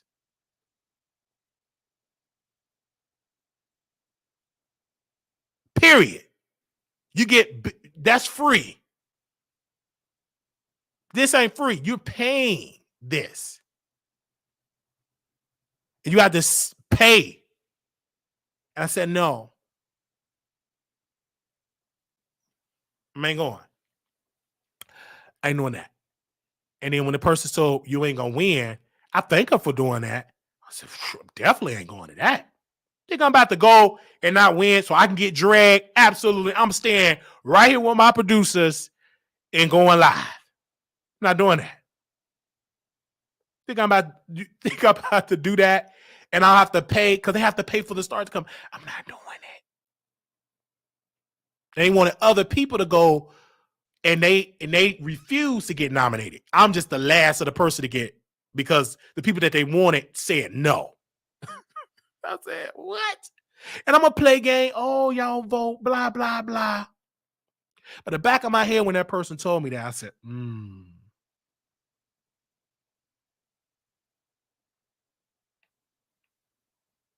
ain't going to that. When I go to Atlanta, I go when I want to go. I'm not going to get screwed. I do the screwing. I'm not doing that. Absolutely not. I'm paying for a one night stand. That's pleasure. And they said, I ain't paying. No, I don't like them people like that. Half the people in there I don't like.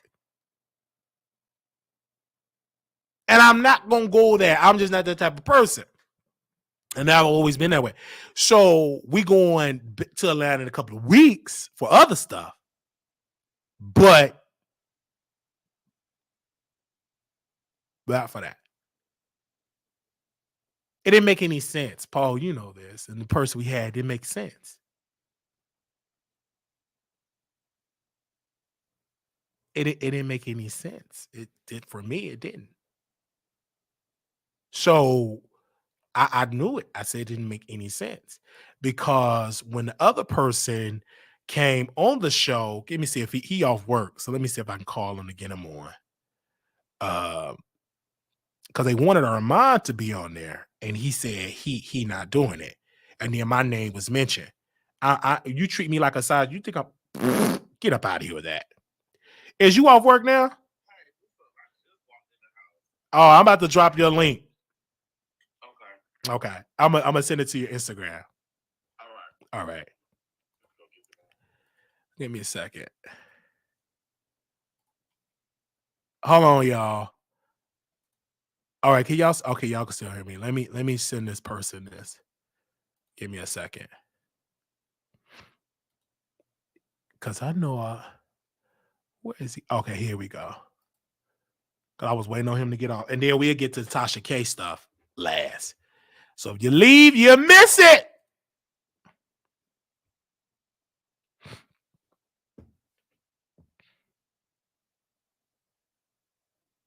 Absolutely not. You ain't gonna get me. I'm blue. I know I'm getting you. Now, when the person told me this, I said, it ain't right. I'm not going to nothing. I'm getting screwed. And then they only give the award to people who ever show up. Like if you lost, they give it to whoever in the audience. I don't roll like that. Because they did that to this other guy. They gave him the award. He didn't win it. They only gave it to him because he showed up. And then they showed the percentage of that he lost it. I said, wait a minute. I said, they did what? They gave him the percentage of losing. Then he lost it. And they said, we only gave you the award because you showed up.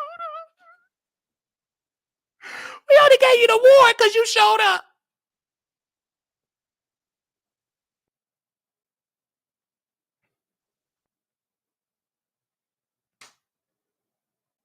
I ain't doing that.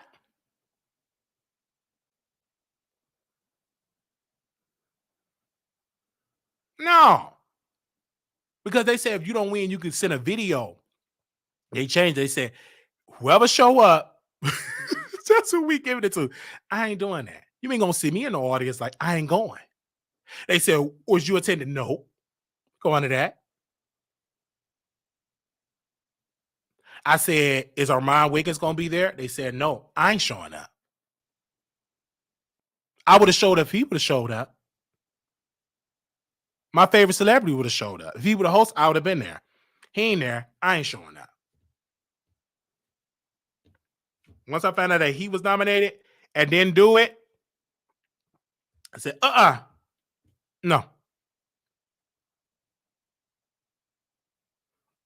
So once I found that out,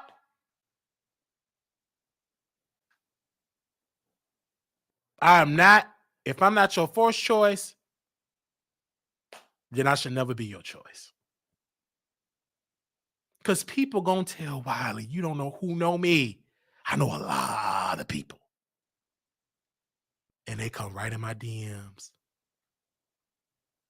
And when they came in my DMs,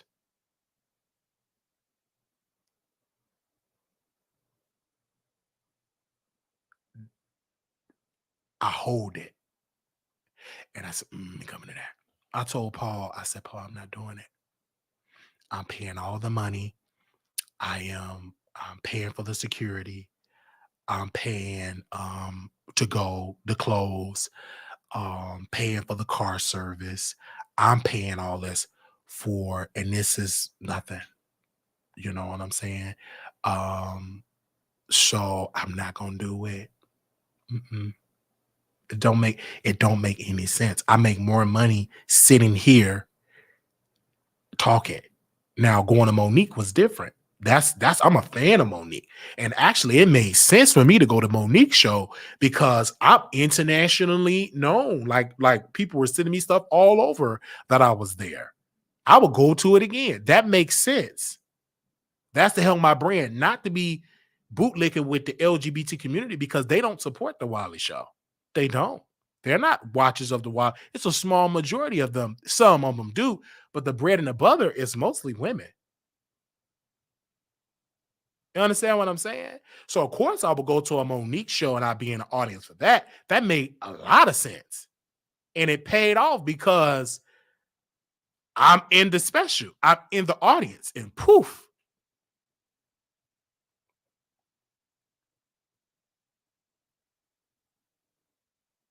You understand what I'm saying? So worldwide.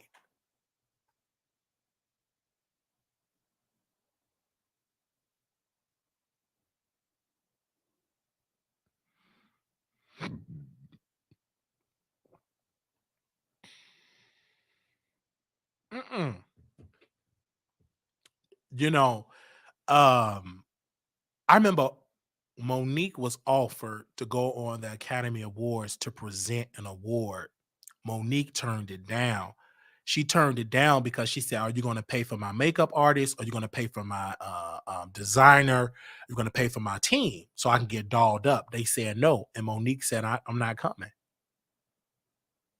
Understand? You understand what I'm saying? They offered her to present an award. Monique turned it down because she turned it down because they didn't pay for all the stuff. Now, if I stayed in Atlanta, I would go. When we were nominated for an award in Dallas, we went, but we got screwed out of that. And the people say, "Oh, you have more votes." I said, "Yeah, we got screwed out of that." We went to, and the only reason why we went is because it was in Dallas. But you think I'm about to go travel out of my home to get screwed? Absolutely not. I get screwed right here in my city. You think I'm about to do that? I don't like you that much. Once she told me that, once she's source told me that, I said I'm not doing it.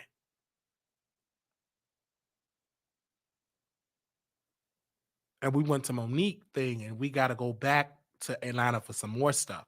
I go, I love Atlanta.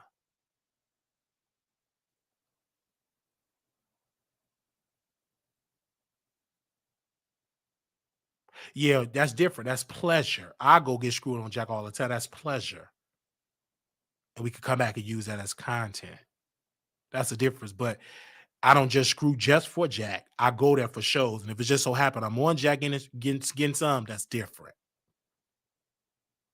You understand what I'm saying? That's totally different. Like when I went to Monique's show, I'm here. I might as well I get some and I go. But I have never just traveled just for some booty. Never. When I'm in Chicago, I'm there for family. So of course I go and hit that. Take her out and go hit that. You know what I'm saying? Just chick. Because I'm already in Chicago. Now, Jack, I'm not even on Jack anymore. I haven't been on Jack in a while. That's been deleted. I don't need it anymore because most of it is on Instagram. So I'm not on Jack anymore. Grinder, anything. I never was a grinder type person. Eighth A, not on there no more. Not on that anymore.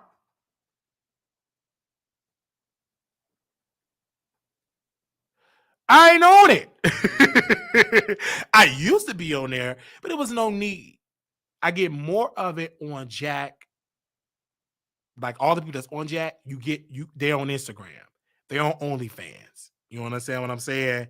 They are on Twitter, they're on there. It's no need. They're on Facebook. It's literally no need for anymore. Now, if you go to the city, you can start your Jack account and blah blah blah, or Rent Boy. It's on Rent Boy. You know what I'm saying? And someone just put me on Rent Boy a couple of months ago. Put me on Rent Boy. I think it was Trace O'Rourke. Like he was telling me all the people on Rent Boy. Give me a second. Give me a second. Hold on. He put me on to Rent Boy.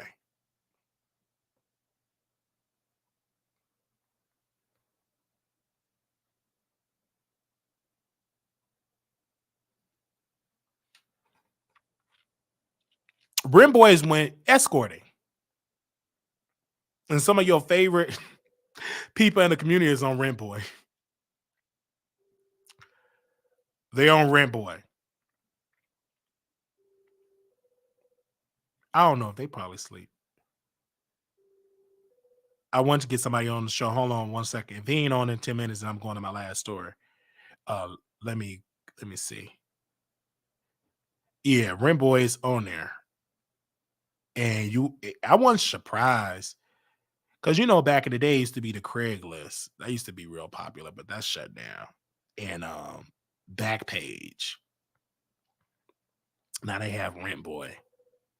It's supposed to be going on dates, like an escort and like dates, but in reality, you already know what you on there for.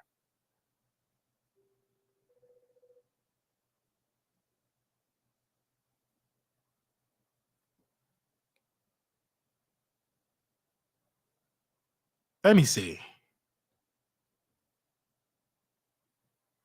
All right. Let's go to our last subject. And then if he hits the link, then we'll go on there. All right. They said, who said Wiley get it from his fan base? Y'all is so funny. I've never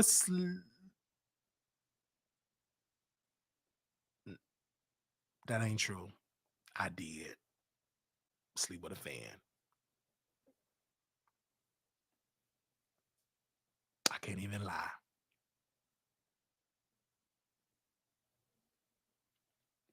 I did. Give me a second. I did. I slept with a fan.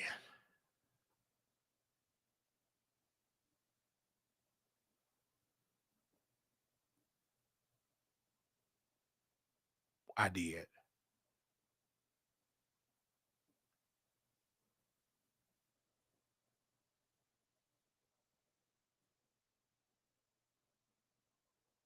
Yeah, I did. I can't even lie.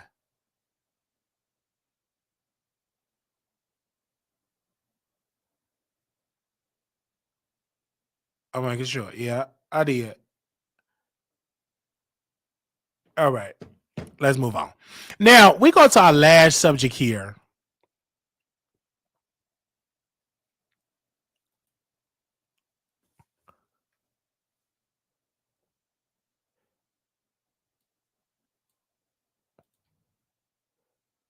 Oh, it ain't let me do it.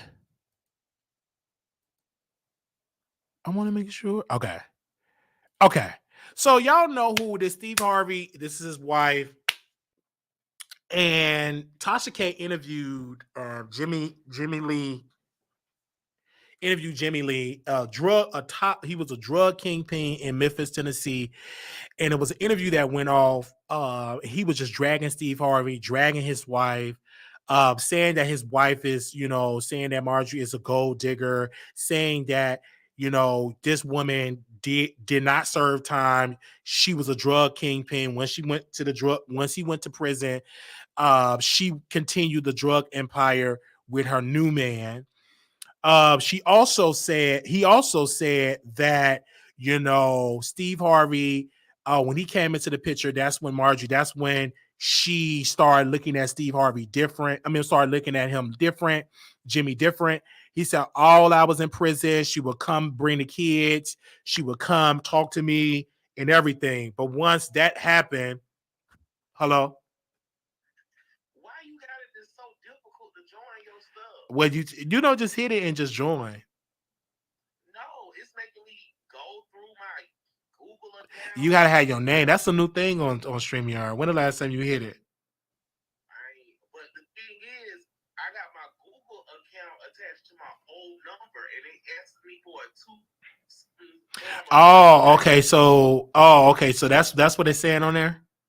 Yeah, and I can't get it because it's trying to send it to my old phone number. Oh, okay. Well, wait. Let me see. What? Do you have another Gmail or no? Oh, you just have one. I got my booking Gmail. Yeah, you should use that then. Whatever one of your number is connected to, you should use that one. Okay, let me try it. All right. Yeah, because StreamYard be changed and stuff, which is stupid. StreamYard.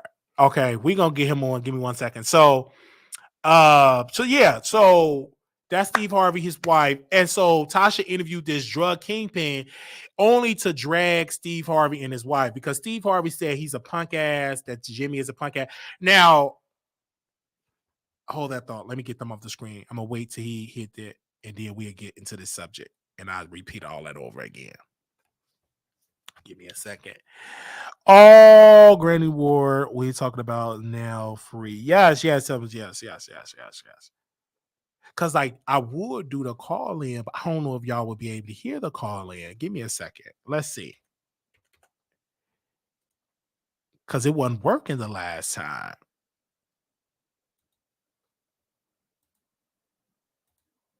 Oh no, I can't do that. It'll show people numbers. All right. Somebody try to call in. Let me see if y'all can hear the call in number. Somebody call in. Let's see if it'll work. Because it wasn't working with me earlier. Somebody call in. I want to be able to make sure y'all can hear it. Anybody, call in. Call this number on the screen.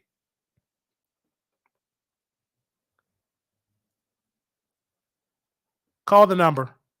Hello. All right. I want to see if it would work. Hello, can you hear? Oh, hello, can you hear me? Hello, can you hear me? Oh, yes, I hear you. All right, I want to know if they can hear you. Go ahead and say something else. Can y'all hear the caller? Test. Yeah, because I want to see if it'll work. Because I see that you had called me. I'm like, I'm gonna see if it'll work. Because I don't know if it'll if they can. Oh, they can hear you. Say something else. I'm sorry. Oh, they can hear you. Oh, okay. So it do work. So let me tell them to call it. Okay, it do work. Okay, because it won't work early. Thank you so very much. Okay, so let me tell him to call in if it's not gonna work on screen.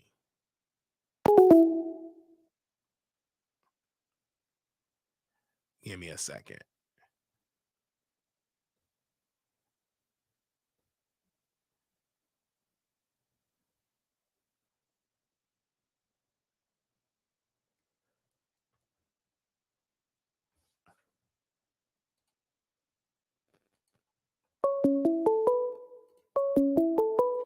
Okay, yeah. So it won't work. It won't allow you to come on screen, but we got you on the phone. Can you hear me? What's going on? How you doing? Blessed The, and highly the one and only Rico Castanine. I would say rapper, actor, performer, chasing Atlanta reality star.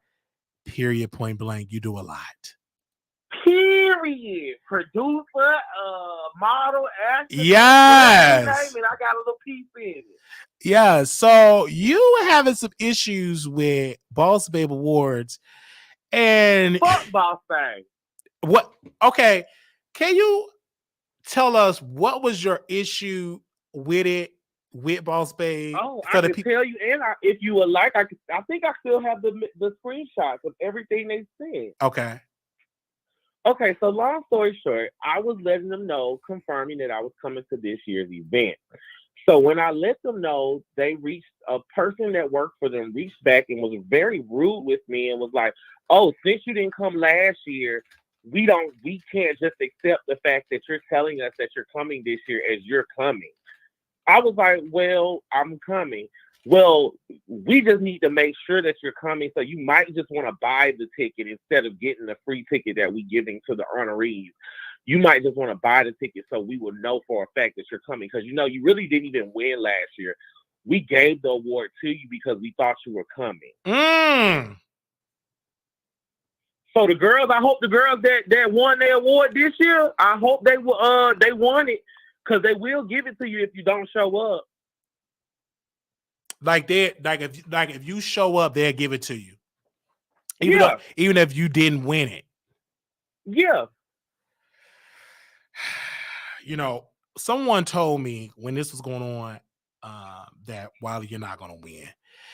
And I said, oh, okay, well, I'm not going, because I'm the type of person is you got to pay. Like if you're having security, anybody you're having with you, you have to pay for them to get in. I'm not paying for something that I was nominated for. Exactly. And especially $200 up to $200 to $1,000. Yes. For some dry chicken and some watered down liquor. You have to pay. So I had security cover. Everybody, you have to pay. And so when this person told me, you're not going to get the award, I said, there's no need for me to get a flight, get a hotel, car service plus secure, all this, and not win. This is not the type of award show to do. It's like, let's be clear, it's not the NAACP awards, it's not the Grammys. It's an award show that a lesbian that was on a reality show created. It's basically a prom, and it's a popularity contest. Yeah, so I was like, I'm not gonna do it. And then once they uninvited Trace or Raw to come, I was not with that. They invited Armand to, he refused. Then they reached out to us. I was like, I don't like to be nobody's second choice. If I'm not the first choice, don't bother me. So it didn't make any sense to me. It didn't make any sense. And then when they said what they said about you and showed the percentage of you losing, and they just gave it to you anyhow. I think that's unfair to the person that did did won. They should have got it, period. No, the person that did won wasn't going to come to that shit in the first place. Okay. The person that really won was a real celebrity that was assigned to a real label. Okay. And so they didn't show up, but they just gave it to you because they thought you was going to show up. Yes. Nobody asked me. Nobody knew I bought no tickets. They just automatically assumed I was coming. Yeah. So then they caught an attitude with me because of the fact that I didn't come and wanted to let me know, oh, well, you really didn't win. So we just gave it to you. So we need to make sure that you're coming this year. I told them to fuck them, fuck their award, and they can shove it up their ass and they can kiss my ass because you're not going to talk to me any kind of way. Yeah, so when that happened, I said, you know what I'm saying? It's because when you look at the award itself, the money that you spent should have went towards the design of the award. You understand what I'm saying? No, the money you should have went to the community that you're claiming you're supporting, instead of charging the people that you have there that you're supposed to be honoring to come there to sit there down the street in Riverdale at a venue with no air conditioner or something. Because from what I heard, it wasn't like it was the creme de la creme. Hell, they probably took the money and paid Black China and Drew Fedor's booking budget. Yeah, that's what happened. Because, people were, and then they didn't start on time. And I'm like, I'm not doing that. Yeah, it's very, very hood fabulous for $1,000 a table. Yeah, it was too much. And they were like, oh, is you coming? No, I'm not coming to nothing like that. I came to Monique. Just to get probably, and I hate to say it, because congratulations to anyone who got an award tonight. Even if you didn't win or if you did win, congratulations on getting an award. Because I know for a fact, because Chase and cleaned house, and I guarantee they didn't put my picture up for the category that they were going to give me, because I know I won it. But congratulations to the person who got runner-up to me. Yeah, I saw that, and I was like, and so I want to talk to you about it. I was going to wait till the day of the award show to come out, and I saw your post about it. I said, I want to get, have a conversation with you regarding the situation. I don't even know if TTB Network went. I don't know if he attended. No, he didn't go. So, I didn't attend it at all because number one, I knew it was a scam in a sense that we're being used to finance this for the Black Chinas, for anybody else. It was a scam. It wasn't out of the generals of heart. It's a money grab. No, because if it was out of the kindness of their heart, why would you charge the people that you're claiming you're honoring? Yeah, that's a lot of money. And then the people that wanted to come and support, you had to pay hundreds of dollars. Yeah. It wasn't like you gonna pay $50. No, you had to. It was the over bare $200. minimum ticket with only getting one drink is $200 and something. $200 and some dollars. Yeah. Yeah.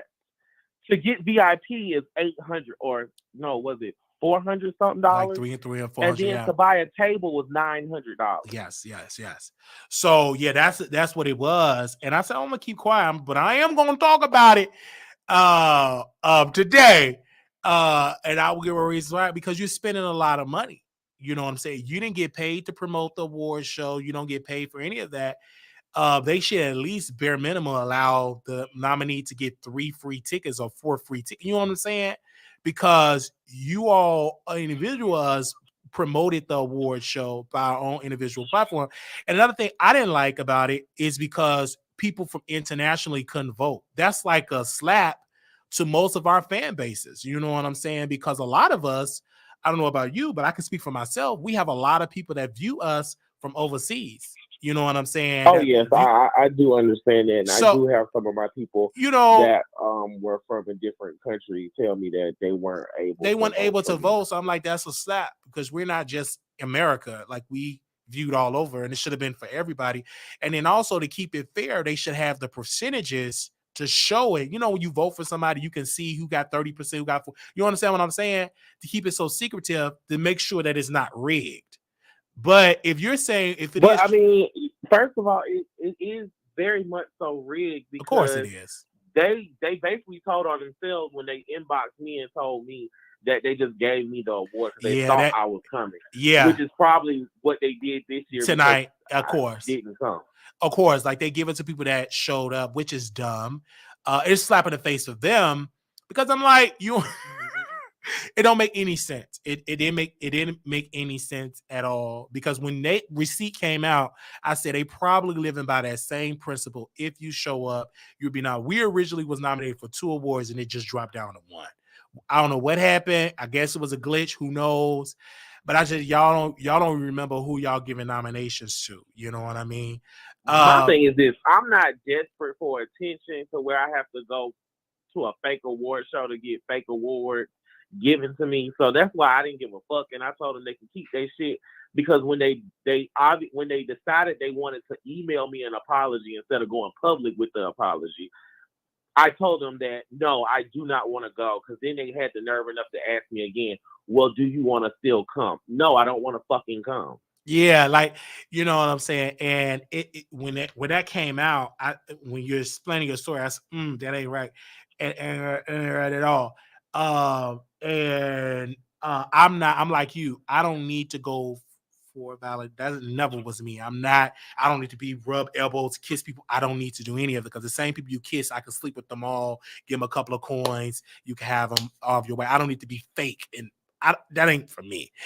But I just think that I don't have to have fake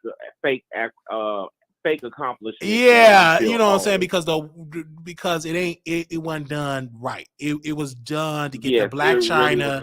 It was done to get these celebrities that ain't even in the community, to get them there, to get in their good grace. It just wasn't done right. You know, the whole thing of it was just set. It was just a scam. It was a Ponzi scheme almost. But I'm so glad to the people that went and feel that they needed validation. Yeah, you're that type of way. It was a Ponzi scheme. It was a petition. It was a Ponzi scheme, because that's what it was. And you know, when you came out with your story, people was looking at you different. But I'm like, no, bro, you had the receipts that happened. Like, even with the Trace Raw, they uninvited them to the award show. I'm like, who does that? Like, if you nominate somebody, I don't care if they told they still got to have an invitation. They should still be. Now, how can you give them a nomination? So I said, ooh, this is fake. This is all fake. I'm not participating in nothing like that. You know what? People don't like me because I'm not one of these people that just have to go along. I'm not one of the girls that just are cool with anything that's given to me. I'm just not going to just sit back and allow. No, I'm real. I don't have to fake nothing. So yeah, I'm very much so not liked by a lot of people, and that's fine with me because they can all suck my dick and kiss my ass because I don't give a fuck about these people. None of these people are real friends in real life. None of these people support each other in real life. All these people in Atlanta fake as fuck in the first fucking place. So I really can give a fuck if I'm liked or not because the bitch who started the award show don't even like me, and I don't like her. So we all even. Well, thank you for giving us, that. And like I said, I wish all of them well and all their successes. But I was listening to your story, brother, and I'd say you have a right to give your story about what was going on. And when you told it, I was like, you know what I'm saying? And TCB Network, he said, "Well, you should go." I'm going. I'm like, you're not going. Yeah, see, people think that people want to call me bitter and angry and think that I need attention or I'm just a sore loser. No, right is wrong is wrong, and I'm always going to forever stand up for what's right because I'm not going to sit here and just be a yes ma'am to people doing other people wrong. Some people are just excited to be nominated, excited to get an award because they're overlooked and they're not good enough to be actually seen by real people. So they have to take any award that they get. And I'm not somebody that just takes anything. If it's right, it's right. If it's wrong, it's wrong. And I'm always going to be one who's going to say something isn't right. And if it ain't right, it ain't right. Mm-hmm. I hear you, brother. And that's why people don't like me because I don't shut my fat ass up and just accept anything that's given to me. I'm the same way. I'm the same way. I'm very controversial. I speak my mind, and I this is who I am. And and you're the same way. You speak. You know what I'm saying? You speak. Because ain't nobody gonna touch me. We've already seen that bitch I carry, and I carry more than Mace. So no bitch ain't gonna touch me. So you ain't gonna shut me up or tell me to shut my fat ass up because you can't touch me. Yes. And if you try, you're gonna try very hard. Okay. So we thank you, brother, for I love the fact that you gave your story and you came out. Was that today or yesterday? You said the dry chicken. No, that was today. That was today. I said everybody go enjoy your dry chicken, your watered down liquor, and I hope the winners are the winners. And I'll repeat it to whoever I need to repeat it to. Because I'm not scared. Nobody put no fear in my heart. I ain't scared to be blackballed. I ain't scared to be. None of y'all hoes in Atlanta can stop me from doing what I'm doing. Yeah, because they don't really have power. The only person that can stop me from receiving what's meant for me. Absolutely. So I can't wait. I'll be in Atlanta in a couple of weeks. We definitely need to connect. You do a lot of great work with A Connection TV. You've done a lot of work over there with West. I love that. I love what you do. Yes, I have a show that I'm executive producing right now that's going to drop this summer called The Deception. It was written and created by me and another person by the name of Mikhail. We co-created it, and I'm executive producing it, and it drops this July. I can't wait to see it. So you out here working. Right. Oh, yeah, and I star in it, too. You started, yes. Are you going to do Chasing Atlanta or no for the new coming season? As of right now, I have not been offered a contract back. Okay. So I do not know if I will be returning. I'm not sure. But as of right now, I haven't gotten any information from them. Mm. I'm glad you put that out there because I was asking, like, did you get off? Because you was one of the top ones on Chasing Atlanta. Very recognizable from the maze, from the fights, from the drama. You were one of the ones. So we shall see if you're going to be offered on the show. All right, I'm looking forward. I'm really, really, really looking forward to it. I said, let me ask him, is he gonna be on there for the upcoming season? Because I think y'all supposed to be filming soon, like because it's supposed to come out in the fall. Because I think y'all come out after Dallas. I'm mistaken. I think Dallas, I think Oliver, I think Chase and Atlanta. If the schedule hold, so we shall see. But I love the fact that you out here working. Hey, you out here I'm working. Not letting anything stop me. I'm always gonna be on my grind. I've been working all my life, and all my life I'm gonna keep working. Yes. So ain't nobody stopping nothing over here. Yeah. So shout out none other. Everybody want to know who you are. He announced who he is. You do a lot. Rapper, actor, model, activist, now executive producer. And he's on Instagram. What's your Instagram so they can follow you? Because you almost got 10,000 followers. Rico, RICO _Cassadine, CASSADINE. Again, that's Rico, RICO _Cassadine, CASSADINE. Check me out on all streaming platforms. My music is actually on every streaming platform, and it's mastered and mixed. And you can check me out on YouTube. Check my videos out. They're actually done by real producers. So yes, everything over here is legit. All right. And it's mine. It's yours. Thank you, brother, for coming on. I had to bring you on the show because I saw that and you said you was busy at the time. So I'm gonna keep the live going so we can get you on the show. Yes, anytime, Wiley. You know it ain't nothing but a phone call away. Yes, I love that you came on. Love you, brother. And I can't wait to see more of you. You know what I'm saying? I can't wait to come to Atlanta to see you. I was there for Halloween last year and I didn't see you. So I want to see you this time. I'm going to give you enough time so we can connect. Okay. And, I can't wait to see you. Drinks on me, of course. Okay. Yes, I got to see you. You're one of my favorite people to see because, like I said, you woke it up for Atlanta, the franchise. You was better than Oliver. That person drives dry bones. And you came through and showed the world that you are that guy. Like, you are that guy. Thank you. And Wiley, leave my good Judy alone. You know me and Oliver are cool. Leave. Yes, I'm gonna back off Oliver just a little bit. I love her. I love me some Oliver. Whatever she's trying to be, transition. We shall see. We love her. All right, Wiley. She's trying to be the new TS. TS Oliver is gonna happen.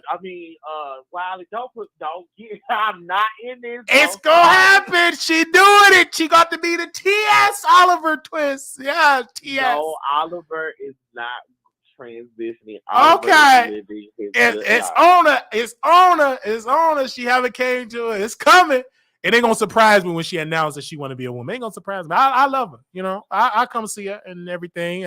I come book her and everything like that. I'll see her. I love her. That's my. I love her. She making me blush. I love Oliver. The BBL. You better treat my sister right. I treat her. Be nice to my sister. I'm very nice with everybody.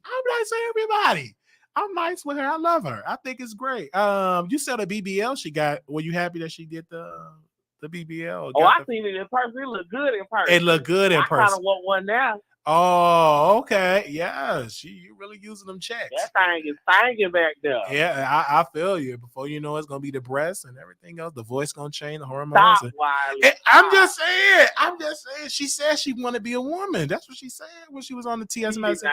He did not say that. Yeah, she said she had thoughts of being a woman. Yeah, okay. He thought about it, but that doesn't. Okay, it's more than thoughts now. He want to be the new TS. It's gonna happen. And when it happens, you're gonna be like, "Damn, Wiley, right?" I know Oliver, and she's about to revamp and be a woman. And ain't nothing wrong with that. My good Judy is the most successful. Yes. Out of the Chasing franchise. Yeah, she's hats off. I want to be like my good Judy when I grow up, and I want to transition off of this show. If I'm not able to come back, and I want to have the success that my sister is. I love my her. Sister, she's great. Oh, she's so beautiful. But no, I'm just giving my thoughts. Wiley, I'm not doing this with no, you. I'm not being messy. I just said she wanted transition and everything. We talked about it stuff like when I was in Atlanta and everything like that. And we was very kiki and we was good, you know what I'm saying, and everything. We wish her well. All the free shows she get paid, shows she do for free. Celebrity she work for free, which is great. That's her life. Now I'm gonna say you like, whoa. Now what we we ain't gonna lie like that. Now, if I know anything about Oliver Twist, that bitch does not get out the bed for free. Oh, so Chase Atlanta pay her. Huh. They have to do hey. Because if they pay her, I think that a lot of the cast members in BMIDM that's hungry need cash apps, they should get paid too. I'm just saying. No, because ain't nobody on that can't do what Oliver do. I mean, all of y'all delivered, to be technically clear. You know what I'm saying? Oliver is the only one that can actually go to each and every franchise. No other ones can do that. But I don't think that is right that if she getting paid and the rest of these people ain't getting paid, these people are suffering in their personal lives. Well, I ain't gonna say to be fair, I can't count nobody's pockets. I don't know I don't know nothing. Because Kendra was going through financially at one point. You know, her manager told me, Kendra, look, Kendra was going through financially. She was broke. Well, I don't know about anybody else's pocket. And I told Wayne, I said, y'all going on these free shows, y'all better get a YouTube channel and get a check. Y'all going on these free shows. I can't talk about nobody's pockets. I only can talk about the people that's in my DMs for cash apps, and I'll be like, y'all want me to give y'all cash app, but y'all on these free shows, get it from Dario. He y'all boss. But I could do a whole book about that. But I know one thing. It is money to be made when you are on chasing. It is money to be made. Absolutely. I agree with you on that. It is money to be made. I ain't gonna lie. Since my first season, I have been booked writing for people since my first season aired. That is so awesome. That's great. So if you don't know how to use this, if you don't know how to use chasing for what it is, then you just gonna be broke. Mm-hmm. A lot of them are broke.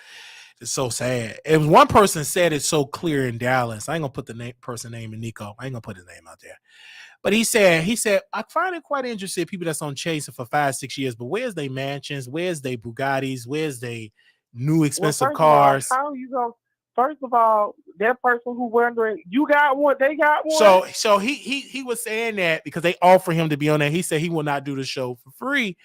And then he blasted he said, where's the people mansions?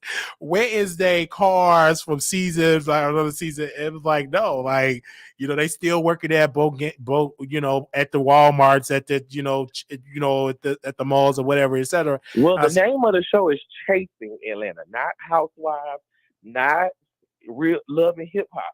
So we're supposed to be chasing our dreams. And when you chase your dreams, that means you still have to have something to pay your bills. So the concept of the show is to show someone who is striving to hit their mark in their career. Mm-hmm. So no, you're not going to see that kind of stuff because that's not what this show is about. We're not trying to show y'all like we housewives or nothing. We chasing. I want to know why they don't never show people that work at McDonald's that they really have these regular jobs. Why, you know what I mean? You want to know why? And I'm glad you asked that question because I don't think people understand. You have to go to these. I literally have to ask my job for permission for them to film because they have to sign a contract with Dario to bring a camera into their establishment. Not on top of that, anybody who gets filmed on that camera has to sign a contract. So that means you have to get the people that work at the job to okay being on camera. That's why it's hard to see us at our 9 to 5 because we have to get that okay with our 9 to 5. That's true. That's a good point. And our job, maybe the jobs, because I know my job declined. Yeah, because most of them don't want to have that on place of business broadcast on camera because people are saying, oh, these people, Brandon Carson, I love him dearly. He was on G Status and it was so sad because people were saying that he worked at the pizza place. I forgot the name of the pizza place and he entered the show because he never wanted people to know that he had a regular job. It was so sad. And the way how they handled it, it was sad. with Brandon Carson. But yeah, a lot of people we are fans of these people, but they they work regular jobs. You know what I'm saying? You could present. And it's not that, and some people might be hiding their job, but some people might not be. Like, I actually tried to film at my job, and my job declined because some of my coworkers didn't want to be on camera. That's true. I understand that. I'm glad you know what I'm saying, you brought that piece up, because like people's like, y'all be acting like they be chasing, Trey Songz and his boyfriend. They be saying these people were regular jobs. I'm like, well, we don't ever see them working at Walmart or McDonald's or something. You know what I mean? But you have to get permission, because they can lose their job if cameras start going, and that's like a violation of the company. And then if we film without consent, they can sue us. That's true. So if y'all keep talking about we ain't getting no money, I damn sure ain't gonna get no money.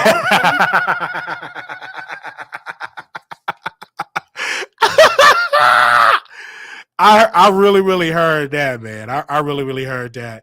I love that, because I'm like, you are in this show and it's good. You got to know how to use it. And shout out to you for coming on and answering these messy questions. I mean, because sometimes I want to answer stuff. Because people always be like, oh, they just rapping. Rapping don't pay the bills. No shit, Sherlock. We know rapping don't pay the bills. The fuck? We know that.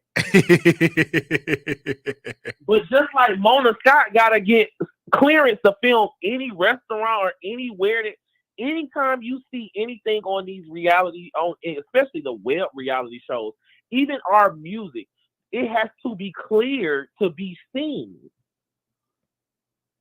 Anytime you see us in these restaurants or out at these public event places, it has to be cleared before we go there, because we could get sued. That's true. So I just wish people would be a little bit more mindful when they talking shit. And I'm just saying, because while they sitting their asses at home watching us and talking shit about what we doing, you don't know the first motherfucking thing that happens to get this film on your screen. That's true. No, and you're that's right. My biggest thing. I love the fans, but sometimes they be delusional.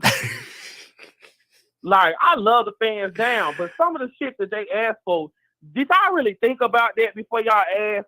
We have to clear everything that y'all see, because on YouTube, stuff songs can get taken down. People can see themselves on something and then report it and have it taken down. That people got to be more mindful of what the fuck they be typing sometimes.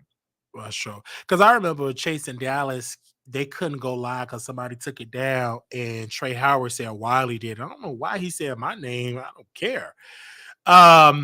He said Trey Howard said something, but when he was getting dogged out by TTB Network and the cast of that show, he needed my help. And I'm like, well, why mention my name? I didn't have nothing to do with that show being taken down. He just mentioned my name and everything like that. I don't know why he did. Oh, I was just joking. No, player, you said what you said. Stand on the 10 toes down, player. But you the one that asked me to be on Chasing Dallas, and I didn't want nobody to know nothing about that. But no, that's what these people do. Well, Wiley, since you got me, any more messy questions you want me to answer? You asked you presented it like it was really, really great. You know what I'm saying? Like, if you were to return back, who do you don't want to see come back? I ain't got a problem with none of them hoes. I don't know none of them like that. Because I think I don't really want to see Oliver again. I'm tired of him. He don't offer no new unless he's ready to transition. That's interesting. Kendra, well, Kendra, she can go. She can go because she ain't gonna do. Everybody should come back, because you know why? It's a lot of unfinished stuff that y'all that didn't get that, because the reunion was so rushed. We really didn't get to touch on a lot of stuff. Really? Because a person was late to the reunion. The reunion had to be rushed. That's why it seemed everybody. I'm saying to her, everybody. That's why it seemed so boring, because we had to rush through stuff because somebody was late. Who was late? Text it to me. Yeah, I can't do all that. But there was a cast member that was late to this filming. There must be must have been a lead cast member, dear. Because if they weren't nothing, then it must have been a lead. They were late to the filming. which pushed the filming back 30 an hour, which cut our time down. So TTV had to rush through questions, which we couldn't elaborate, and we really couldn't talk like we wanted to because we were being rushed. It must have been Oliver. I can honestly say it was not Oliver. It got to be a leading cast member that was in the mess. Cause ain't nobody. That's why last year's reunion it seemed so rushed and boring because hell, we had to answer just a few. We just had to answer enough questions to get the stories across that y'all wanted answers to. We couldn't really go into details. About nothing because we were being rushed. Yeah, because it's a certain amount of limit that they could be in a place because they rent out the facility. They don't own it. You know what I'm saying? They're not like Tyler Perry Studio own the studio, which they should just go on and buy a place. Anyway, but they don't own. Well, y'all gonna give us so much? Y'all gonna donate enough to get it? Mm-hmm. You said donate enough to get it. What is they doing with advertiser dollars? They should be making about $4,000, $5,000, $6,000, $8,000, $10,000. Some of them productions that y'all saw last year was funded by Dario because some of the people couldn't pay for their stuff. So the money that y'all claim Dario got, he puts back into production.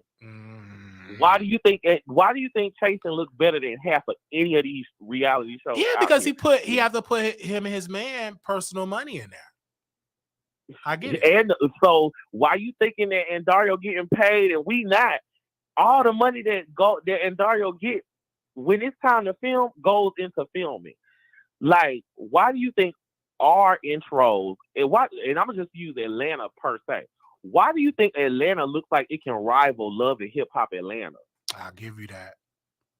Because Dario invests his money into this. He's not like some of these other people that just want to do a pop-up show real quick and throw some shit together and pray that people gonna fight so they can have something to watch. I give you that. Because, when we starting the Chicago show, I have to come up with out of my own pocket about $15,000 to $20,000 because and that's just to start up. And that's just to start up. You know what I'm saying? That ain't. So think about when you start hosting auditions and your casting, other stuff. You know what I'm saying? And because I told people, and then think about when you have to do a cast trip. Because to be fair, Dario in Chasing Atlanta is the only real web series that gives you a real cast trip. Most of these other shows, and I have filmed with other shows, y'all go up the street and get an Airbnb up the street and call it Miami. Yeah, because it's to start out with because we're gonna do a show, and I told the people, I said I can't start a show because without being BS because I already have a name and we're competing with everybody else in the market share. So if I was a nobody, then yeah, you expect it, but you expected it to be something.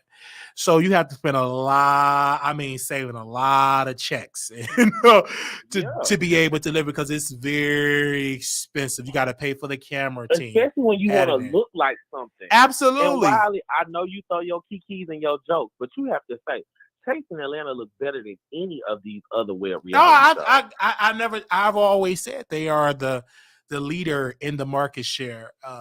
Is the leader in the market share. I think that shows that come, second or could compete with them, but they're not as consistent was your boy Nunu as with the editing stuff wise, but their quality don't even match the Chasing reality franchise. No. Then you got to think about now. It's the truth. Give the history of Chasing. Chasing started with iPhones. Absolutely. Last season, there were only one iPhone on set. The rest were cameras. Yeah, I could imagine. And it does really good. Like Chasing Atlanta is the leading force. Like they are still the most popular web series. They're still the most popular web reality series. Chasing Dallas is good, but Chasing Atlanta is the big dogs. You know what I'm saying? Yeah, and they spend the big dog money. So while people always trying to read in Dario, oh, you don't pay these people. No, he uses his money and invests into this. which makes us want to invest in him.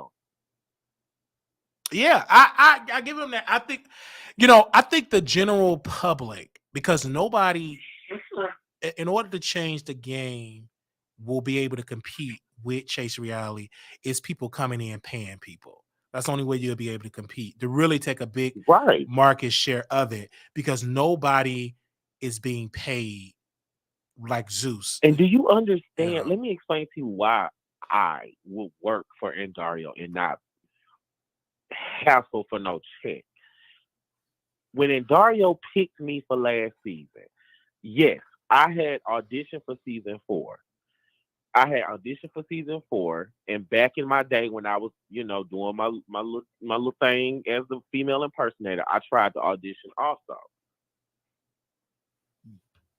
Mm-hmm. But my the one season that I have, do you know how much I can ask for a booking now?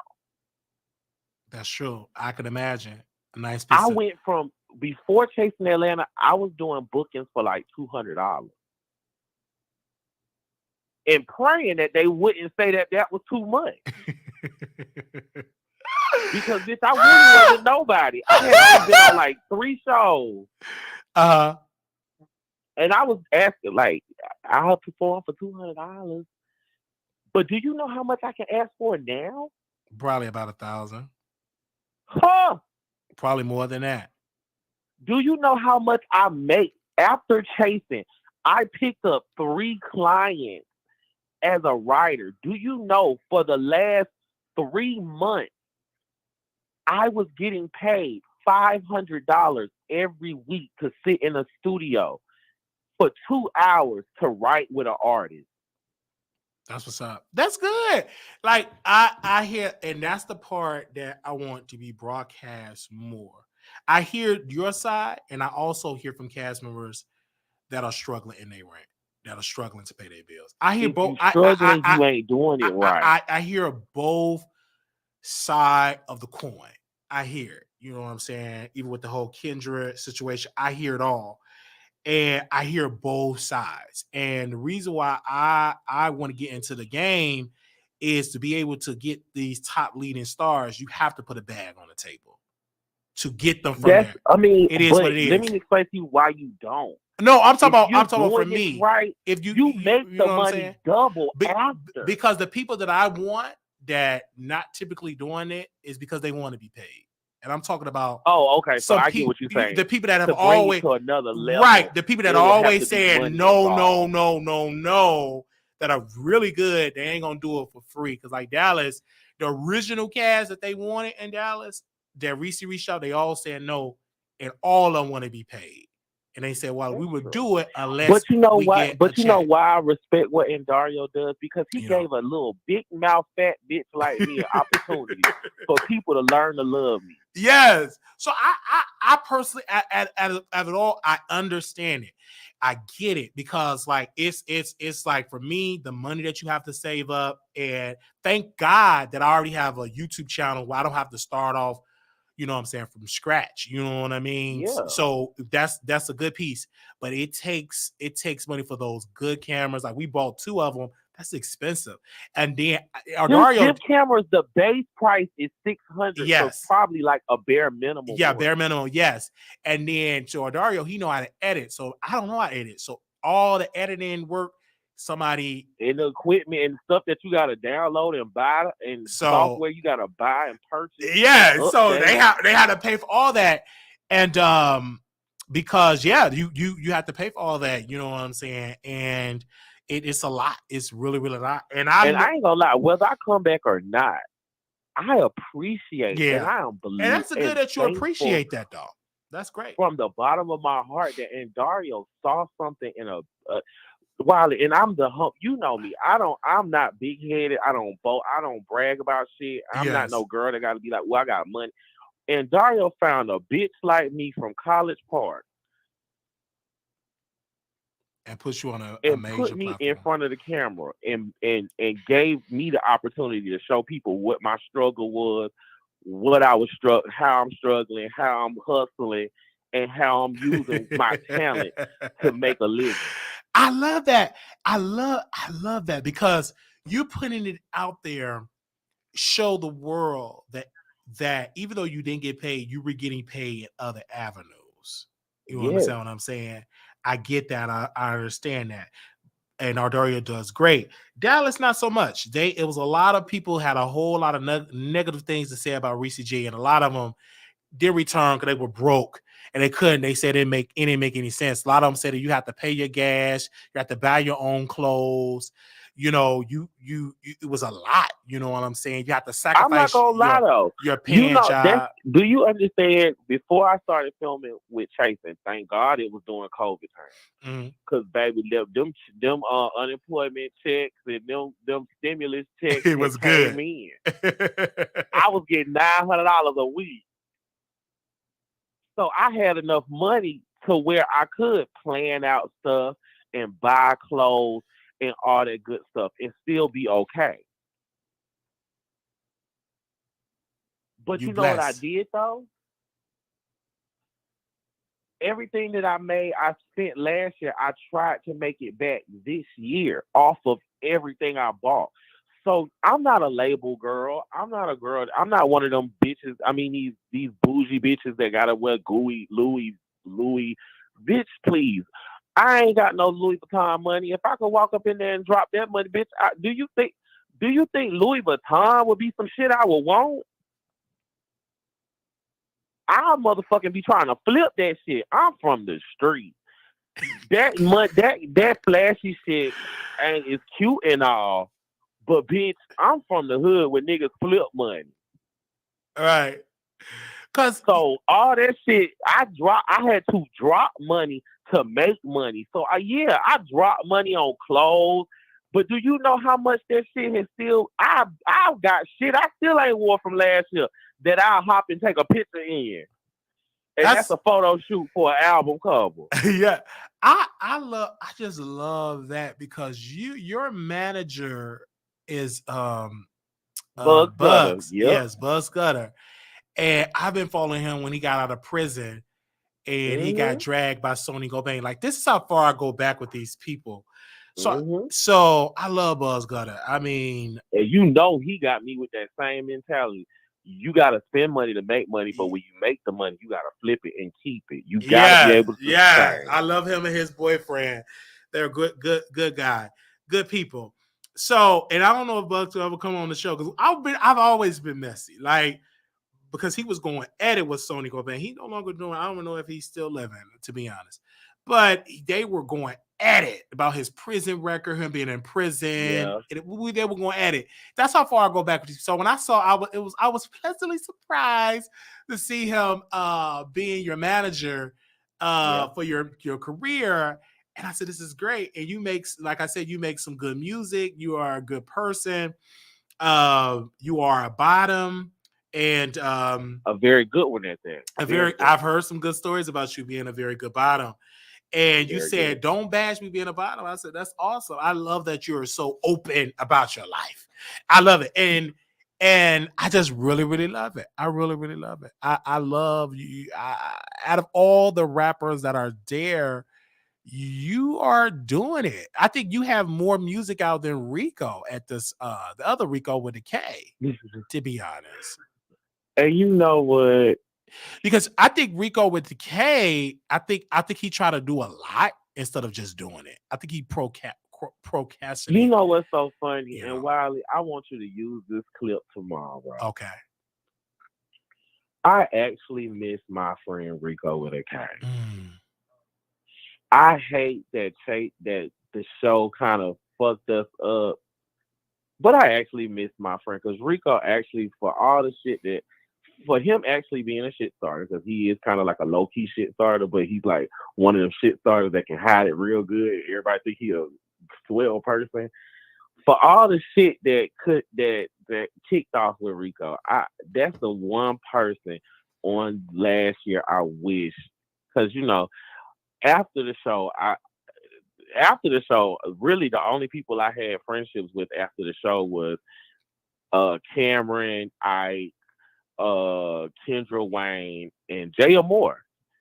So out of all that, And Willa and me still cool, but I didn't talk to Willa as much as I did after the show because me and Willa during the show were thick as thieves, but I kind of lost contact with her after the show. But we came back around and we started to kick it again. And I missed Willa. I loved Willa, and I'm glad that we kind of came back together because we kind of just stopped talking. And you know, she was going through stuff, I was going through stuff, but I wish I could have, you know, been there with her a little harder because I really connected with her while filming. She brought me back. Like, she reminded me of my friends in Memphis, and I just really connected with her real fast, and I hate that I didn't keep that connection. But that's long story short. But other than that, Rico was the only friendship that kind of got messed up that I wished I would fix. But at this point in my life, I'm just like, if it ain't worth it, and if you ain't fighting for it, why start forcing it? I feel you with that. I really do. It's a lot. I'm glad that, you know, we are here today, you know, having this conversation. And I haven't really had you on my show like that. If I did, it wasn't this in depth, you know, as a conversation, because you just let it out here on the table, man. Well, you know, that's me. Like, I'm just like, I'm such an open book. Like, people like to label me different things and like to call me, say I'm all different types of stuff. But the one thing you can't not say is that I don't keep it real. Whether you like what I say or not, I'm gonna always be real about it. Yes, I love the fact that you keep it real, and I also love the fact that you is your own person. It's a content creator. They get the most hurt because they befriend a lot of people in the business. Yeah. And they was befriending TTB Network, and the person soon, and then start trashing them, calling them boring. So you have to be careful coming in this business kissing everybody butt. Because when they turn, because it's gonna happen, you're gonna be hurt. They're gonna turn. You're gonna be hurt. And I have seen it. I seen it. Like, I told Scotty, I was like, you gotta be careful when kissing. But you know what? And then TTB Network said what he said on YouTube, that his interviews with chasing people is boring. I said, you see this? You got to be careful. Let me comment on TTB. Okay. A lot of people dog TTB, but TTB is just somebody who's loyal. And I forget what sign he is, but I think that with TTB, he's given so much to people. And when people like try to just show some kind of inkling of you acting funny, he's been hurt so much the way he looks at that inkling and be like, no, I already see something's going to happen, because his trust is broken. But TTB, me knowing TTB now going on 2.5 years, he has been the most supportive and sweetest person to me. And for what I've seen, and when we talk, TTB really is a great person. And all he wants to do is like help and be there for people. But I think, just like what you said, he's been switched up on, and people done changed up on him and taught them, used them, and dogged them, to where now when he sees any kind of inkling of a you acting funny, it's okay, I don't want no more to deal with. Yeah, I hear that, because when he said that about Scotty by Nation TV, it came across my desk, and I said, "Ooh, I gotta this ain't right," you know, because I thought they were cool. You know what I'm saying? That's why I don't do all this fake. This my friend. I don't do all that. If I don't know you in real life, you are an associate at best. So when I saw that ran across my desk, and then TTB Network invited me on the show, and I was explaining him of the story, one of the cast members of Chasing Dallas, and I named Trace Road TV. You know, don't name no, bro. I name people that I'm on their show, because when I tell the story, I don't believe in not naming the person. I don't operate like that. We put an address on it. So I named where I got information. He didn't want me to do that. And I said he got us on the phone because, you know, Chasing Dallas, Markel was getting upset. He wanted to make me part of the storyline, and he didn't like it that I'm just bringing information out. And then he didn't like it that one of his cast members is a teacher and she living a double life. And he thought I was going to go. We're not going to do that. I ain't getting into that. He thought there right now. Hold on one second. He thought I was like when you came to Kiki. He thought I was going to go to the school board, but this before we came to Kiki. If you ask me a question as a host and you said who you don't see it for, you can't get mad when I give you the answer. Don't ask me the question. But see, so if you ask me, now that I got you on that, look, now I feel like I'm on a phone call for real. Now I got you on the phone. Right. Let me talk to you real quick about something. I didn't like that whole Kiki thing you did, because you did kind of go a little bit low with it. I get you kind of was poking. You know you was poking. After you kind of got mad, you started poking. She called. He asked me. He said, "Who you do not see it for on Chasing Dallas?" I said, "Kiki," and I gave my reasons. I get that, but you kind of after it kind of started getting a little out of. You kind of got a little messy. And then Robert said he's gonna beat me up. The one that paint nails and paying child support for child in here. He said he's gonna beat me up. But he switched when we offer him $500 to come on the show. He said he'll come on the show to get paid. But where the violence? I thought you were gonna beat me up. But Wiley, let me just, because you know I'm an advocate for the trans. And then Kiki didn't get permission to tape in that classroom when she taped in that classroom and did all that. She didn't get permission to do that. She did it publicly. She this is what she did publicly. You're supposed to get permission. You cannot be shooting content in your classroom, especially living a double life. Wait, Wiley. But can't be doing that.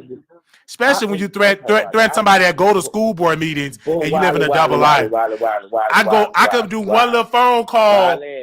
I'm just saying. Let me say this. Okay, go ahead. I'm not one of those. You is not gonna overtalk and talk around me. I know I'm media trained now. Go ahead. I'm done by a long shot.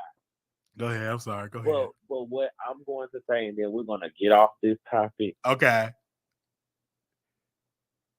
It's a way to do everything, but it's a way that can be a little nasty that isn't called for. Mm. And I get it that you got a job to do. But still, we are a community at the end of the day. And though things may get messy, always respect that we all are fighting at the end of the day to be accepted. That's all I'm going to say. Yeah, I hear you, and I get all that. But when you'll talk later, when you talk in person, I'll let you finish that. But when you conversation, I understand. When you ask me a question, when Markel asked me this question, he did not like the response. Because again, you asked me the question. First of all, he was upset because we haven't even wrote the article yet. It's coming out in a couple of days about the face of the Chasing Dallas. We picked Kesey as the face. He was upset about that. Why Kesey? Blah, blah, blah, blah, blah. But you a producer. Why not Kesey? So what, and Markel decided to go and say that I was going to write an article to get Kiki fired from the job. I never said that at all. I never said I was going to write an article to get that teacher fired. No. Well, that sounds like, and how I'm gonna end this because I ain't. Because what proof of me writing an article getting her fired? Now she the one that went to her classroom bragging that she's still a teacher. Wiley, I feel like I'm not part of the Chasing Dallas. I know you ain't part of it because I'm like, if you're gonna be in the gang life, either you're gonna be a teacher or a gangster, but you can't be both. That's a conversation between you and them. I should not be involved in this. I have nothing to do with this, and I am not commenting. I know you can't. I know you can't comment on that. But when we go to the school board, I'm gonna be like, "Shouldn't your teachers be threatening people like that?" And I'm gonna stream it. No, Wiley, I'm joking. The subject. I'm just going ahead and bow out gracefully. So what I would say this: Wiley is Wiley, and I ain't changing. I get you. Because a lot of y'all on these shows talk a lot of mess about each other, but get mad when somebody else talk mess. It don't work like that. There will be no chasing reality. Y'all mace, y'all fight, y'all do all that. Oh yeah. I be serious. The way I want to beat your ass for talking shit is the same way I want to beat that nigga ass for talking shit. So that too. exists. But the only difference is I gotta get through these last couple episodes before I can catch your ass outside. So yeah, that's what I'm saying. So that exists. So when people was putting it out on the forefront, I said that exists, and y'all not on no show as no Christian. Y'all get down with the get down, but you can't get mad that Wiley, and shout out to Reese G. I love Reese G in this regard. He said something that Markel got baited in a beef. And we just talking about it. And we became more of a storyline with Chase as not a cast member. But we were asked to be on the cast by Trey Howard. I can only imagine what the comments are saying right now. I wish I could see. When Trey Howard sent me the DM, he said, you need to apply to be on Chase in Dallas. It was Trey Howard. And we applied, but we knew we wasn't gonna get on because I don't get along with Oliver, Markel, none of these people. I don't get along. And it was Markel that came to me and said the reason I didn't get on because Kiki got fired because her T got clocked. He shared that information with me. So I was like, it's fine. Wiley, it's fine. But I'm bowing out. No, don't bow out. I'm just give you a little tea on how this operates. I don't drink tea. I only drink water. I got to go. I can't be in the mess. I love these people. These people are my friends. You really think they love you? That's fine if they don't. I have feelings for them. We're family. Y'all all are family. And I don't really identify in all this saying that Wiley's a part of the crew. I'm not a part of that. Ain't on my birth certificate. I'm a man. Child, please. All right. Bye, Wiley. Bye. So, but yes, we got to keep it real. All right. I ain't really part of no community. That community mess. Man, I'm part of the community. Y'all macing folks, beating up folks, macing them. You ain't in no more position to tell me don't do that. You know, you mace, spray them with mace on camera for free.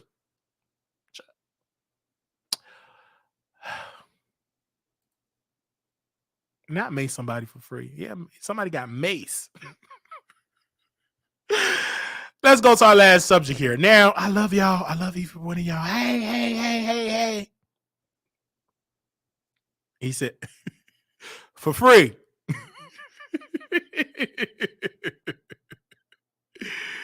All right. Let's go back to our last subject here. I told you the community they ain't gonna be able to handle it. Y'all ain't ready. Y'all can't handle Wiley. Y'all talking about y'all ready to be they ain't ready to be famous. They ain't ready to be famous. If you threaten me like Robert and Kiki did, don't worry. I'm gonna get you back. When that school board meeting come up, my hand gonna be raised. All that threatening. I'm like, you want to send out some threats. Okay, let me show you how I operate. All right, and let's see if your friend that paint them nails gonna protect that job. I guarantee he ain't gonna do it because he ain't even gonna be allowed in the building. Okay. But then she was in a classroom. Let me take this down real second. She was in a classroom streaming on Instagram. I'm like, you don't have permission from the school board streaming on your IG. You should be the last one streaming on your IG. You live in a double life. What you streaming on your IG for? I'm still a teacher. All right, who you bragging for? Tagging me in that IG.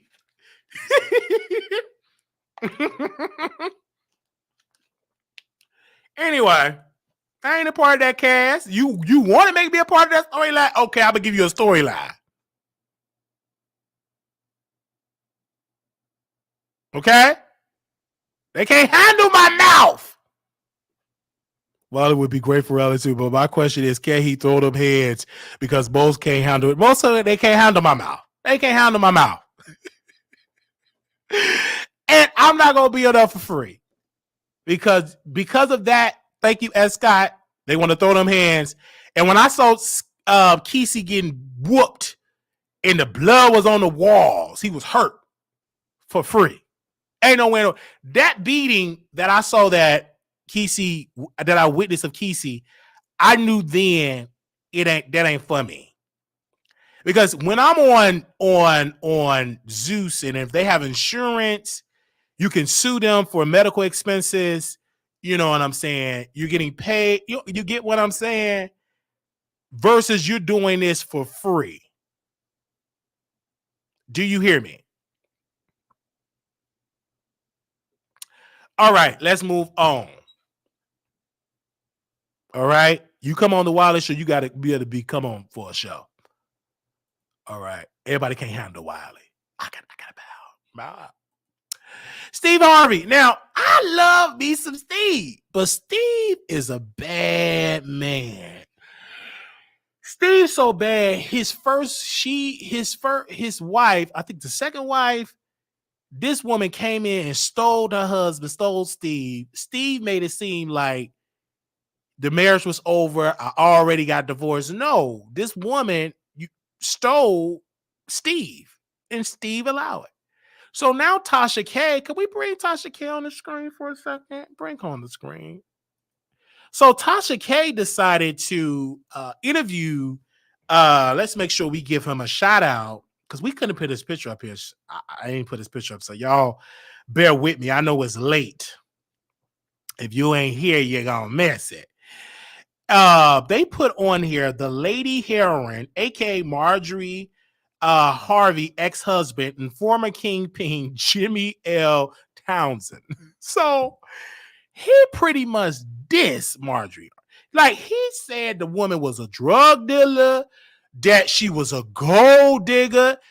Jimmy said that she didn't pay him no man at first, but once he pulled up in a Mercedes Benz, she got on she started connecting with him. You understand what I'm saying? So when that happened, I said, ooh. So Steve Harvey said he's gonna sue. She gonna send Tasha a cease and desist, like they're gonna sue Tasha because his wife is upset that they're trying to label her as a kingpin, a drug dealer. Jimmy was so messy that she said that when he lost the house, he lost the building, that Margie got the building back because she was sleeping with a basketball player, and he got her the building back. So Steve Harvey said he's going to sue Tasha K. And shout out to one of my people that DM me this. So I'm going to jump ahead of the story. I ain't going to wait till he file or send or nothing. I'm going to put out he's going to sue her. Because Tasha, in her title, this is what she titled the video. She titled the video, Lady Heroin, a.k.a. Marjorie Harvey ex-husband and former kingpin Jimmy L. Townsend tells all. She called her a heroin. That's what she called Marjorie. Did y'all hear me?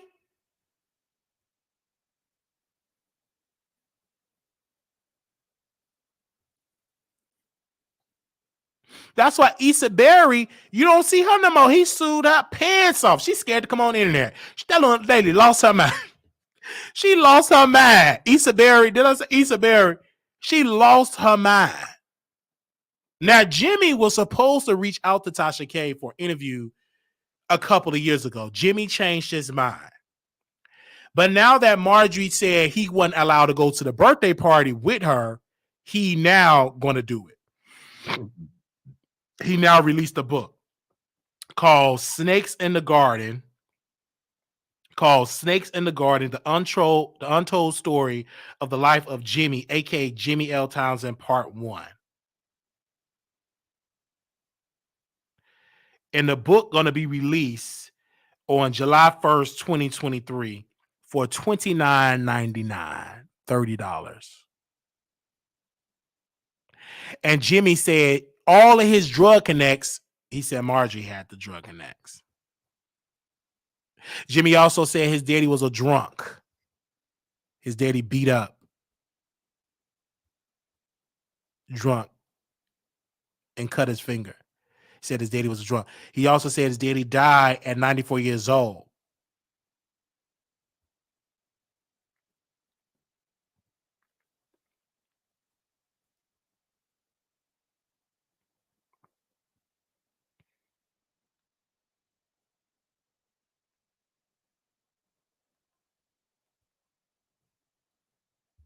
Do y'all hear me? And he did that show. But Jimmy wanted the show on YouTube. But Tasha put it on the app because she reached out. She say, I got 1 million followers on YouTube. She don't tell these people that it's going on my app. Jimmy want the show on YouTube because Jimmy was sending the link out to people and Jimmy wanted on YouTube. But Tasha put it on the app. Because when she reached out to these people, they only say yes because she got a lot of followers on YouTube. He didn't know that she put it on the app. But this lawsuit that's brewing up with Steve Harvey, if he saw it or not, this can hurt Tasha because Steve got the money. He got the time. Marjorie want this because she's been labeled a drug dealer. And Jimmy was like, you know, Steve called him a punk ass. And he also called Jimmy a punk ass on the show that he recently just did. So I think that is why Jimmy is upset. That's why Jimmy is talking. And if Jimmy wanted to be petty, he could have reported her and got her thrown in jail. He didn't do it. One of his other side pieces went to jail and got 5 years. I forgot the lady name. And that lady that got 5 years, she actually, according to him, did Marjorie time. Marjorie was originally supposed to do 5 years, but she got away from because she said she was 8 months pregnant. She had his so he just took all the time. I don't know if she a gold digger, but she ain't messing with no broke. I ain't gonna call her gold, but she is about her coin. Most people that she dealt with had money. Steve is just the person that got most of the money because it's legal. You understand what I'm saying? It's legal money. You don't have to watch your back. But she's about her money. She training her daughter to be a person of business, not to be child out with babies, get the money, get the bag. And she take plan B, plan C, and everything else. She don't want to get pregnant. When you see Lori get pregnant, that's when it's serious. Their money got to be long. And then he also said that Marjorie wasn't college material. You ain't got to be college material. You got that yoni. That's all the material you need. Keep trying to tell you Dana Ross and Marjorie need to teach a class on how to do the come up with your yoni. You understand what I'm saying? You don't need no college. You got you a yoni. You all that college. You go there and read all them books. But homegirl, know that yoni, and she gonna get everything. You gonna be tied out in student loan debt.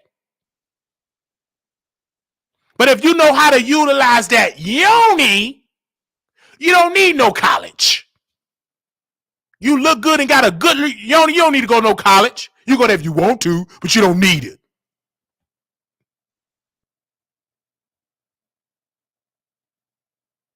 And Jimmy said she got pregnant on purpose.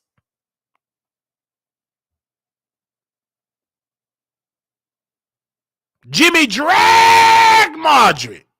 Dragged her for filth. Said she got pregnant on purpose. Jimmy spilled his tea. Said he was 16 years old, sleeping with a 35-year-old married woman, cutting her grass and eating her yoni. Said he fell in love because she dumped him. He was 16 years old. He was turned out by an older woman. So when I saw that, I said, "Oh, this interview good." Reason why a lot of people don't talk about the interview because they ain't paying for that app. They ain't gonna pay for the app.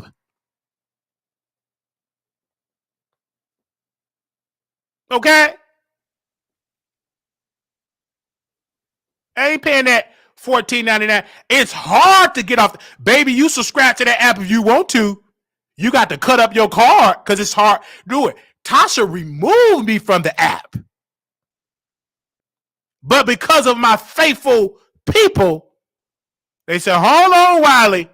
I want you to cover the app. We was this close of ending it, but she interviewed Jimmy. I said, hold on to it for a couple of more months. Can you hold? She said, Daddy, I can hold on for about 2-3 more months. How long you want me to hold on to it, Daddy? I say, hold on for about 3 more months.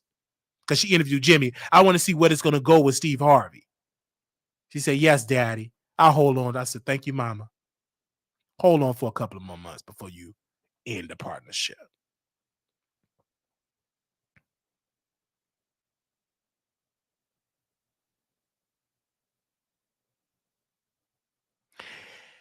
And the money is drying up there. Like the judge haven't approved it yet. So once the judge approve that they can garnish their wages, Tasha gonna be singing a different tune. They come up because the app is attached to the money, and she's going after the app. Like she hitting it, boom, boom, boom. And Tasha, oh yeah, my mama, my sister-in-law. She talking all that because the judge haven't approved it yet. So once the judge gives the okay, you can take it. Tasha next move gonna be bankruptcy.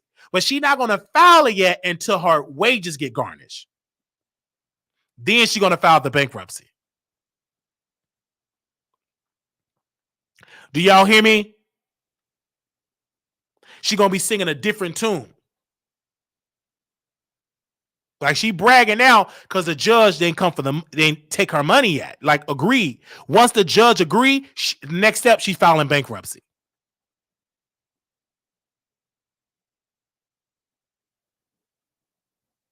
Understand what I'm saying?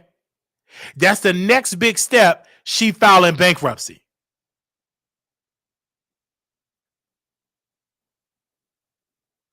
She gonna write a statement that she filing bankruptcy. But the thing about the bankruptcy, it's going to be another battle because what she's trying to prolong, I know I might just make all these, she ain't going to make, I won't make it easy either. I'll make hoops.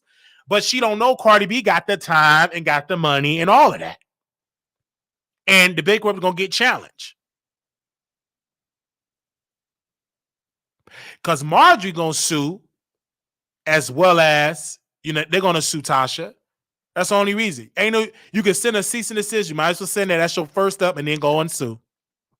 You have to hit her on the pockets because she didn't have to say heroin, drug, because she never been accused. She never been charged of being a drug dealer.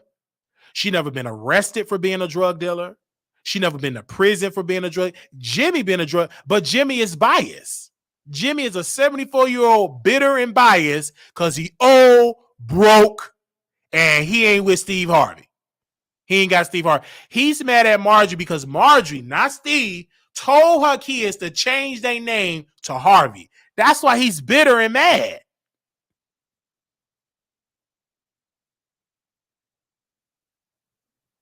You know what I'm saying?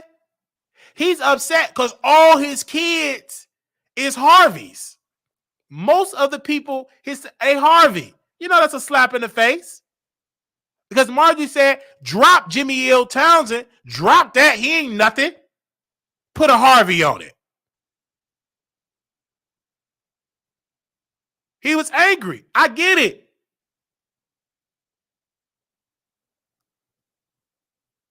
He's not Lori daddy. Lori got another father. And Lori father, they changed Lori last name to Harvey. Ain't no Harvey. They changed it because Harvey can open up doors. He's not Lori's father. That's another man. Another man's daughter. Not Jimmy.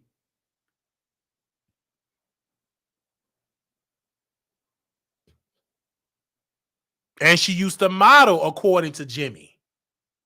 That Margie used to model, and that's why Lori is set up the way she is.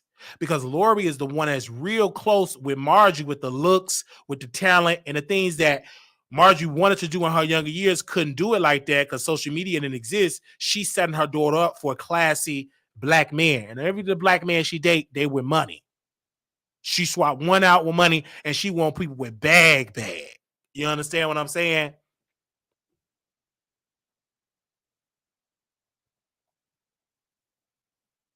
You understand what I'm saying? So so Jimmy upset.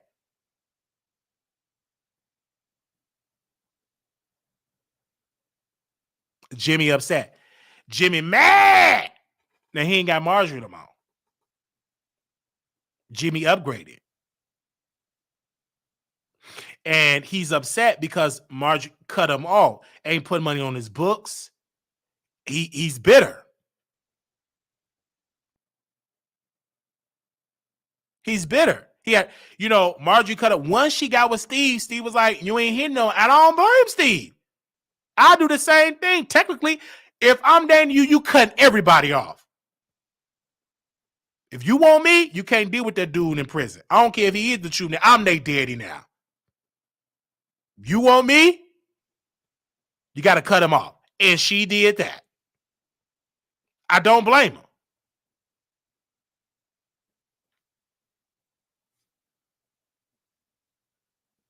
She cut him off.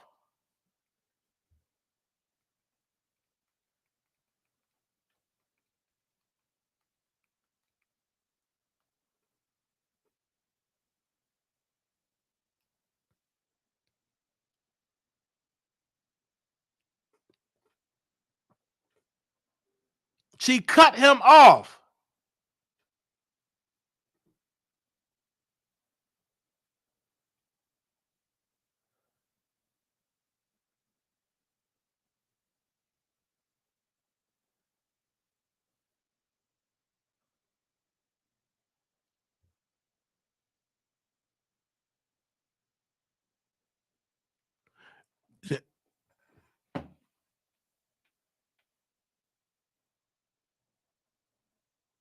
All right. So that's just how that happened. Now, let me drop. If y'all want to call in, I put drama with the boss. I didn't mean to keep that on the screen. My bad. All right. I didn't mean to keep that on the screen. But she dropped him like a baby.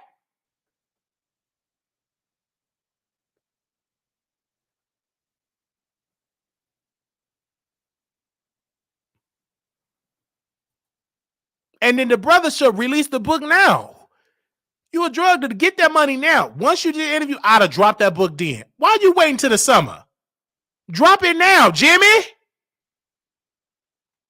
And if that book ain't done, something wrong with you. Why you announce something ain't done? I would drop that book right now.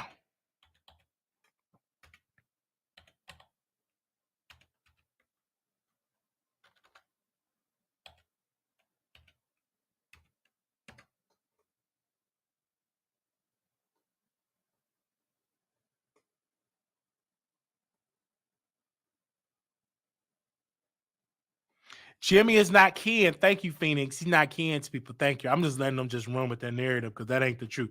Jimmy is not kin to Lori at all. They're no kin. Thank you for that. Thank you for saying that. Jimmy didn't drop a dime on her involvement in the lifestyle. Margie still profit off of Jimmy while he did the time. Yeah, and that's another reason why he's bitter. That's another reason why he's bitter. And he's upset because he wanted that interview on YouTube. He was upset about that. He's upset. Jimmy wanted the interview on YouTube. But Tasha put it on her app because the majority of the people ain't on YouTube. But Tasha did say she's going to put it on YouTube.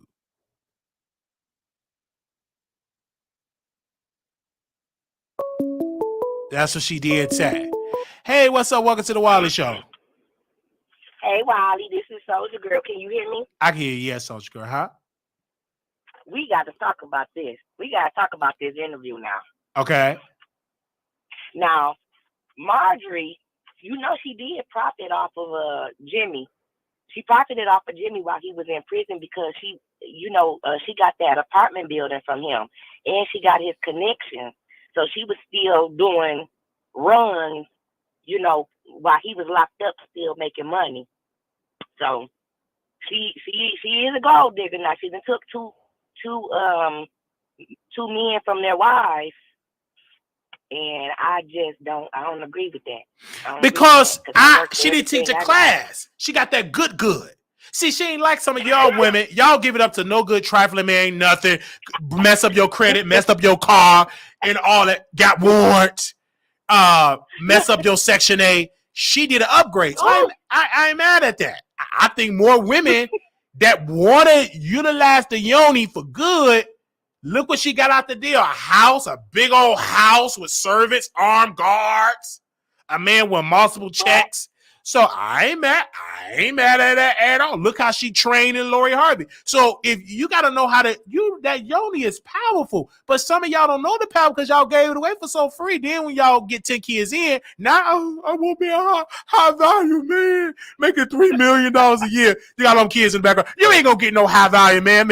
You gonna get a broke man. You ain't gonna get no high value man. You ain't gonna get no Steve Harvey. You gonna be on Kendra G. I want me a man that make a lot of money. Kids and Ray Pookie them all in the background. But okay. Mm-hmm. You keep waiting, sis. But Wiley, don't the Bible say a good name is better than rubies? I understand, but you ain't got no good name. You ain't got the good name. That name run through and loose and tied. That name, you got no good name. That's people with the good name. You ain't got that. You ran through and loose. All your kids got different last names. Your name is ran through. So, no, you at the last of the list. Let's be technical. Let's be clear. The more kids you got, the more your visibility of getting a good man you get shorter and shorter. Men are not rushing to date a woman with kids. Why do you think Lori ain't up there giving out them cookies to everybody? She's trained. Don't do that because you mess up your chances. Clink, clink. Sure do. So when did she have a child? No, because she stayed more valuable staying child free. Eventually, she gonna tie down when she get about her 30s or her 40s. She'll tie down, but right now she getting that bag. I ain't mad at Lori, and she don't do interviews. She don't do interviews like that. So you hardly ever don't hear her talk like that. She too busy getting that bag. Yeah, because she having them those fake relationships. For publicity. Absolutely. And she getting paid for that. She had Michael B. Jordan. Mm-hmm. You know what I'm saying? Mm-hmm. Future. Like, look at the people that she helped. Look, all the son. Yeah, she strategically, she's a good beard. Like, for down low man that don't like black, they need to cover it. Lori is really good because she black. Her mama black. Her stepdaddy Steve Harvey. So she bringing in some good visibility. But you never hear her getting engaged or married or having a child. See, Michael B. Jordan, she was only there to help him, but he fell in love. I want to marry you. She's an all player. Ain't gonna do that. You ain't got enough green, and she dumped him. Wiley, some of the executive producers want to know the breakdown of how they some kin. And no, they're not no kin. Lori is not kin to Jimmy. They're not connected. That was a rumor. They said Jimmy was the fight. They're not connected at all. Lori, I don't even know who Lori real daddy is, but it ain't the Kingpin Jimmy, right? It's Darnell. Yeah, Darnell would be whoever. I would love to talk to Darnell, but that's them. But the sad part with Lori, she dropped Darnell's last name and put Harvey. Right. Now, did you know that Marjorie had an older daughter Marjorie got 2 kids by Jimmy. Jimmy, yes. She got a daughter. They got a daughter named Morgan, and they got a son. I forgot his name. And he dropped his last name too. I think he made it a Harvey too, because one of the sons, I think the older son was in prison, but he dropped the name, and Jimmy was blaming Steve, but it was Marjorie that told him to drop the name and put Harvey. I told you, Marjorie is setting her kids. I ain't mad at her because she never want to be broke again. She want to set them up for generational wealth. And wearing that last name Harvey, doors open up, and it ain't gonna open up being no drug kingpin son. So put Harvey on it. So, and then Jimmy upset. She didn't really like guys with big lips. No, player. That's what she said in the 80s. If you got money, she gonna deal with the man with big lips, cock eyes, strip leg. If you got that money, all that go out the window. So, that's her moral. Her bad moral, because I don't go by that. Yeah, because she said Morgan. She said that Morgan he said that Marjorie treat Morgan bad and the husband bad. I think maybe she treat Morgan bad because maybe Morgan don't want to be a prostitute, to be all prostitute in the business. That's probably why. Right, and I want to see how Morgan look too, because if Morgan is not pretty like what's the girl name? The daughter, Lori, her sister. That's probably why he ain't. That's probably why she's not putting Morgan up on the pedestal. Or Morgan just probably married. Like Morgan is married. Maybe she don't want to be. She sure is. And she didn't drop. If I'm not mistaken, I don't think Morgan dropped her last name to Harvey. That could be a reason too. You know what I'm saying? Because Jimmy, she should have asked more questions about that. But I'm interested in his book. But that is sad. Like, what's the relationship with Morgan? Like, why did she dump him? Why they don't get along? And then also, she tried to bring Jimmy to the party. But Margie said, if he come, I'm not coming. So she completely tried to distance her. So that's why Jimmy is talking the way he's talking. And really, Jimmy, the type of person, he will call the feds and have them open up a case on Margie. He's that bitter. And if he's not already talking to the feds. Right. I know that it's all. I know what you're saying about Marjorie trying to secure the bag and everything, but I'm a veteran now. It's all about loyalty and honesty to me. And that man sat up there and did that time for her, and then snitch on her, and then you just gonna cut me off after 20 years. I got a problem with you, ma'am. Then you gonna tell me I can't come to my grandchildren's birthday party? I got a problem with you, ma'am. Absolutely. And then said, this is the kicker with Jimmy. If you hear. We were talking all the way up to 3 days before she got married. Soon as she got I do with Steve, she cut that man off. Cold blood, didn't she? She cut him off. And all this. And that's why with Tasha K, when she released it on YouTube, it's going to go viral because people are going to drag Marjorie. They're going to drag Steve. And that's when Steve is going to sue. Like, when it's drop on YouTube, he's going to try to shut that down. Because Jimmy got a link. He kept saying link. He meant to say video link of Steve Harvey criticizing him, calling him a punk ass, and he deleted. Whoever he did it is gone.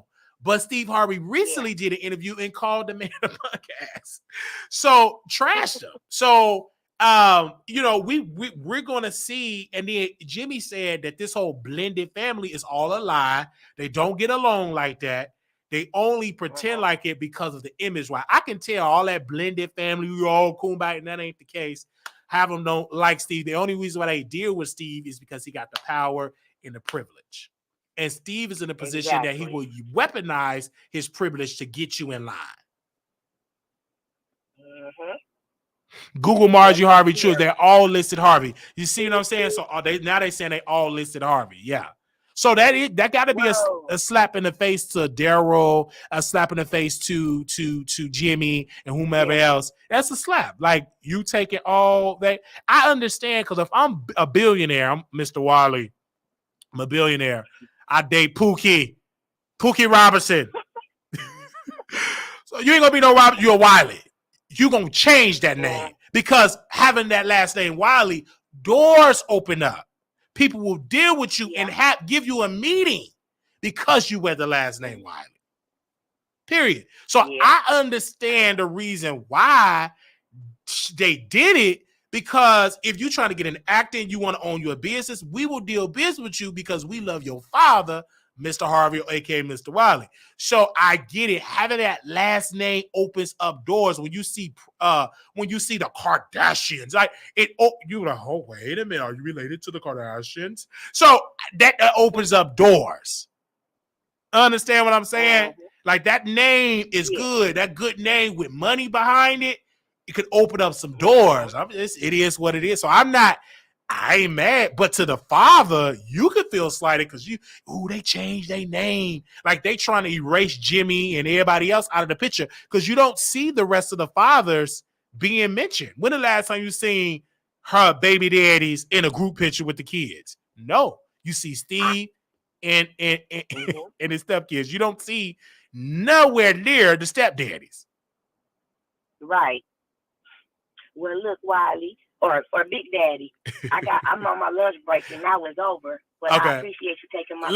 Love you. Watching from the bushes. Okay, thank you. All right, love you too. Okay, bye-bye. All right. Okay, we had another phone call, and let me see. They had called us. Let me see if I'm gonna call the person back. Give me a second. I'm gonna call them back.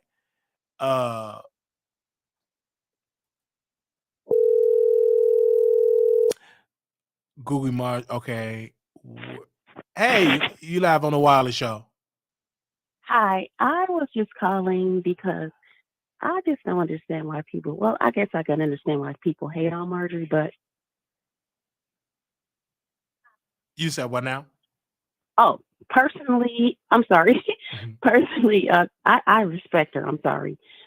But I respect her because she's a great businesswoman. She's beautiful. Why not let your looks work for you? She's a very strategic, smart woman. I'm here for it. I love her. Yeah, only people that's jealous is people that's bodied, ugly, gay their yoni up for free and then getting out the deal. Them the only people that mad. People that got what Margie got, they understand. You know what I'm saying? Listen, I wish I was walking in Marjorie's shoes. I wish I could find me Steve Harvey. Okay. Like you just told that other caller. Some of y'all gave it up for free to Pookie and Ray Ray and all them other y'all just bitter. Y'all wish y'all could have a pull a Marjorie move. Facts. Stop hating on that girl. She gorgeous. I'm here for her. I like her. And she did it. And I think the same thing when we talk about Diana Ross, look at her come up strategically, did Barry Gordy, Smokey Robinson. Now she's a millionaire. You know what I'm saying? So she did it, and people were upset at Margie. They did, oh, wow. Man, please. If you had the position to use the looks in your yoni, you would do it too. And I do feel for Steve Harvey's first wife. The one that she stole. Which one, the wife she stole? I do feel for her because she said the woman stole my husband. She called and stole her. But Steve tried to paint the picture that he was already divorced. No, player, you stole this chick. Marjorie stole you from her. He did. She stole it. Yeah. I don't like that part. I don't like what happened. Mary. Yeah. What's her name? Mary stole Mary's husband. She stole her. And that's what Mary said. Mary flat out said it. And Steve said in the 80s, he's in a comedy show. He said that Marjorie was going to be my wife, but he was already married then. And but this is things that, even though I don't agree with it, these are things that just happen on the daily. It's life, and you got to move on. Hopefully, he can have a change of heart and go back and help Mary if he didn't help her. I don't know their business. And then took the child that they had together, took full custody, and then let him come visit the child, Mary said. And then Jimmy, he was married when he started dealing with Marjorie, and Marjorie took him from his wife. And Jimmy said she died. Well, let me just stop you there, because Jimmy, that's his name. I seen his interview with Tasha K. He said that she didn't know he was married at first. He was playing the field. What's her name? Marjorie didn't know that man was married. Right. And then he said his first wife, he said, oh, she died from a broken heart. He said that in the interview. And it's so sad, It is. She never, but you had a whole drug dealer. What you think? Drug dealers gonna cheat. That's in the book. Exactly. That's why I used to watch Mob Wives. Yeah. And they would get so like flabbergasted when they find out their husband was cheating. This is a whole damn mob boss. A whole Bible. You just have one. Right. Like he's just gonna have one woman. Absolutely not. You're gonna have everywhere you go. You gonna have multiple women in the streets. Out and doing that. A whole gangster. Yeah. A whole gangster. So yeah. So when I saw the interview, I knew that it was going to be a bashing on Marjorie. I knew it. Because the title alone, when Tasha K titled this video, she titled the video on her app. All right. She titled it. Let me go to it. Lady Heroin, AKA. Like right then and there, it's gonna, you know what I'm saying? Like, poor Marjorie. She did it. She just dragged, and you already know, Marjorie, when this interview, because right now they see clips of it. It ain't went viral. It went on the blogs and stuff like that. But it's a whole nother beast when it go on YouTube. That means the general public is going to talk about it. It went viral on the blogs. That's why Steve Harvey said he's going to sue. They're going to send a cease and desist. They're going to do all, and they're going to actually sue. I've seen it. They sue people. They don't. Steve don't play. He goes to court. Steve is suing Tasha. Yeah, he because a person reached out to me saying he's going to sue her. These people are associated because they saw the clips. He's going to sue her and all that. And we're going to see about it because I hope they do, because it's good clicks and views for me. Go in her pockets. You know what I'm saying? Because she already down right now. She can't afford another loss. Tasha can't afford that. Do you understand? She can't even pay off this with Cardi, and you slapping me with some more legal trouble. Like she can't afford that. But I don't know. I think that Tasha I understand why she did it, because you know me to drag in celebrities and get their tea. So that's my brand. I can't read. She tried to revamp, do regular content. Them views ain't hitting. So she need the salacious Jimmy, the salacious DMs and texts, because he sent damaged information about Marjorie. And so she's going to put all this stuff out about Marjorie. Remind you, she didn't drop it yet, but because he left it on his bed. But I guarantee you, Jimmy sent a lot of damaging information about her criminal, about Marjorie criminal past. See, that's why you got to be careful pooping on people that know about your criminal past. Because if this is true that he has some document, they can reopen a case and get her arrested. You know what I'm saying? Oh, no. Oh, man. So that would be way sad. And Tasha don't care. This will help her bottom line, taking down a criminal, a drug kingpin, mistress, wife, you know. So she don't care. She need this to go viral. Tasha can't need another viral story. And because her start was with Steve Harvey. That's how she got her name and then R. Kelly. But it first started with Steve. So she need this. But I think Steve and them got to be careful. I think Steve got to be careful suing Tasha, because if she got damage and stuff about your wife in a criminal enterprise, that give Tasha K the ammunition to really come out with the criminal activity that she did. And it's no, they can still go after you. All they need is witnesses to, testify to say she did do this. All this time, I've been thinking that Steve Harvey and Marjorie Harvey got him released from prison, had President Obama pardoned. I thought they had helped him do that. He said, no, they didn't help him. No, of course they didn't. But they let them rumors simmer because that make them look good. They didn't. And when Jimmy told the story that he had a financial lawyer get him out of prison to file out the paperwork to get a clemency, I understand that. But of course, Steve would never say, "Oh, I would never do that. We didn't do it." They would because that make him look good. Like, oh my God, Steve Harvey, he's such a good man. You know what I'm saying? But in reality, they didn't. And the reason why I haven't went viral like it's supposed to, because it ain't on YouTube. Majority of our fan base, they ain't on that app. Only people that on them apps is them winos that drink that wine, but the majority of the people is on that YouTube channel.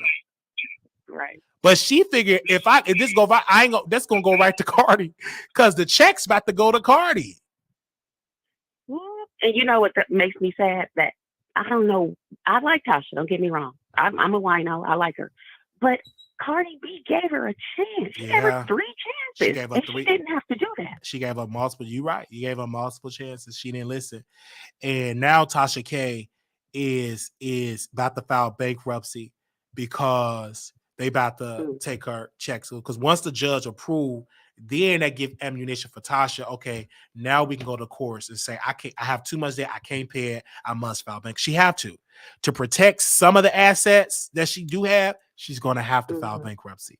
But when she filed bankruptcy, people are going to say that she's bankrupt, and she ain't gonna like it, because even though the average person that know business, just because you file bankruptcy don't mean that you broke. It's protect what you have. But the average viewer don't know that. When she filed bankruptcy, they're going to say, it's going to be headlines: Tasha K is broke. Tasha K filed bankruptcy. Cardi B bankrupt. That's going to be the titles. And she going to get dragged for filth. But it's going to happen because that's the only smart, you know this, in business, that's the only smart move she can make right now is bankruptcy. So once the court say, okay, Tasha, we got to garnish your checks, to kind of put a freeze to that, to stop it, you have to file bankruptcy. When they was garnishing my checks, when I took out payday loans and I owed Social Security about over $20,000, they was taking all these, they was garnishing my check. To stop it, when I filed Chapter 7 and all that stopped. And then all that debt was wiped clean. So, you know, bankruptcy is a good thing. If you getting your check garnished, you might as well go ahead and file bankruptcy. I mean, that's the only way to stop it if you ain't got the money. You know, if you know what I'm saying? And that's what's going to happen. And everybody can say, I said, it's going to happen. I said, when they take the money, she's going to, if she's smart, and she is, she just don't know how to keep her mouth shut. But she gonna file bankruptcy, and she got to pay for them lawyers, because Cardi is going to challenge it, because they're gonna be like, you got all this money from your app. This debt with me and her should not be covered on the bankruptcy, because this was done in malicious intent. She's going to challenge. That's a whole nother battle that's going to happen. It's going to happen. It's going to happen. And I'll keep saying it. And that's why Tasha K like, man, why you putting my business out there? And that's why she is responding to me on other channels, because I know your game, girl. You about to file bankruptcy. It's going to happen. You already talking to the lawyers. You're going to do it. You don't want to do it. Your husband telling you to do it. Your staff telling you to do it. Especially your husband. He's saying, baby, there's no other way. We have to file bankruptcy. It's no other way. Of course they're gonna drag you for filth, but you have no other way. Now I don't think it's dischargeable, but that still will give her some time to put a freeze to them garnishing her check. Because once you get a discharge case number, you send that to Google, and they will put a freeze on it until they get something from the courts. So it's a stalling tactic. She's going to do it. They said with bankruptcy, protect her home for being taken. She don't own. See the thing, she don't own her house. But what Cardi can do, put a lien on there. She don't own it. The bank still own it. But Tasha had the lien because she don't own it. Cardi about to put liens on it. So she left and got a condo.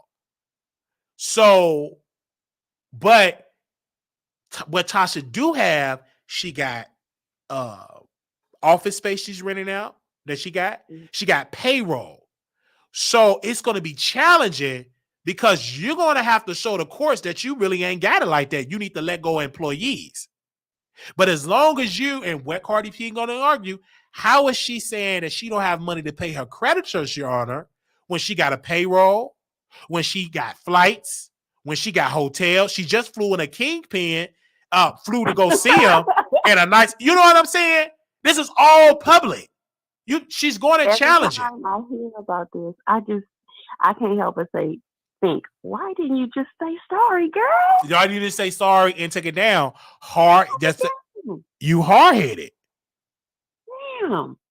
And then she did, you know what I'm saying? She's going to have to announce it's going to happen. When she's going to have to let go of the employee. It's going to be a beautiful message. I'm so sorry. Due to the fact that we're not bringing it away, we got to let go of all our employees. It's going to happen. The employee is going to be slighted. They're going to start talking, because that's all of them got an extra strategy. Chelsea, number one, because she's the more vocal. She's the only one that want to be a content creator. Jasmine don't. You don't even know how Jasmine look. But Chelsea, she want to be a baddie, and she's going to be the hottest person around because she's talented. She got Tasha K the bookings, so she may work with Armand. It's so many people that she may work with. And if you smart, you will hire Chelsea, because number one, she going to do your dirty work, and she know how to talk to them advertisers to bring ad dollars. So you'll be stupid not to hire her, Chelsea. Because it was Chelsea that brought in and all of advertiser dollars. The bingo deal, Chelsea negotiated that bingo deal. Chelsea is very smart. She's messy. I'm okay with that. I want somebody that is messy and that give me the tea, because I'm a gossip blog. So I want you to be a gossiper. I want you to be all holy and you can't talk and all. No, I want you messy. I want you to do my dirty work. And Chelsea does it. And eventually she's gonna have to let and Chelsea know, because she's already shopping her resume. She's shopping it around to people because she know this is a sinking ship. I know I'm about to get fired because I know my boss. She ain't gonna have the money. Yeah, she's gonna have to fire. So Chelsea is gonna work with other companies. It's just gonna happen. You know what I'm saying? And Tasha, and mistake that Tasha gonna make, she gonna try to trash Chelsea, but Chelsea got recordings of Tasha K. She got a lot of damaged information. Chelsea is the person. What is that black woman? She used to defend Trump. Oh my God. She used to defend Trump, and she got fired from the Trump administration. The first Rosa. Yeah, and the first thing she did was she leaked the recordings, and she wrote a book because she knew that I'm gonna get fired, and she was all in the White House record. She recorded when she got fired. So you knew this was gonna happen. Chelsea the same way.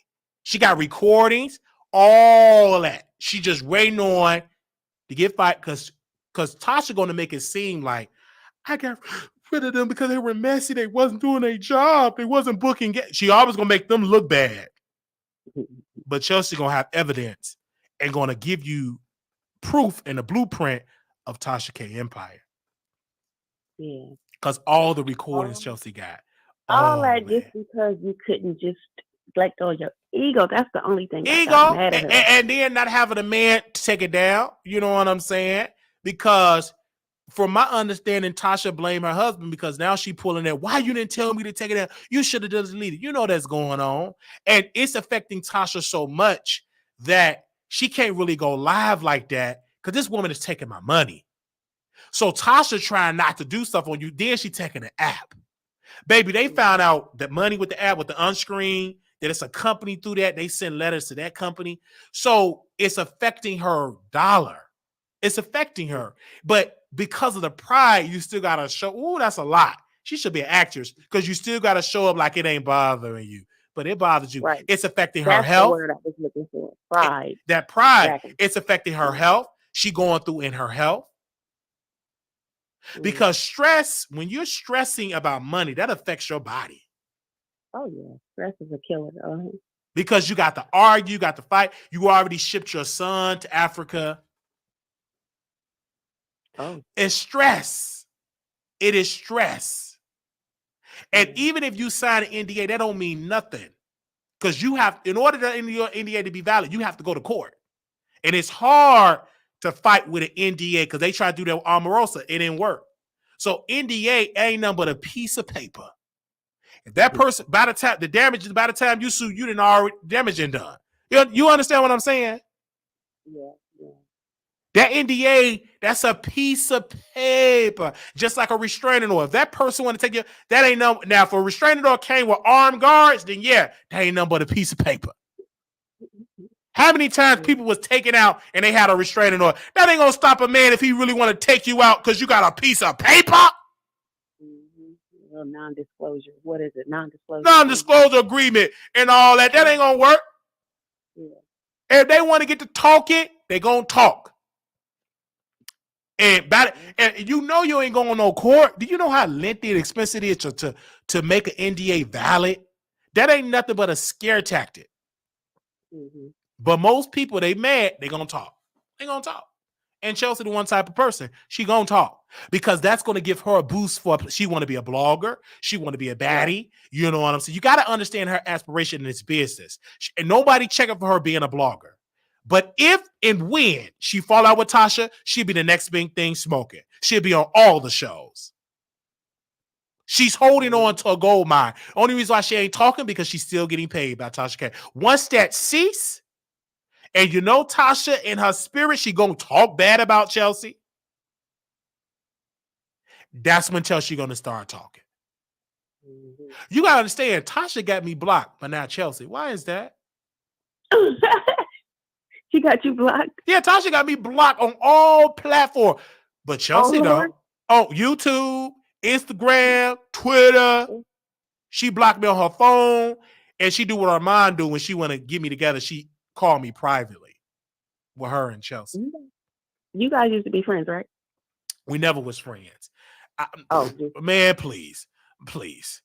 These people are associates, even my friend. Jesus, if these people ain't my friend, I'd be stupid to call these liars and demons and backstabbers friends. These are just people, colleagues on YouTube. They ain't my friend. Right. That's how you end up hurt. Like our mom, oh, she ain't invite me to Thanksgiving. These people ain't your friends. That ain't your mama. No, with your real, that's how you get hurt when you put people as a friend. No, they ain't my friend. These are people on YouTube, colleague, associates. But when you say friend, then when they don't do right, you're going to be hurt because you said that person was your friend. I went to Thanksgiving. I was so hungry. And Daddy, my stomach was grueling. I love turkey. All that crying because Maddie didn't invite him for Thanksgiving. You got you a blood mama. And you worry about a man with a wig didn't invite you shit on Thanksgiving. Your mama is in the... You bet. You need to quit. You cry over a person with a wig on. That ain't your mama.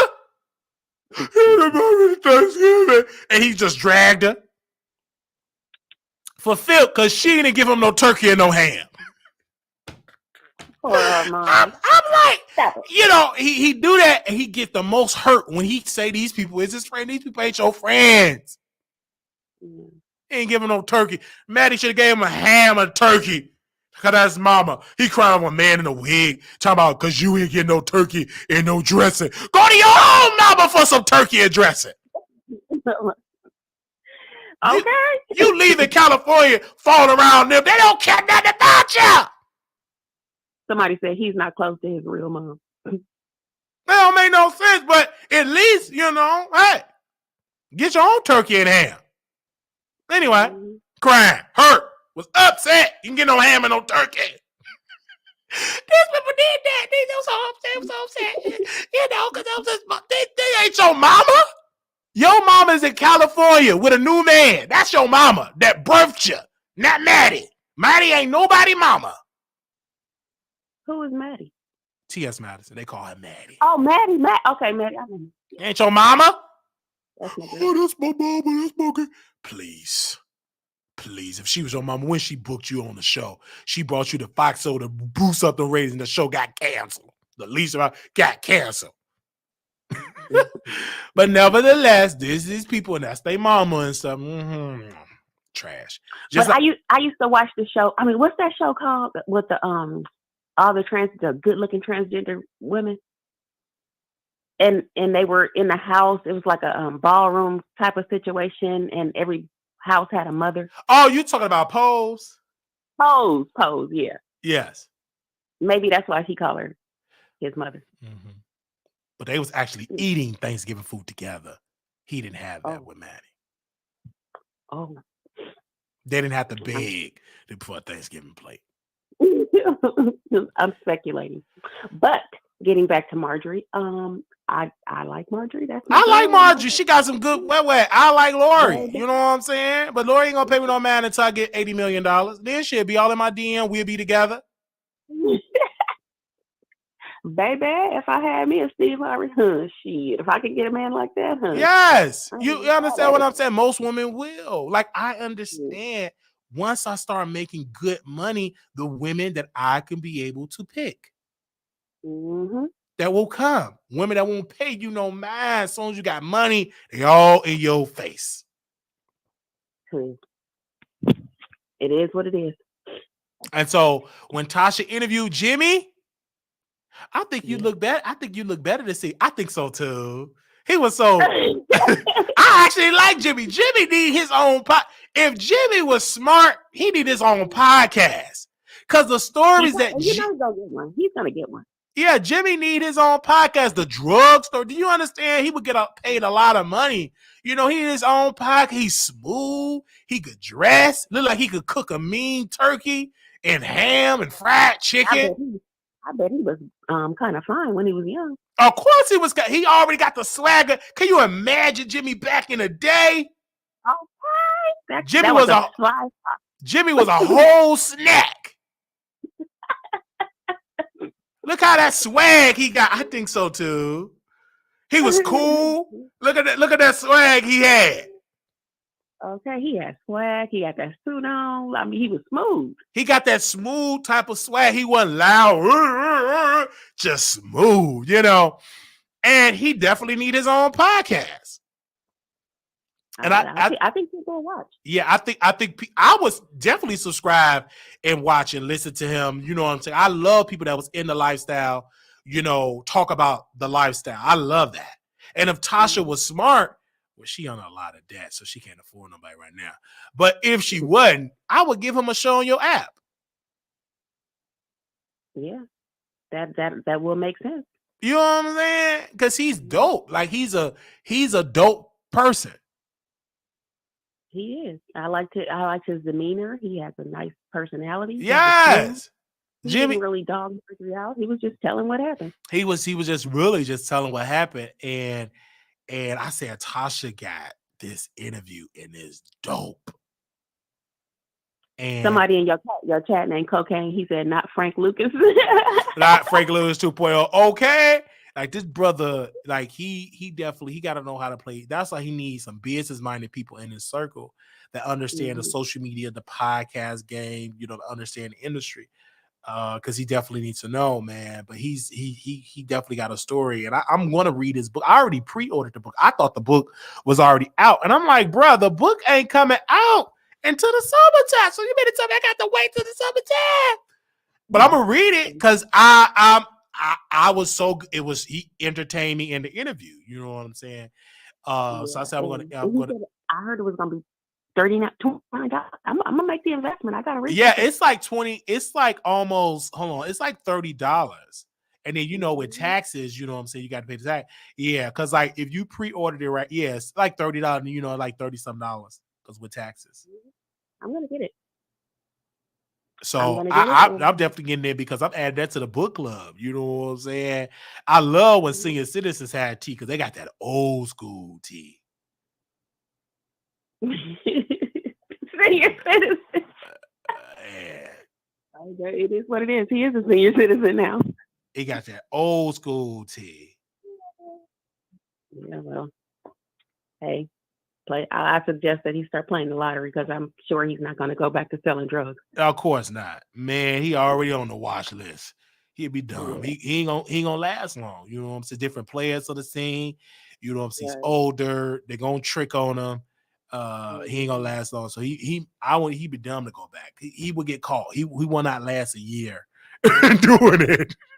He ain't gonna last a year in doing it. He's just gonna have to monetize what he did do and talk about it. You know what I'm saying? He definitely do it because it's profitable in there. Just like because like Tasha K, she took a couple of days off because she's going through a lot right now. With her husband, with her daughter, with her family. Like a lot of people depend on her. And they know the end is near for her financially. And when I tune into her channel, and she get only the views that she's getting now is because of the controversy of Cardi. But even that short clip that she posted about Jimmy only got 26,000. And the reason why she got the 127,000, 106,000 is because she's in controversy with Cardi. But you know what I'm saying? She's in that controversy, but but damn, this money going to Cardi. Understand what I'm saying? Like this would have been great if she had 127,000 people paying $12.99. Do you understand what I'm saying? Because if she had 100, let's be honest here, she had 127,000 people paying $12.99. That's $1 million and 1.6 million a month. She could have been paid that just like that, but she don't have that. So she have to go on YouTube, right, as a promo for her app, but it ain't hitting the same because I don't think she understood that Cardi was going to go so early for her checks. But I have to blame this on Tasha for talking about she's selling stuff. She started saying that she's selling her watches. She started trying to sell her assets. So that lit a fire under Cardi to go after her checks. I think if Tasha K would have just played broke and stopped saying she's selling this, selling that, I think Cardi would have left her alone. But because she kept taunting Cardi, now she getting a wrath of Cardi B.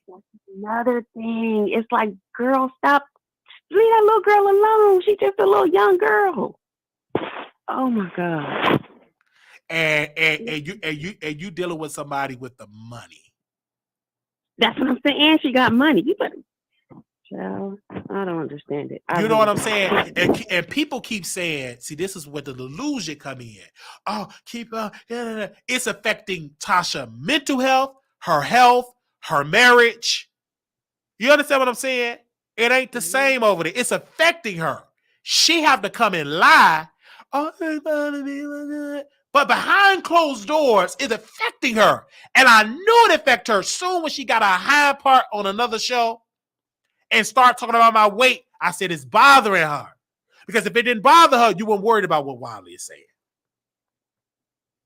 Yeah. It bothers her. It affects her. She got to watch the Wiley Show, but she can't come out of the bushes and say anything because she know Brother Wiley is telling the truth. And you think it's too late? What if she go? It's too late.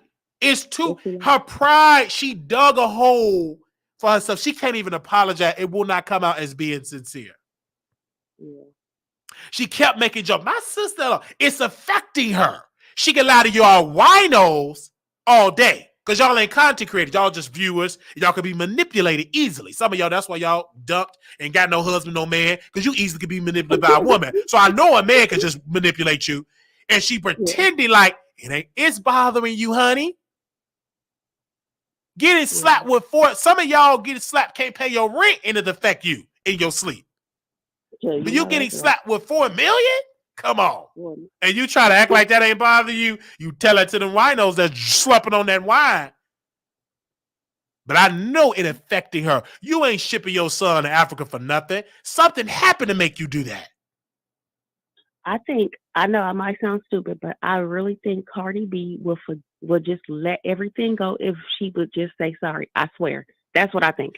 Call me crazy. I think she probably would. That probably would a month ago, but she wasn't sincere.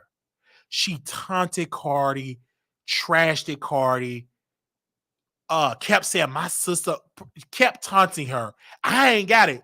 Joking, doing shows. Cardi have to prove a point because she not only doing it for herself, but she doing it on the behalf of her sister and brothers in comedy. I mean, I'm sorry, in the industry. She doing it on their behalf too. And it ain't sincere. I'm so broke, we gotta sell. And she's trying to sell and stuff. Oh. Then bother other celebrities. You think people, Cardi, you got to stick with this. Well, let me let somebody else call in because I'm taking up all the time. Oh no, you fine. You got to stick. You got to stick with this. That's why Tasha K ain't on hardly no YouTube show. Only why she went on that one because she thought I was gonna get the beat. We still on Tasha K. Because they distracted. They talk about Clubhouse. They distracted. We on Tasha K because we know it's affecting her. And yeah, she going to file bankruptcy. Reason why she ain't do it because she don't want to prove Wiley White. Have no choice. Once that judge give the okay, all right, hear ye, you can't garnish the wages. The next step, Kibi will be filing bankruptcy. And then all y'all, Wiley, how did you know that? Because you know business. You're going to file it. That's the only thing that she can do. It's file it. And it's so sad. I could have thought divorce, but she named them both in the debt. She named them both. Kibi Studio, she named the husband and wife. They both were sued. So he couldn't divorce it. That debt's still going to follow you. She can't pay it. It bothers me, and it ain't even my damn business. And then when she went on Brother Michael's YouTube page, it bothered. I said that was I told Paul, I said, that's confirmation because what we hit on, she's broke. It's affecting her health. It's affecting her marriage. And I'm hitting on with truth. And that's why she is going to other child. But it ain't working because you can't give them damage information about why it ain't working. We tell it all. They ain't strong enough for Brother Wiley. And we smart. We got them beefing with somebody else. They too big. They distract. They in a whole nother beef that we help finance that beef by going secretly in the DM. Let me tell you how dirty I am. I can play dirty too. I said, say this about it's Armand Wiggins' friend. Why don't you bring Armand Wiggins' name in there? Oh, you know that person. Why don't you get to club? They find them on them chair. So I could be clear with Tasha K. See, they too distracted. They lawsuit. They sue us. So they already distracted. But now you have nobody. You can't go to Armand. He definitely gonna put Wiley in no title. There's nobody that you can come and help. You can't go to Storm. That's gone. He don't name drop nobody. So it didn't go viral. You ain't hot enough no more. You in debt. So sad. And I say take it all. Because if you don't take it all, she gonna do it to the next one. In the next one. In the next one. In the next one. Wait a minute. Speaking of Storm, did you see him and Love Jones? I think they like each other. Of course they screwing. And they said, Lord, not a vacation. It ain't no vacation. It is her strategically talking over to her lawyers. She ain't vacation nothing. She is talking with her lawyer, going over legal strategies, going to court, talking to her lawyers. She watching all of this. The next announcement she's going to be making is laying off them employees and filing bankruptcy. So that's just how that goes. So when she dropped on that, we're going to get to that. I want to talk to you about Lovejoy. We're going to get to that. When she got to that, I said, I'm hitting on that because the titles is hidden, the views is hidden, everything is hidden. And we don't need Tasha K for views. We don't need the 1,400 people. I'm in your head now with the 500. Understand? They can't be focused. They focus on somebody on Clubhouse. They biggest star locked up in jail. Jaguar is in jail. So most of their content is locked up. That's why they can't go live like that. Their content locked up. But Brother Wiley, I can still talk about Tasha Cat, and she can't stand it. With the camera that she brought us, right? We still using that camera. Great camera, by the way. She brought us the camera all because we were dragging Armand. But once she noticed that ain't enough to control, it ain't enough. I told her, to control me, I need millions. Then I could be your guard dog. You ain't giving no camera. There ain't enough to control me. I need millions. Same thing with Larry Reed. If you'd have fixed my eye, teeth, leg, put a couple of millions in my account, I would have defended. It ain't enough. Wiley, did you hear Jaguar sing on a song with Jay-Z called Song Cry? I saw, yeah, we played a lot. Song Cry, and she did another song on there with Jay-Z. I know she can sing. She can sing, but her mind is, she just sing, but her mind gone. No voice is singing to her. Her mind gone, exactly. And she smoked like a choo-choo train. Could she still sing? She probably can still sing, but her mind is compromised. Her mind is gone. Poor Jag. And she locked up in Louisiana. We trying to get her out because I'm a good person. And she's in Louisiana. And we trying to get her back to Texas because her bond is only $1,500. That's, oh Lord. But they're not going to release her. And she got about 30 days for the fugitive people to come get her. But because she was doing all that bootlicking on YouTube, a YouTuber contacted the authorities. It said she got a warrant and they arrested Jack. They knew exactly what Jack was and arrested her at the motel. And she's stuck in Louisiana and they have legally can only hold her for 30. Texas got 30 days to come get her. And they haven't came and got her yet. And then if they come get her today or tomorrow, she go back. Then she got to pay the bond. But because her mind, she might flee again. You know what I'm saying? And get caught up again. It's unfortunate that is going on. Ain't it sad? Like she in there for 30 days. We don't even know how much time she can get for resisting. We don't know because she's not in front of the Texas judge yet. Mm-hmm. And Louisiana, one of the lawyers there, He said he charged $5,000. He can file a motion in Louis to get her in, but it's not a guarantee. And is there something y'all could do to help her?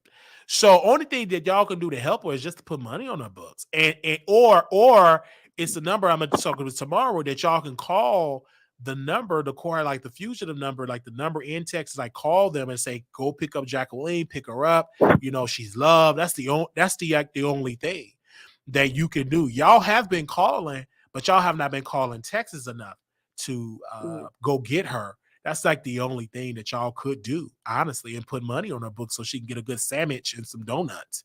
You know, that's about it. They're not really allowing her on the phone like that because wherever she at, I mean, it's terrible. Like she ain't able to get on the phone like that. And they told her that she can't live stream on the phone. So she ain't been on the phone like that. And then she got to have money to be on the phone. I sent her a couple of dollars on her. I don't know.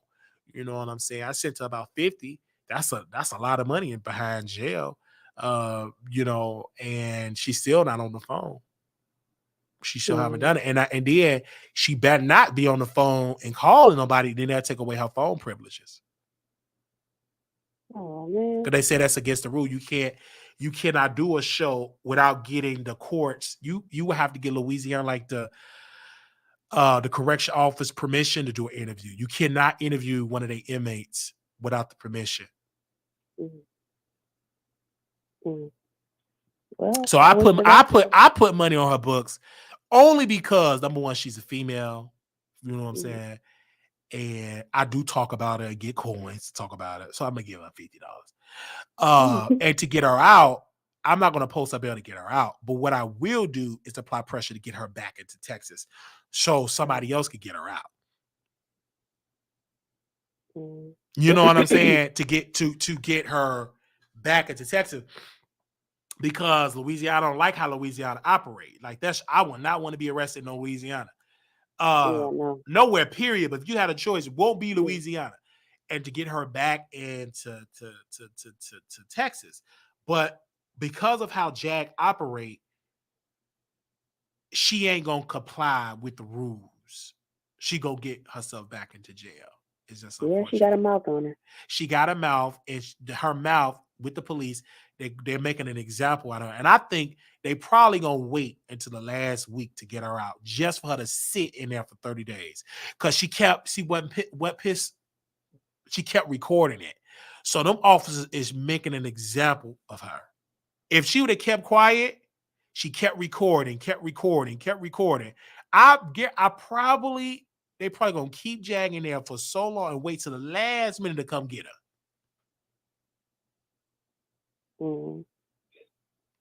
We shall see. And then her people, they not putting out the information to how to get her out, who to call. They ain't doing none of that because they don't care.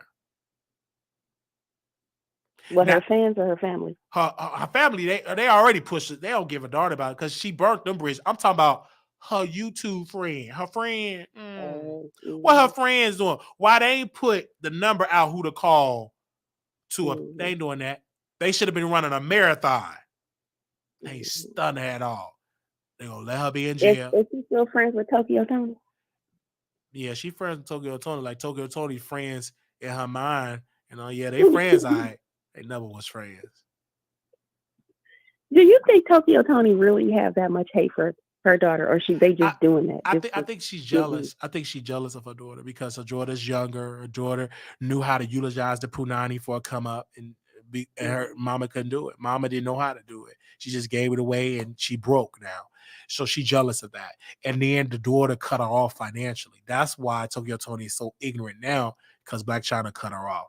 But to Storm and Row, I want to say this, and we can go to her Storm and Love Jones.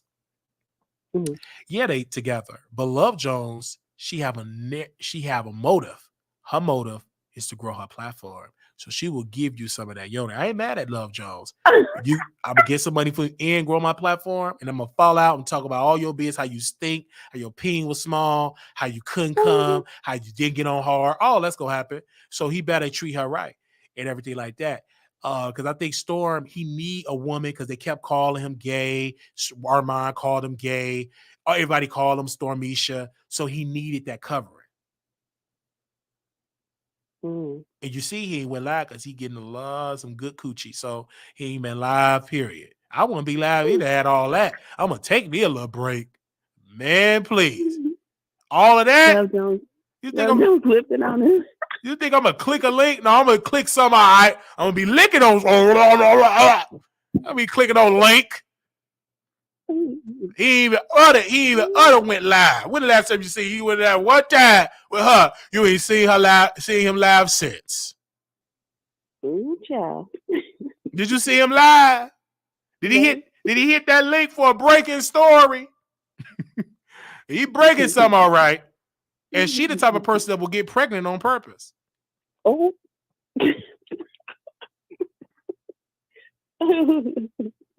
Wow. She's the type of person that will get pregnant on purpose. They do. They make a nice couple. Yeah, they make a nice couple. A nice looking couple. Absolutely. As on the outside, good. But when that fall out, she gonna have some tea. She gonna have all the tea. And that's gonna have to grow her platform. So yeah, they look cute together. Yeah. And so he needed that. He because OnlyFans wasn't working. He needed a boost. And maybe getting a taste of that juice. Back up. OnlyFans. What are you talking about? Oh yeah, he had an OnlyFans. Oh, you didn't know he had OnlyFans? Yeah, he had OnlyFans. Playing with himself and everything. They ain't go nowhere. He have OnlyFans. What? OnlyFans. Oh. And I don't think that Storm is different. To him, seeing a man screw a woman, that doesn't make me gay. I'm just watching, observing. So Storm is different. Wait, huh? Because Storm said, I went to Mexico and I saw a couple screwing. A man and a woman. Oh. He was witnessing and watching it. Oh. And Storm go to sex clubs. So he's different. He talks about his sex life. So when people get mad, I say, y'all don't watch Storm enough. Y'all supposed to be so-called storm chasers. Y'all don't watch him enough. I didn't know that, Wiley, because you don't watch him enough. You understand what I'm saying? So I watch him. He go to sex clubs and everything.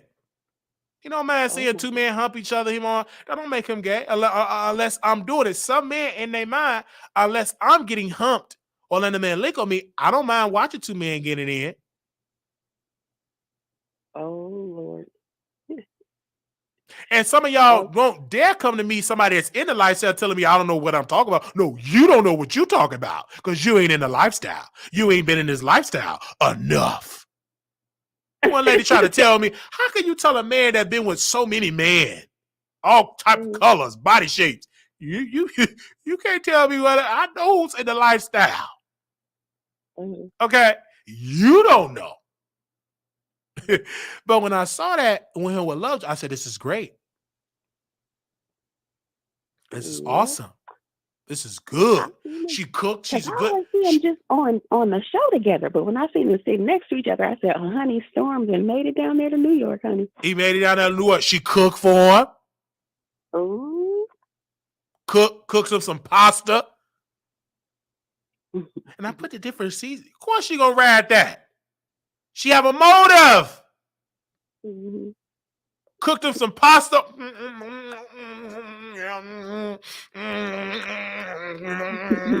Probably put some of that witchcraft stuff, juices, blood juices and all that, cat urine. So eating that pasta, I don't eat everybody cooking. Eat. That's why you hardly ever see him live. I'm waiting. I'm gonna see what them videos gonna look like afterwards. Eating all. It's a special season, all right. Yeah. Man, please. That special season. I put different seasons. You just eat it. You don't eat everybody cooking.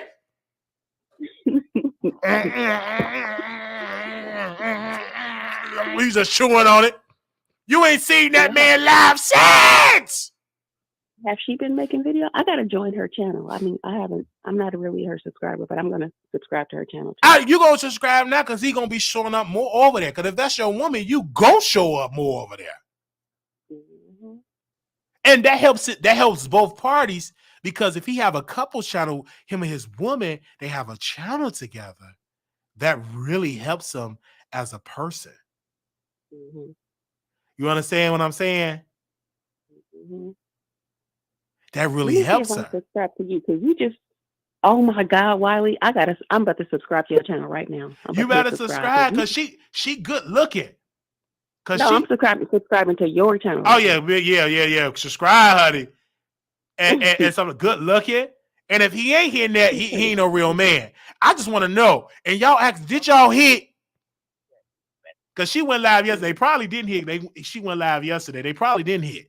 Man, please, you ain't gonna be cooking me. I'm a real man. You ain't gonna make. Well, I'm eating this. Can I eat something else while I'm at it? Is that on the menu? So, she went live yesterday. He didn't go live. He probably sick. I won't be surprised. He probably sick. He always gets sick, child, when he go out of town. Sick. Oh my God! Rock Nation said he's still zesty. Storm is not zesty. Leave him alone. I love her. I love her. Thick chest meat, chest thick. And she watched the Wiley Show. So, I'm just saying they was at night. He probably didn't hit that. I hope he did. You know what I'm saying? But it'd be hard to hit something that you ain't into. You know what I'm saying? Probably blow on it and rub on it. Oh man, I'm sorry. I don't feel too good today. Hey. I'm just saying. They said odd couple. I'm just saying. Odd couple. We will see. We will see. Or maybe Love Joe is a distraction from all the gay rumors. This is a cover up. Could be because you already know Neek at night. The beautiful chocolate Neek. I'm not gonna be your beard. I didn't even know what a beard was. Oh, that's what Neek at night told me. Neek said it. She said, you wanted me to be your beard. Ooh, for real? Sure did. And then the first thing Storm did start talking about that Yoni. Said her cookies is rotten. You know what? When a man get mad at you, that's the first thing you say. That's the first thing you say. He wanted to date her, and she wasn't interested. And he picked up that battle with Tasha K because she started saying that she was selling them used undergarments with yoni juice, and she was selling used pantyhose. And so Storm got up there and said, spoil your rotten cookies. He played a whole record saying her cookies are spoiled.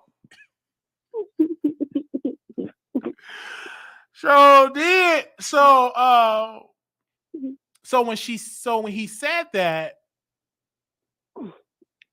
I laughed. I did. I really did. And that's why Neek said she don't want to meet, like go on a date, because we asked her to go on a date with her. She said, I don't know, because what Storm said. I still want to take out on a date, and we will go on a date with her. She's saying that now. When I get to LA, come on. Anyway, because Oh yeah, Nick is in LA. I'm in LA too. That's my girl. Yeah, Nick is very beautiful. Yeah, she's pretty. Yeah, it's good looking. And she was in videos and everything and she's single. Mm-hmm. You better go get that, Wiley. We shall see. We shall see. And see, the thing that messing up with Storm, he's bringing all them white folks on his platform, and they ain't watching that. He bringing one woman on there talking about Mercury. They not into that. Oh, she's talking about astrology and stuff? Yeah, they ain't into that. I got 3.5K. They not I want to into. get into astrology. They not into that. They into mess. Yeah.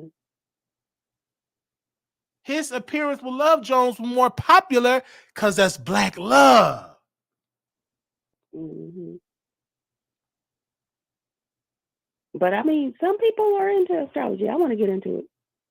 I get it, but you got a black platform. You built it off mess. You can't be, well, today we're going to talk about the Holy Bible. That's going to be the least amount of views. The galaxy. You understand? We're going to talk about the galaxy, Mercury and Venus and Pluto. They ain't going to be into that.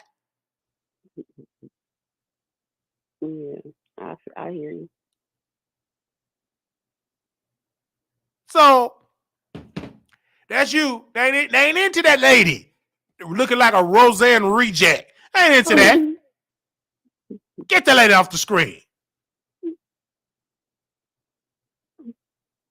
She don't even hang around. The main question I'm going to ask Dr. Linda, do you eat with black folks? When the last time you ate with a black family? How many black people do you invite to your home?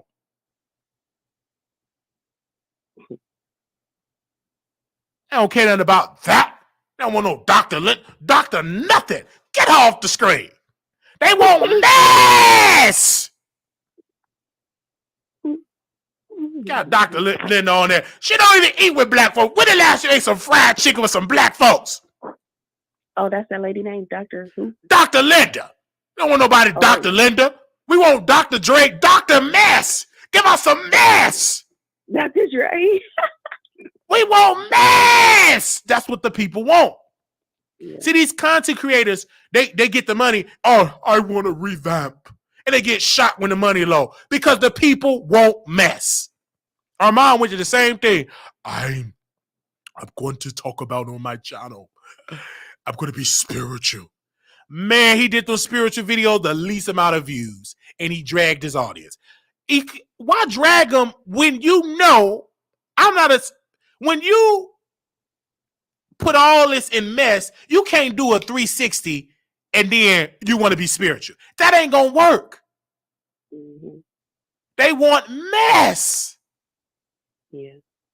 They like you for the mess. The more messy you are, the more you're going to watch.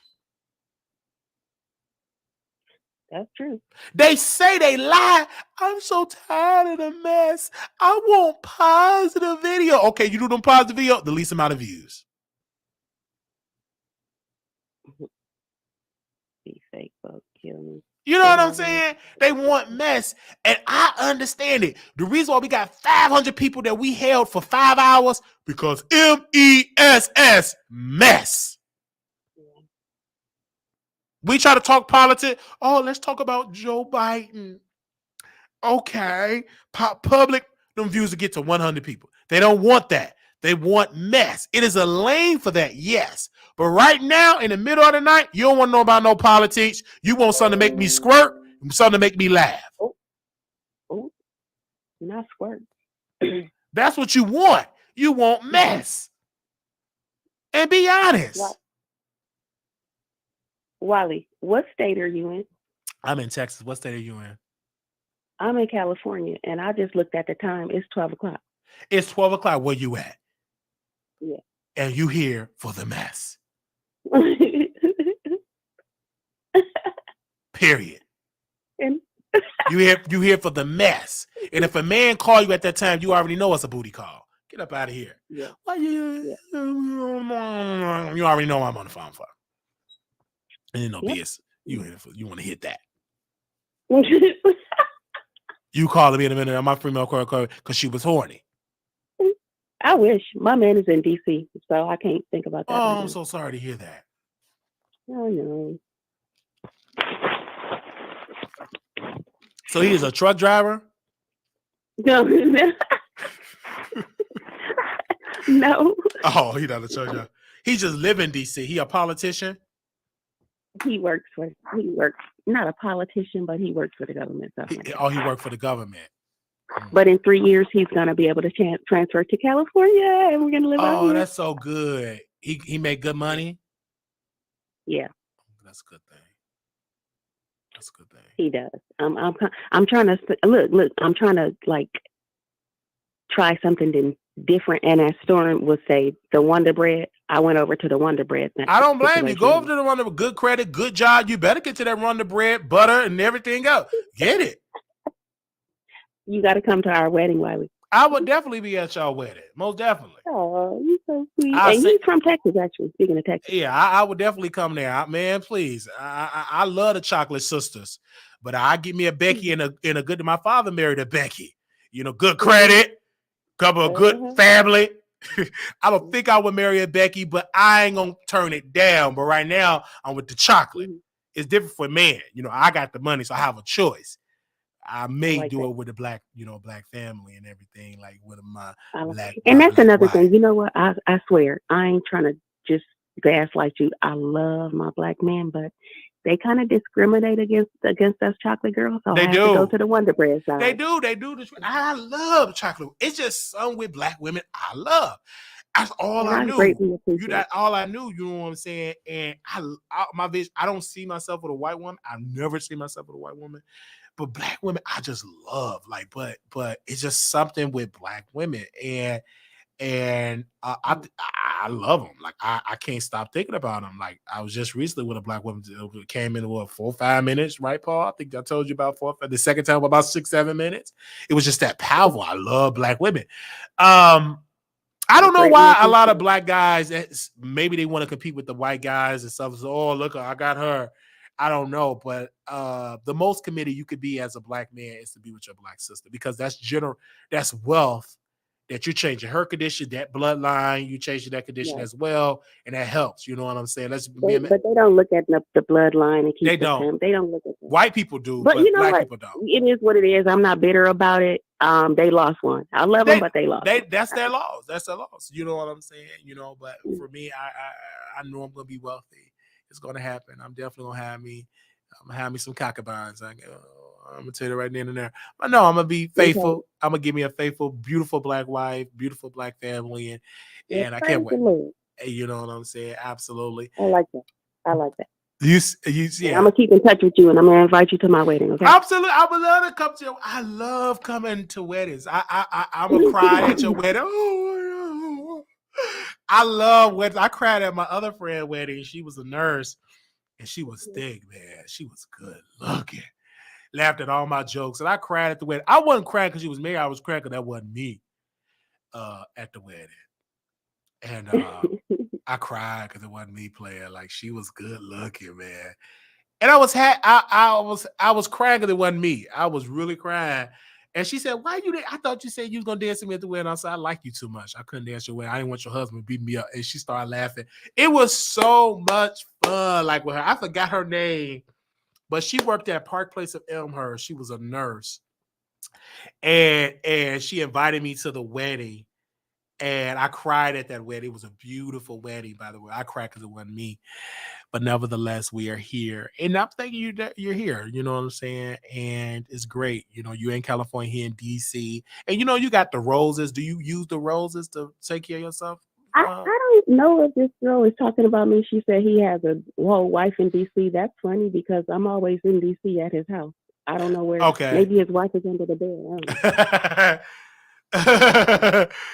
Oh, but so you go visit him a lot. Yeah, we back and forth all the time. That's what's up.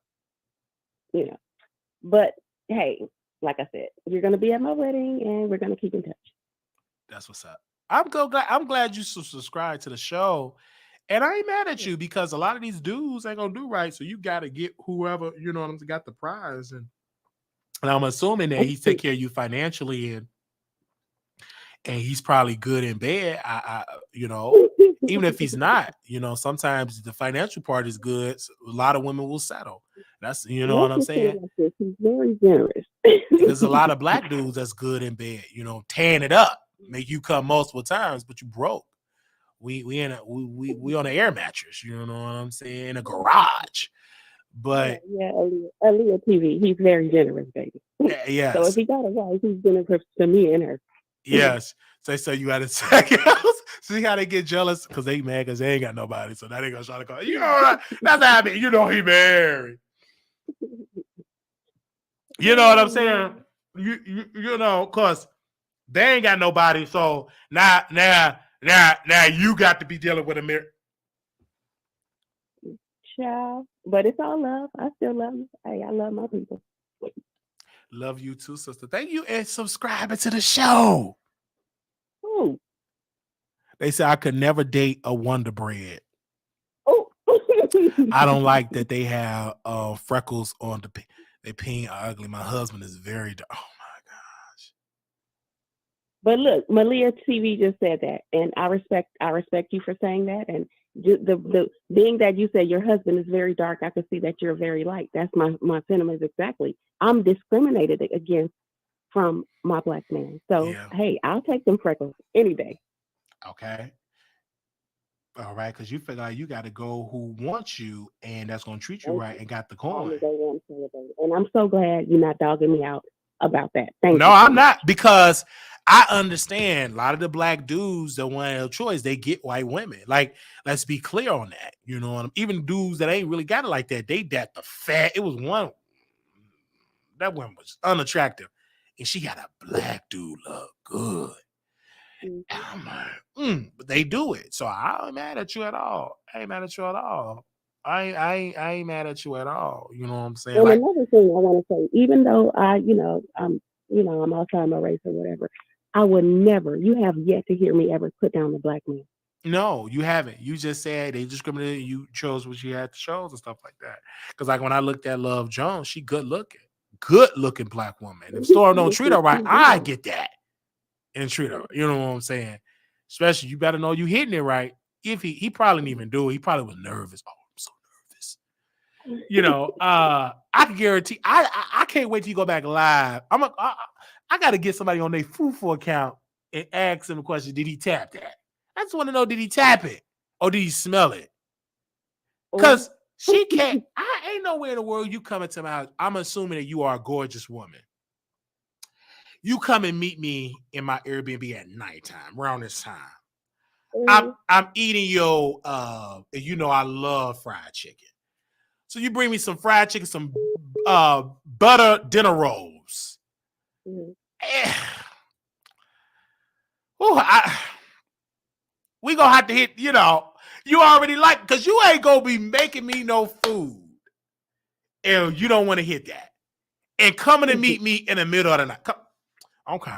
You can tell that lie to somebody else.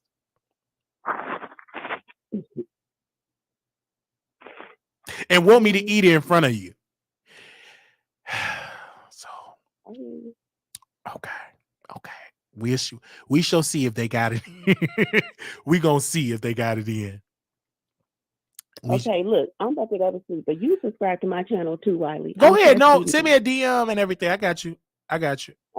All right. I don't want to make your man mad. Oh, he ain't nothing like that. Okay, that's cool. Yeah, be happy to be friends with you. Okay, we come to California and stuff like that. I'll come and take you out for some nice drinks. Okay. All right. Let me go to sleep. I have fun talking to you. Okay. And I will be calling you. Okay. All right. Bye-bye. Okay. All right. Bye-bye. Okay. Now, the phone lines are 3 a.m. on live, drinking liquor. Yeah, I think they smashed. Yes! I'm not about to bring one of my female viewers that's good looking. We drinking, slapping down liquor, eat that dry pasta. Hey, welcome to the Wiley Show. Good morning, Wiley. Hello? It's breaking up. Hello? Anonymous? I can hear you now. Can you hear me? Yeah, I can hear you now. Yeah, so your website is called Wiley.com. Why are you embracing being a troll? Because hey, I got to embrace it, baby. Everybody call it that, so I embraced the troll part of it. You know what I'm saying? And it's doing really good. I embrace it. Have you considered to stop being a troll? No, ma'am. Okay, so you found it to be beneficial to you? You said what? Can you speak up in the phone? You sound like low. I'm sorry. I just knew how to think of. You said what now? Okay, so it's a saying that goes, you can catch more bees with honey than vinegar.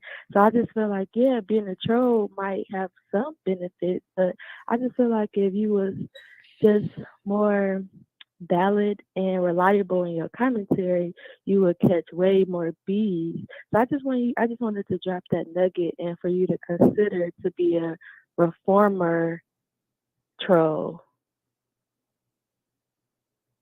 How long you been listening to the Wiley Show? Honestly, I started listening to you when I was living. Excuse me, I can't hear you. Sound low. Can you repeat that? You start listening to me when? I want to say it was 2016, 2017, back when I was living in Maryland, finishing up my PhD from Howard. I was cleaning up and you just came on after somebody else. And I just started listening. And then once I actually saw who you was, I was like, oh, okay, it makes sense. Because you do, at the time, you offer good commentary. I'm like, well, I never heard of him.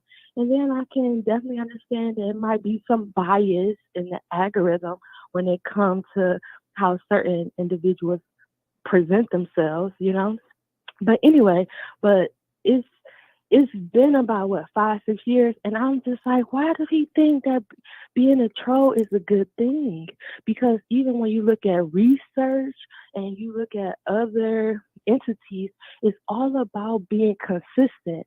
And you in the commentary that you deliver, you don't know which way you're gonna go. You go whichever way the wind blows. And I remember I just watched you a week ago, and you was I think you had signed there with Nika at Night and Armand, and you was bringing up King Payne, and you was coming to his defense. But shortly thereafter, a couple days later, you was coming for King Payne, and I'm like, make it make sense. In one breath, you defended him, and another breath, you coming for him. So I'm just like, you have to pick a side, and I just wanted to offer you that nugget. Just moving forward, just it might be cute to be a troll, but I just think that you get more bees when you have honey. You will just get further, in my opinion. And you say you have a PhD? Yes, I am a college professor. Yes. So you are a college professor? Correct. And you're trying to school somebody with a high school diploma? I'm not even trying to school you. I just wanted to sprinkle just some encouragement, just in any who other do you entity. who do you watch? Name the top three. Name the top 3 people you watch on YouTube. Mob Radio. Online with Tasha K. Impressive Channel. So you watch Mob Radio. Do you know she flipped on Nikki? Okay, but did you see the example that I provided you? I'm asking you a question. You said Tasha K. Do you know Tasha K is sued for $4 million? Yes, and I understand that everybody's human. Everybody. So why you have a PhD? You need to get that advice to somebody that's sued for $4 million. We don't have those problems. Listen. I just wanted to drop that nugget as I understand that nugget you dropping, but that nugget should be dropped with somebody with $4 million in debt. I don't want you to be defensive. I'm just saying, like, I'm not being defensive, but you're watching somebody that's sued for $4 million in debt for lying on celebrities. So you want me to be a liar? No, that's just like if 2 kids get into it, it's like, oh, mom, you didn't say nothing when my brother did it. But ma'am, you have a PhD, you're a professor, blah blah blah blah blah. But you're watching somebody like Tasha K that was sued for $4 million. Where's your nuggets for her? Okay, listen, the only thing that I wanted to offer you is that, yes, sometimes, you be goofy and your commentary is comical. Yes, you are entertaining to an extent. Yes, but all I was saying is, hey, I think that you would be more entertaining. You would go further. Maybe I could watch you more if you were just a little bit more predictable. If I like when I go to the View, I kind of know, okay, this is ma'am, we're not a predictable show. Yeah, but we're not that. We're not the View. We're not predictable. And there's nothing wrong with that. But like I said, the concrete example that I provided on a Sunday, you was taking up a King Payne. But it doesn't matter, ma'am. But you didn't hear what he said. You didn't hear what he said about me. You have a PhD, correct? That's just one example. Do you have a PhD, correct? So when you have a PhD, you supposed to do your research and everything else. You didn't do all your research. Okay, let's just take him out of it. No, you brought him out, and I responded to what he said. You didn't know that Tasha K was on his platform? Oh, you didn't know that because you got a PhD. You got that PhD, so maybe you were busy teaching kids in college. You didn't see that when I was getting dragged about my weight. Oh, you didn't see that. You got that PhD. You were busy. Oh, you were so busy with your kids, and as the professor, you was booked and busy grading papers. I hope. I saw that. You saw that. So I have a right to respond. You ain't dealing with no punk. You come for me, I come for you.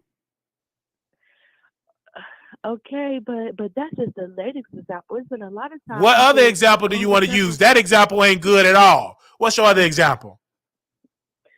I'm just saying, one of the reasons why I tune into my radio because I know the kind of commentary she's going to offer is going to be similar to how I think. But I can't really gauge how your commentary going to go because one minute we might be on it's not but ma'am, you want me to be you want me to be predictable. You don't. When the last time you gave me a PhD donation?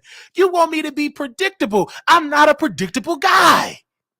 But a lot of the shows, like let's say Law and Order, you know what you're going to get when you watch it. That's scripted, ma'am. You cannot compare a unscripted show to a scripted show. This is an unscripted show. This is unscripted. Unscripted shows like Bad Girls Club. It's like, when we watch you, you can't really. Ma'am, this is not a predictable show. I'm not a predictable type of guy.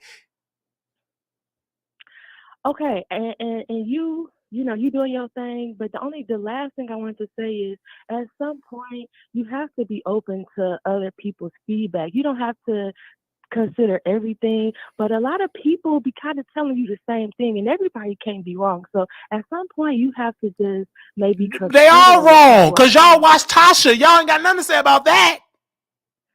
But you as a loyal viewer, it doesn't matter, ma'am. You got a PhD and probably never sent me $1. Okay. And Tasha sent you a lot. So again, your advice goes nowhere because you don't donate. You're not no member. You're not no faithful caller. You calling in the middle.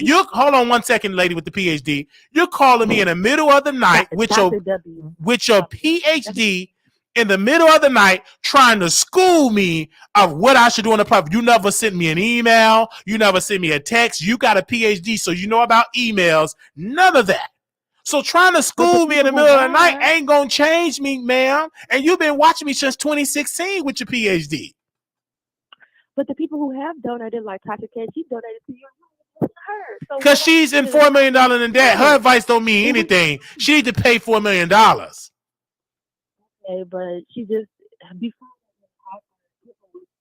people are trying to help you, but ma'am, I guess at the end of the day, some people don't believe that shit thing. So you type of person. Ma'am, you're trying to school me with your PhD. Sounded like it sounded like you're kidnapped and can't hardly talk on the phone, and you're trying to school me or how to run my show because you want my show to be predictable. That might have been the wrong vocabulary. No, you have a PhD, so you have a limited vocabulary? You use the big word. You got PhD, so I'm assuming that your vocabulary is larger than mine. But you said I'm not predictable. What I'm saying is okay, what's your favorite show? What's your number one favorite show? The Wiley Show.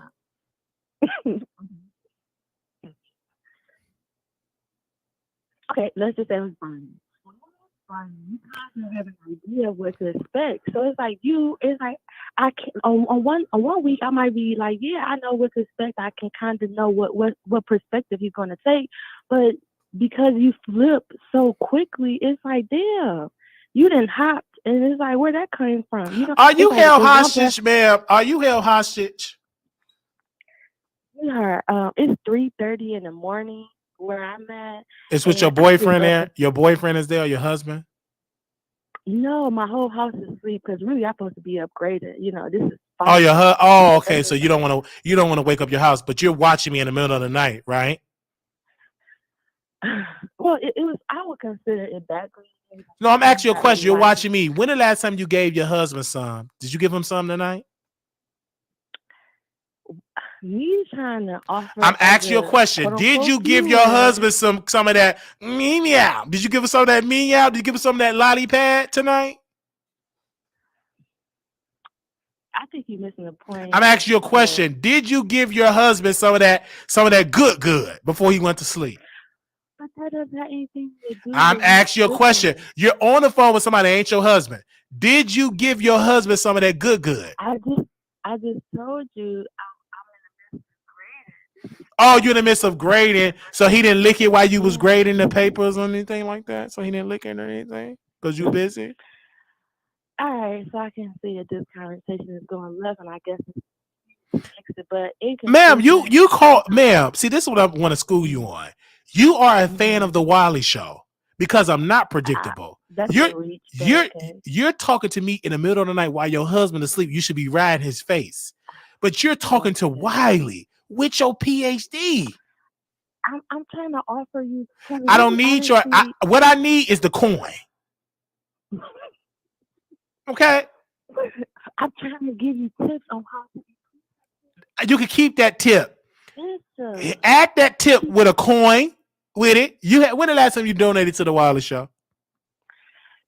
Even when people donate, you don't take. I'm talking about you. When the last time you donated to the Wiley Show? It's breaking out, ma'am. Hold on. What were you saying again? When the last time?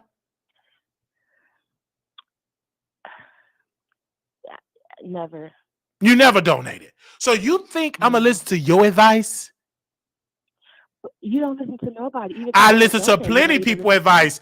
I'm listening to the lady advice that sponsored this show to be nice and long. So that's a whole lie. You haven't donated $1.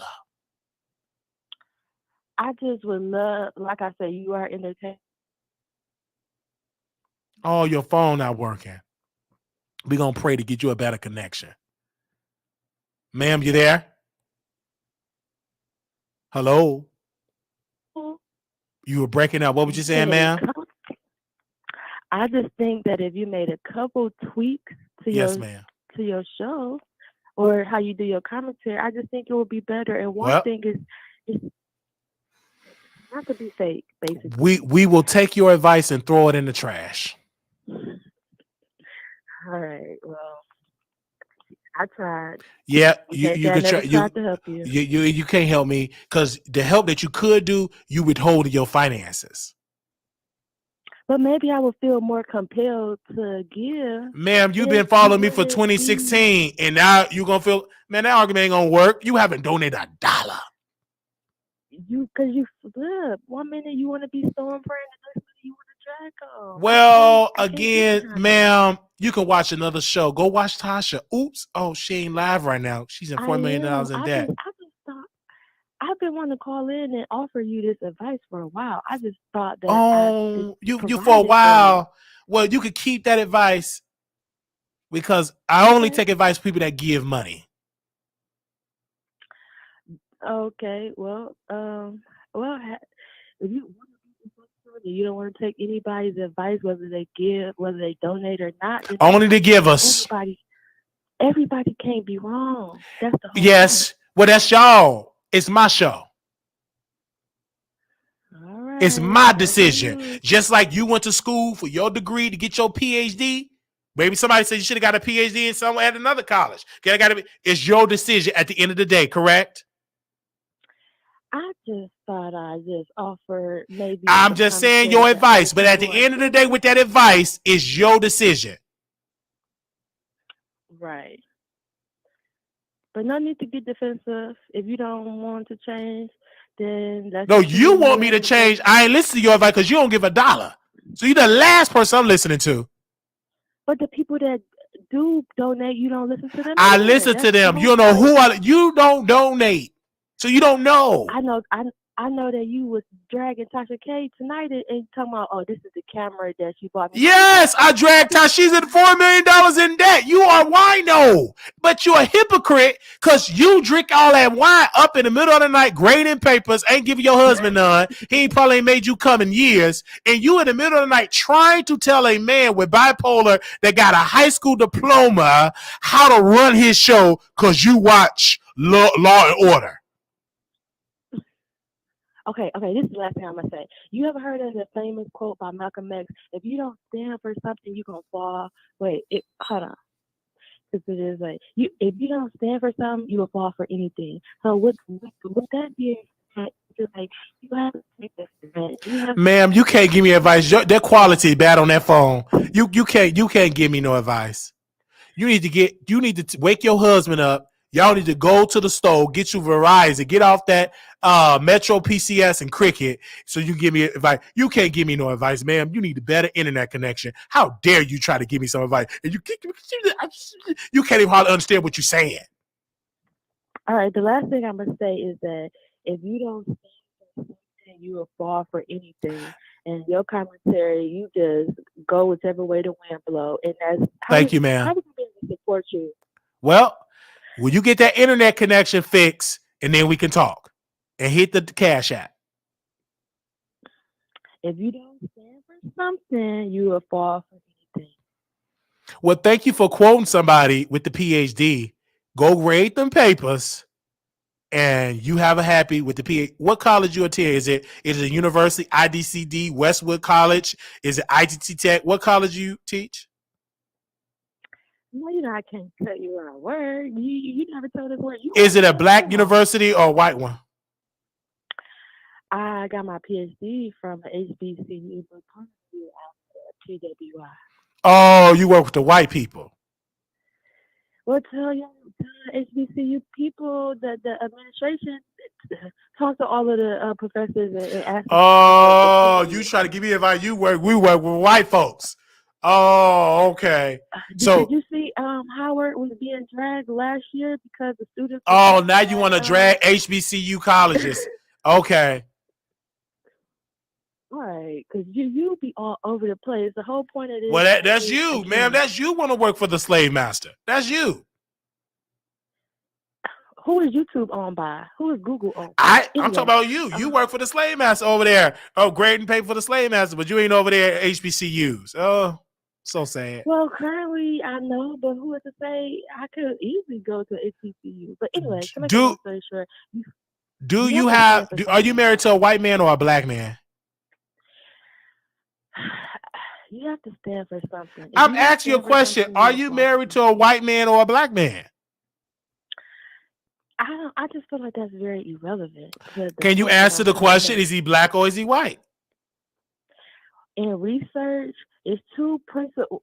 Okay, when you're watching the news and they say statistics say 90% are statistics, that's research. When you're doing research, what's the two main principles you have to have? Your research has to be valid, meaning you are researching where you intend to research. Ma'am, you watch Tasha K. Everything she talk about is lies and not balance. And it has to be reliable. You've watched Tasha K. Ma'am, I ain't about to let you listen to me on that whack cell phone you on hidden in somebody's closet. You trying to give me advice. You over tell that Tasha K. I said these people that I watch is well, give her that advice. She sued $4 million with your PhD. She sued $4 million. I don't see. This is a prime example because this. All right, I guess this is my cue because you keep bringing up her, but at the same time, I could never bash somebody that helped me. And I just who cares? I can. That's you. I can. That's fake as hell. So how? It ain't fake. Like we talk about each other. It's How can your mutual. supporters trust you? How can we trust you? Who cares? Who cares about her trust? She sued for $4 million. You go whichever way the wind blows. Ma'am, ma'am, you have a PhD. It ain't back with facts. If that is true, ma'am, then you love to listen to a man that go with the wind blow because you've been listening to me since 2016. No, well, ma'am, stop listening to me. Stop. I say it's background noise if I'm cleaning up. It's not. Man, so now it's background noise. So I just popped up on your YouTube. Oh, maybe that's when my phone was going in and out. You maybe didn't hear me say background noise. Oh, background noise. And I just popped up on your YouTube. I told you that's how you originally back in 2016, 2017. I was cleaning up. I was vacuuming. As soon as I turned it off, it was like all I heard was your commentary. I'm like, damn, I like his commentary. Oh, so you like me since 2016, and 2023 you want me to change? When I originally heard that show or that episode in 2016, yeah, I had liked that, and so I had subscribed. But since then, you go with you. It's kind of like you say, you go whichever way the wind blow, and I can't. Oh, so you've been watching me since 2016, and now you want me to change for you that don't give no dollar. It hasn't been all right, but the people, all right. If that's how you want to slice it up, then it is what it is. But I guess you can continue to make all of the strides that you want. But again, you catch more bees with honey than you do. I caught you with the PhD, and you talking to me in the middle of the night. I am trying to help you, and all I'm trying to say is be more consistent. And if you're gonna stand on this, if you're gonna support King Payne and so, ma'am, this is let me tell you something, sister. But don't let me tell you something. This is a comedic show. Some days are with you, some days ain't with you. We're here to entertain you. If you don't like it with your PhD, then go watch Tasha K.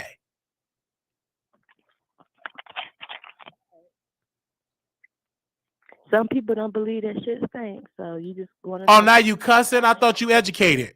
You got a PhD and now you want to cuss? That is a quote. Some people don't believe that boo-boo stinks. So now you want to quote and get in a gutter because you got your PhD and you up in the middle of the night grading papers. You the type of person you have to learn on your own because you don't want to. Well, you are with all that student loan debt grading papers in the middle of the night. You can't even ride your man's face because you bow down with student loan debt. Did you see Biden president student loan stuff?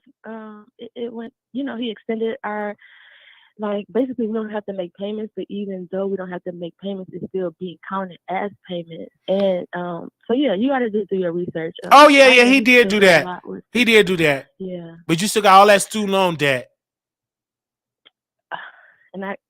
How much student loan debt you in? Okay, I'm on the public service loan forgiveness plan where you have to make 120 payments. And the last time I checked, I only had 40-something payments left. But again, so how much is that 120 payments that you would make under that program? How much? Again, Biden, he said people don't have to start paying back until September. So how much did you pay at the loan? How much did you pay? Oh, how much was my student loan debt? I think I was definitely over $250,000. But we getting off subject. The whole purpose is, I think you funny, you entertaining. As you can see, I was chuckling as we were on this call. But the one thing that the main thing I can't get behind is like 1 minute I might support you because you said something that I can feel. But then the very next day you gonna hop and you gonna flip and you gonna contradict everything you said the day before. It's like, damn. Well, ma'am, ma'am. Why don't you follow people that want to do what you want to do? And that's what I do, and that's why I haven't been watching you consistently. But I just thought I'd drop that nugget. But you just... Ma'am, you can keep... I don't want that nugget. Okay. You give me unsolicited advice, and you don't give $1. Okay, but the people who have donated, you don't listen to them either. I listen to their advice. Oh, that's a whole lie. People that donated gave you cameras. You dragged them. One camera, not a camera. And the only way she got it because I dragged her line. The people who have supported you, you will flip on them. So that's my whole point. If you want your audience to be more supportive, we need to be able to trust you. Ma'am, you haven't gave $1. But maybe I would be more compelled to pay if you wasn't. Keep your money, because I ain't trying to change what you want me to change. Keep it. You a hypocrite. Well, let me be a hypocrite then. You still watching? Well, when it's like 3:30 in the morning, I don't really have other options. You up 3:30 in the morning watching the Wiley Show, whispering while you supposed to be riding your husband's face. No, because who else? All right, do you know any other live channels that's on? No, that I'm here. I'm the star. Oh, all right. Well, I guess you need some competition. So, but at the end of the day, keep doing what you're doing. All the Well, thank you so very much for watching me, ma'am. You have a good day. You have a good day with your PhD and being a professor. In conclusion, please don't be defensive. I just thought I just offer what I was thinking, and the only thing I'm is trying to get across. Well, you keep your thoughts. I understand your husband ain't treating you right. He's not treating you right in the bedroom. So you're taking your frustration out on Wiley. My prayer is that you can get your husband that can tie you up real good, that can provide for you in the home, so you don't have to be up in the middle of the night grading papers. If you was my woman, I would make sure that you don't have to do that. And so that's what I understand. I will make sure.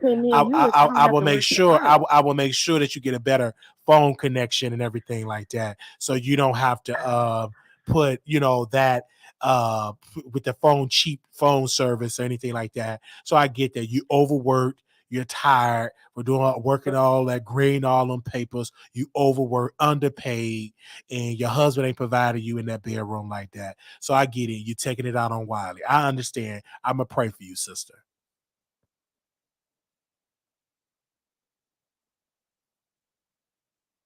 I'm gonna pray for you. That's what it was. Husband ain't doing it right. So husband ain't treating her right. So she had to hang up. That's the issue. Your husband there ain't hitting it right, treating you right. You got to grade all on papers, and she's taking it out on Wiley.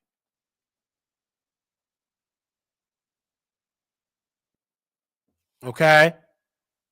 Well, your husband ain't treating you right, ain't hitting it right down there. You got grade all on papers, and you to the prayer list. You can't even give $1. You so bogged down with debt, taking care of your man, stinking up your sheets. So you can't get me advice. Your quality, your food, they ain't even good.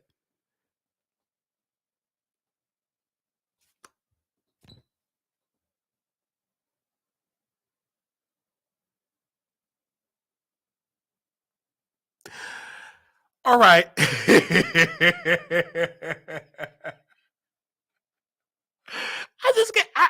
I can't understand that she said, I want your show to be predictable because I watch Law and Order. Do you understand? You compete a gossip show to Law and Order. That is a scripted show. She want all these ideas, ain't giving $1.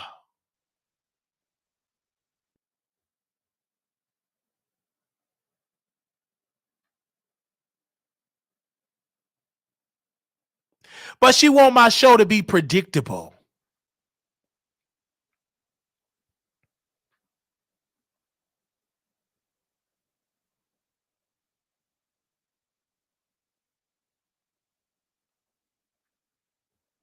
I really want to help you. I've been watching since 2016.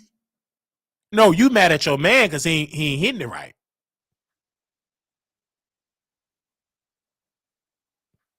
I'm a professor, PhD, signing papers, whispering, and I guarantee that man hitting her. I want to tell you something, Wiley.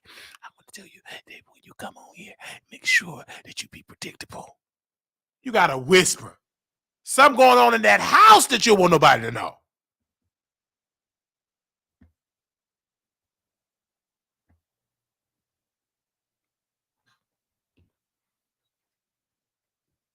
How you gonna try to tell me you got a PhD and you educated and you cussing?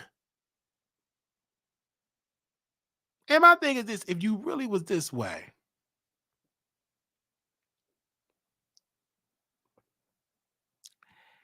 and you got all these accolades, this woman have not sent me one email. One email. Being predictable is boring. Do you understand? I'm not a predictable guy.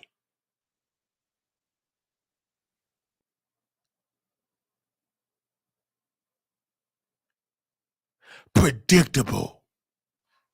You know you popping when everybody got unsolicited advice. That's when you popping. I think you should do this. I think you should do that. I think you. It's a lot of I think you. If you actually did you donate, you didn't give $1. So keep that advice. Keep it. Well, I don't want to hear that. Y'all like the mess. That's why you tuning in. I didn't ask you for no advice.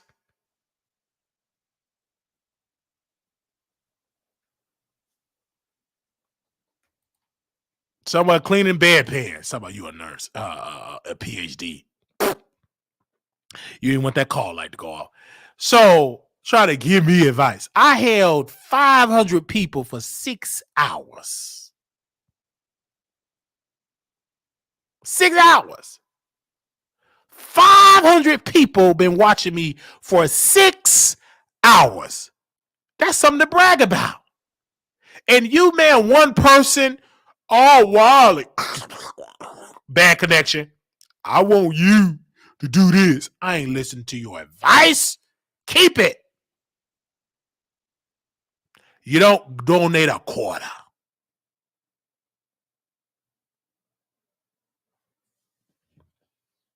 I just said, you ain't trying to hear me.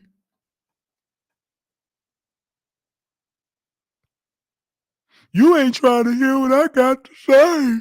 No, I ain't hearing that.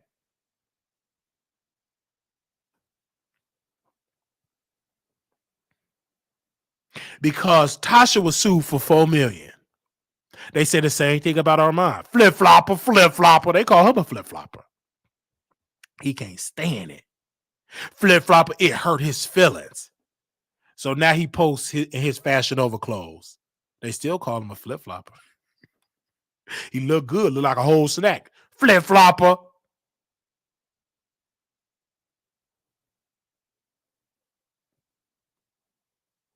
That's what they call him.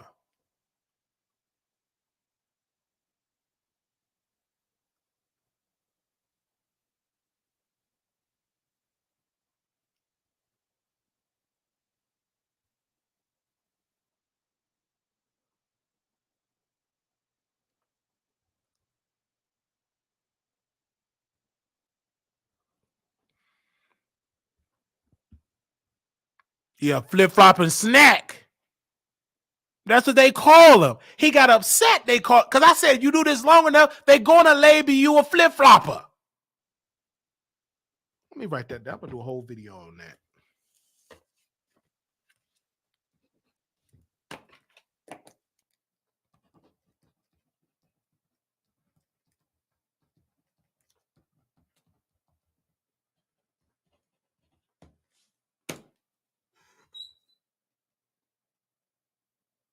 Paul, you got that? I want to do that video, and it's 2.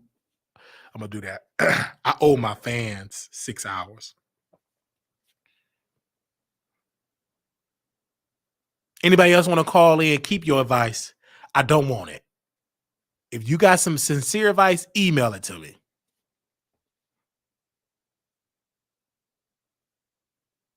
And please, if you're gonna make sure that connection is working.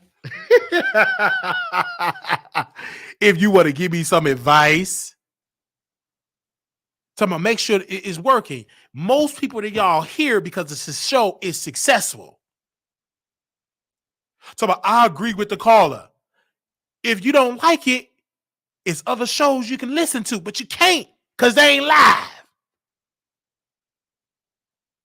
You ain't gonna get on the phone with them.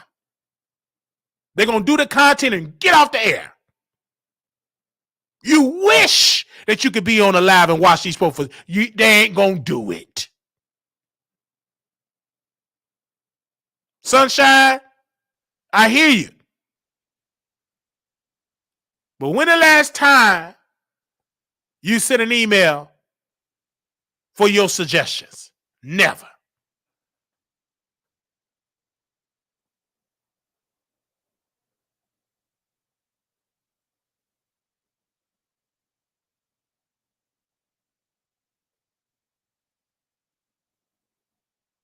I listen to the feedback. We actually doing the feedback. Sunshine. We listen to the feedback. Y'all like longer shows.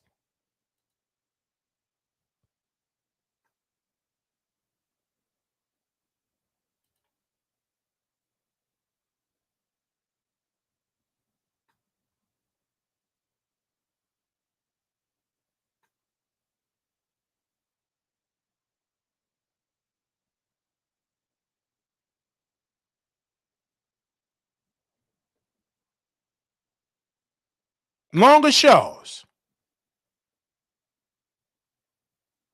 Nobody sent her a recent survey. I didn't put no survey out. I didn't put one out. I just went in and said I'm a PhD. I got a degree, grading all on papers. Whispering bad connection.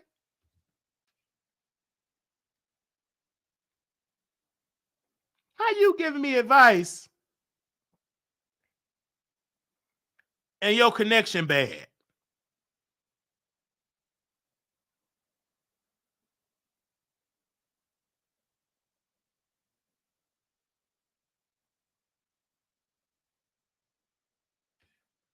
You try to give me advice and your phone connection ain't working.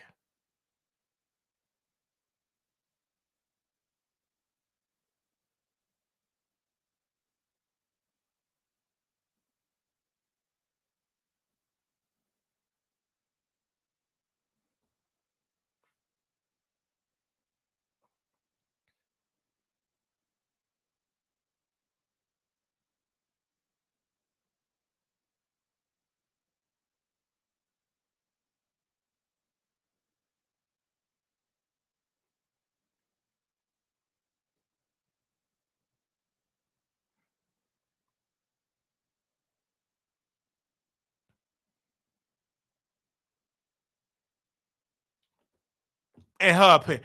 I want you to be predictable like Law and Order.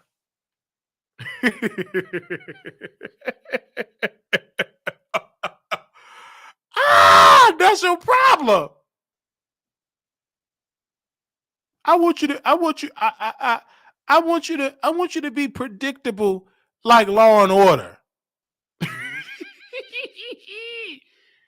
He want me to be scripted.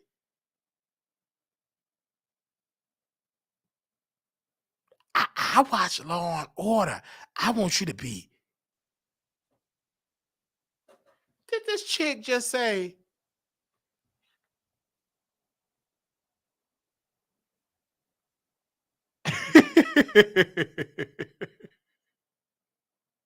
I take feedback. Only people that give coin. They said Sunshine is a PhD lady. And she never commented before. And the only reason why she here is because my sponsor, Miss Anonymous, said open it up for the chat. All right, we did good. She wanted 6 hours. We gave her that. Thank y'all so very much. Paul telling me to wrap it up. We gave her the 6 hours what she wanted. Thank you so very much for that amazing show. We open it up to the general public. Thank y'all so very much. Make sure y'all go and check out our website, www.wileythetroll.com. We want to say thank you to Ms. Anonymous for opening it up for the general public. Thank you so very much. On tonight, we were doing a members only, members in Patreon. We'll be meeting with you all on tonight. Bring your suggestions. Thank you all so very much. That'll be tonight, I believe at 7 p.m. We'll be doing it on Zoom. Probably a little bit earlier than that. I think it's at 7, if I'm not mistaken. But we already put the Zoom on there. So y'all can go and check us out tomorrow. Let me know tonight because it's already here. Monday, May the 1st. Thank you all for y'all massive support. God bless you to all the supporters out there. I want to say thank you all for tuning in to the Wiley Show. If this is your first time watching our show, please email us. Subscribe. If you would like to become a member. We're doing our second annual trip in Vegas. I'm super excited. That's going to be October 6th through the 9th. Super excited. That's going to be October 6th to the 9th. And that is where we're going to be at in Vegas. This is our second meet and greet. The first one was nice, great, awesome, blessed. We're going to definitely make sure that it's better this year, newer and everything. This year, October 6th to the 9th, 2023. I'm looking forward to meeting each and every one of y'all. Thank y'all for y'all massive support. God bless you. And thank you for that. Thank you, Synonymous, for opening it up for the general public. On tomorrow, we'll be right back in a closed chat unless we get a sponsor to sponsor the live on May 1st to the general public. Thank you. And my members, I will see y'all tonight. Thank y'all so very much.